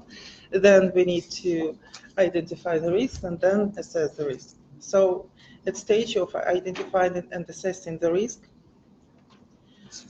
it is the enhanced requirements for more reliable procedures of risk assessment mean that auditors should contribute more time to communicating with wider range of management and others within the entity in order to obtain the better understanding of operational net environment and risk relevant to the company. This will require gathering additional internal and external information on inherent risk, industry factors, regulatory factors, that may impact the entity's ability to reach its goal and obtain an understanding of operational process and control that respond to such risks. For example, this can be examination of additional sources of information such as news, mass media, including social networks. So this is required in addition. When also we try to understand the environment, it's very important to understand the IT environment. And huge updates into the standards related to this issue. So the standard emphasizes importance of understanding of entity's IT environment, which may result in, together with the required deeper understanding, a new strategy of testing controls. It will depend on complexity of IT environments that an entity needs to attract specifically skilled resources. In prior formal standard also required to involve IT specialists, IT auditors into the audit. But now it's specific requirement to look deeply at this issue. And as I have already mentioned, there are two additional appendices to the new standards, where there is consideration of IT controls of different types of companies, how implications that they used, IT implications that they used, influence the audit. So, actually, standards includes new terms, new definitions into it, such as IT environment, IT implication, IT infrastructure, IT processes. So, if you are going to perform further audit, you need to be acquainted with this. An understanding of entities, organization structure, and ownership may enable the auditor to understand such matters as the structural and complexity of the entity's environment. For example, the entity, again, a lot of examples that implemented in the standards, so it's really make more clear, support more clearly understanding of some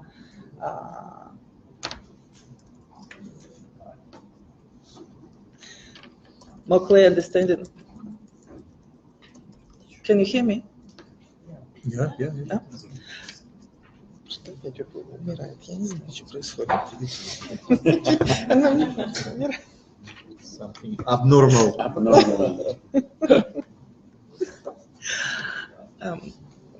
A lot of examples in the standard that's very useful for the auditors. Я ничего не делаю. Светлана, продолжайте. Я ничего не делаю. Я не трогаю. Дай такой. Обычно, да. Опять отключился. Не, это работает. Sorry.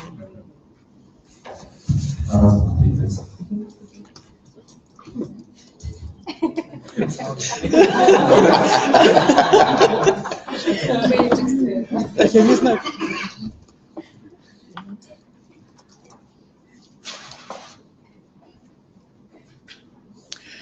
Okay, about appendices, again, I will say some, I said already. Example of matter that an auditor may consider when obtaining an understanding of the IT environment, and example characterized of the IT implication and other aspects of the IT environment used by the entity. All these issues are actually implemented in this new appendices to the standard.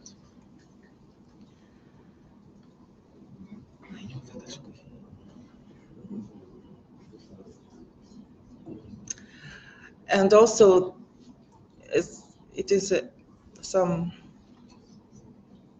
guidance in how to assess the general IT controls implemented by the company and how to address those risks. Okay.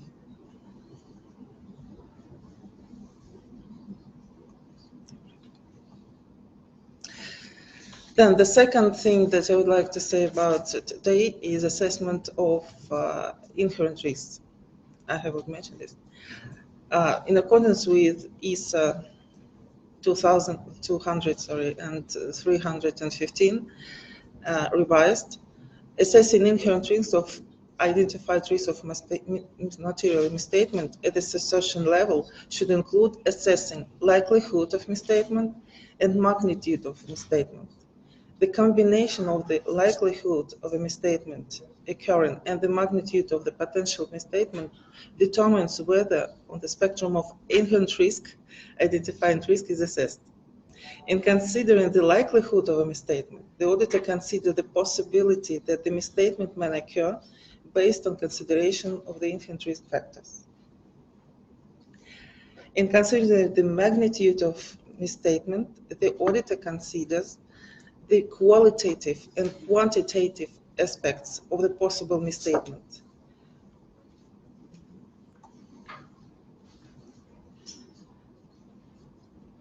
So, there are new definition in the standard, significant class of transactions, account and balances or disclosures. And it means that this means that class of transactions, account balance and disclosures for which there is one or more relevant assertions. Class of transactions, account balances and disclosures that are not significant but which material is also one of the terms. So for material classes of transactions, accounts, balances or disclosures that have not been identified as a significant class of transactions, the auditor shall evaluate whether the audit determination remains appropriate. The entity may have a disclosure about executive compensation for which the auditor has not identified a risk of material misstatement. However, the auditor may determine that this disclosure is material, so you still need to perform plan audit procedures. Regardless the assessment of risk of material misstatement, the auditor shall design and perform substantive procedure for each material class of transaction, account balancing or disclosure. So it's important. There are a difference between material misstatement and significant misstatement. For material misstatement, you need to assess whether or not it's significant, then need to assess whether you have to perform audit procedures in addition. But for significant risk of misstatement, you always need to perform audit procedures. You need to plan.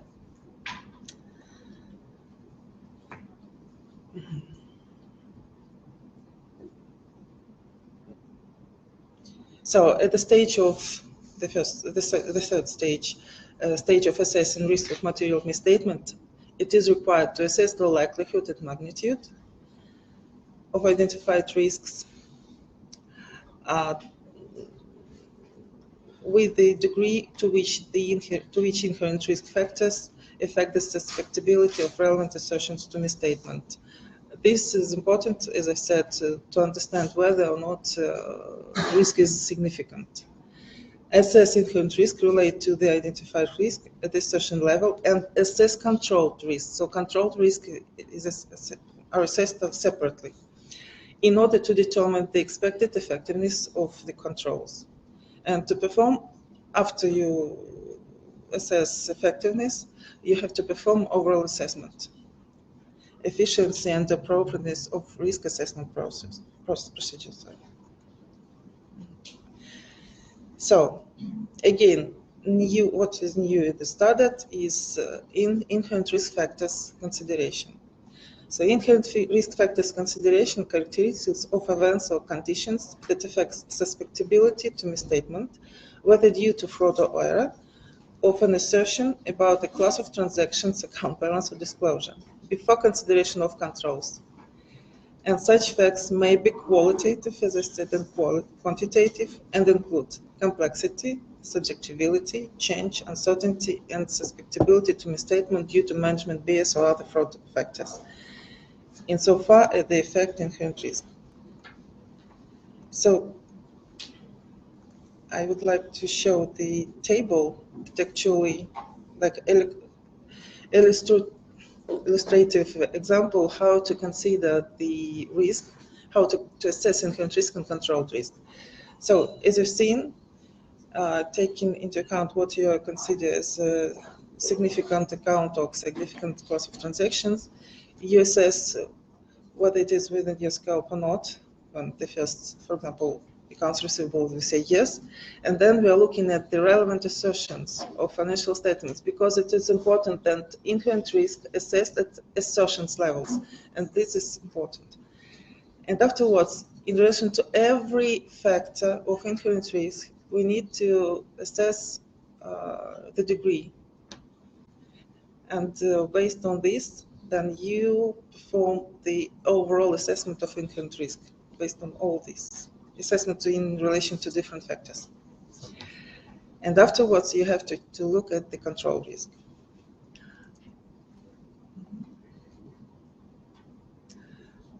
The higher inherent risk assessment may arise from different combination of likelihood and magnitude. For example, as you've seen from this. significant risk and identified risk of material misstatement, for which the assessment of inherent risk is close to the upper end of the spectrum of inherent risk due to the degree to which inherent risk factor affects the combination of the likelihood of misstatement occurring and the magnitude of the potential misstatement should the misstatement occur. So spectrum, so you need to understand that now we have factors that we need to consider, and the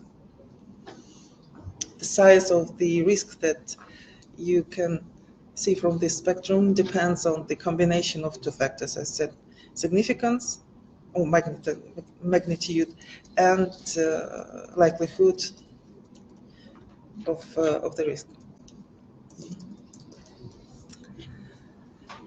And if it's in the higher level, in the higher degree, then we need to consider this risk as significant. The auditor may perform substantive procedures or test of controls concurrently with the risk assessment procedure when it is sufficient to do so. Audit evidence obtained that supports the identification and assessment of risks of material misstatement may also support the detection of misstatements at a certain level or the evaluation of the operating effectiveness of controls.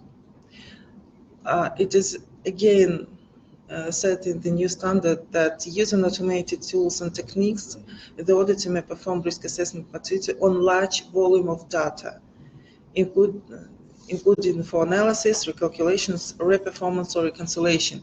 And it's very important in the area of development of IT technologies. So it's again a suggestion to use where possible automated tools and techniques.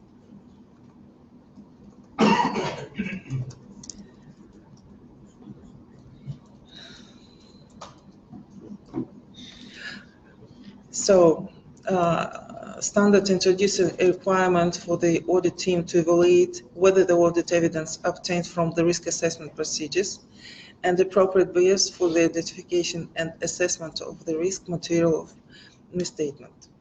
This can result in additional inquiries of information, inquiries of supporting documentation, if the need for additional risk assessment procedures is identified.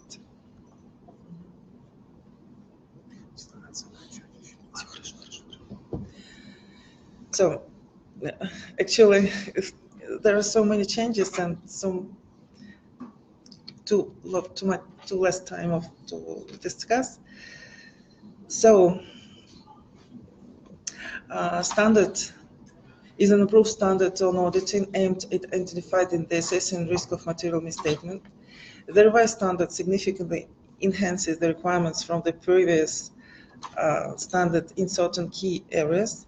In many cases, these new and revised requirements will affect the nature and scope of the risk assessment procedures, including wider instruction of experts and the higher degree of details when performing the documenting the audit procedures. It is also stricter requirements of documentation of the work performed in this relation. So it means that for most audits, it will result in higher scope of work due to the necessity to make changes in accordance with the requirements of the revised standard. So I think that most of you have already implemented the standard, and if you have any issues or any problems, and probably you have already developments how to deal with this, I appreciate if you share it with us also. And now I would like to say a few words, I know there is a shortage of time, about sampling. So nothing new about sampling in standards, but taking the results of my experience of monitoring, there are some misunderstanding of difference between selection and sampling that actually introduced into auditing standards. And so I need to say that according to these 500 audit evidence, selections means available to the auditors for selecting items for testing are selecting all items selecting specific items, and audit sampling. So audit sampling is one of the methods that used during for selection of the items for testing. But I have noticed that in some countries, actually, audit sampling is not used. It's either 100 selection or selection of specific items. So that's why I think that we need to, and we will have to perform some short survey among all of the members to understand how you deal with audit sampling, what the issues, and afterwards we will try to make more or less universal guidance how to deal with the issue. That's all I would like to say about sampling. Okay. Thank you. Svetlana, thank you. I also have a couple of observations. The first one, getting back to the sampling. Through my monitoring activity of the free practice, I do see that in some of the audit software programs, the specific sampling technique is already embedded, like MUS or some other techniques already there. So I do appreciate your idea to circulate it like some kind of survey to understand what are the approaches towards the audit sampling amongst the member firms. It's a good idea. The second one is the IT environment. Through the monitoring activity, I haven't seen any example of the using work of an expert. But maybe it's like my selection, my sampling of the audit engagement, but I haven't seen any. Actually, in our practice, we do have, we are using work of an expert, especially the IT auditors. I give an example. We are auditors of the national payment system called NIR payment system. It's like Visa or MasterCard, it's the Russian one called NIR. And we are auditing it for the fourth year in a row, I think. And like 90% of the audit is the IT audit. And that's why we need to hire an expert who is like certified member of the like some kind of Australian institution of the IT auditors. And it's costly service, by the way, very expensive specialists. It's like 90% of the audit is the IT work actually. It's a new reality. In the past, we used the work of the petroleum engineers to make a like calculation, estimation of the mineral reserves to be recorded on the balance sheet, right? Now it's like the number of the experts is increasing. It's like it's my second observation. In addition, we're expecting to have like the new clients, the new payment system. It's Union Pay. Maybe you heard about that. It's a Chinese one. Again, everything would start with IT, with understanding the IT environments.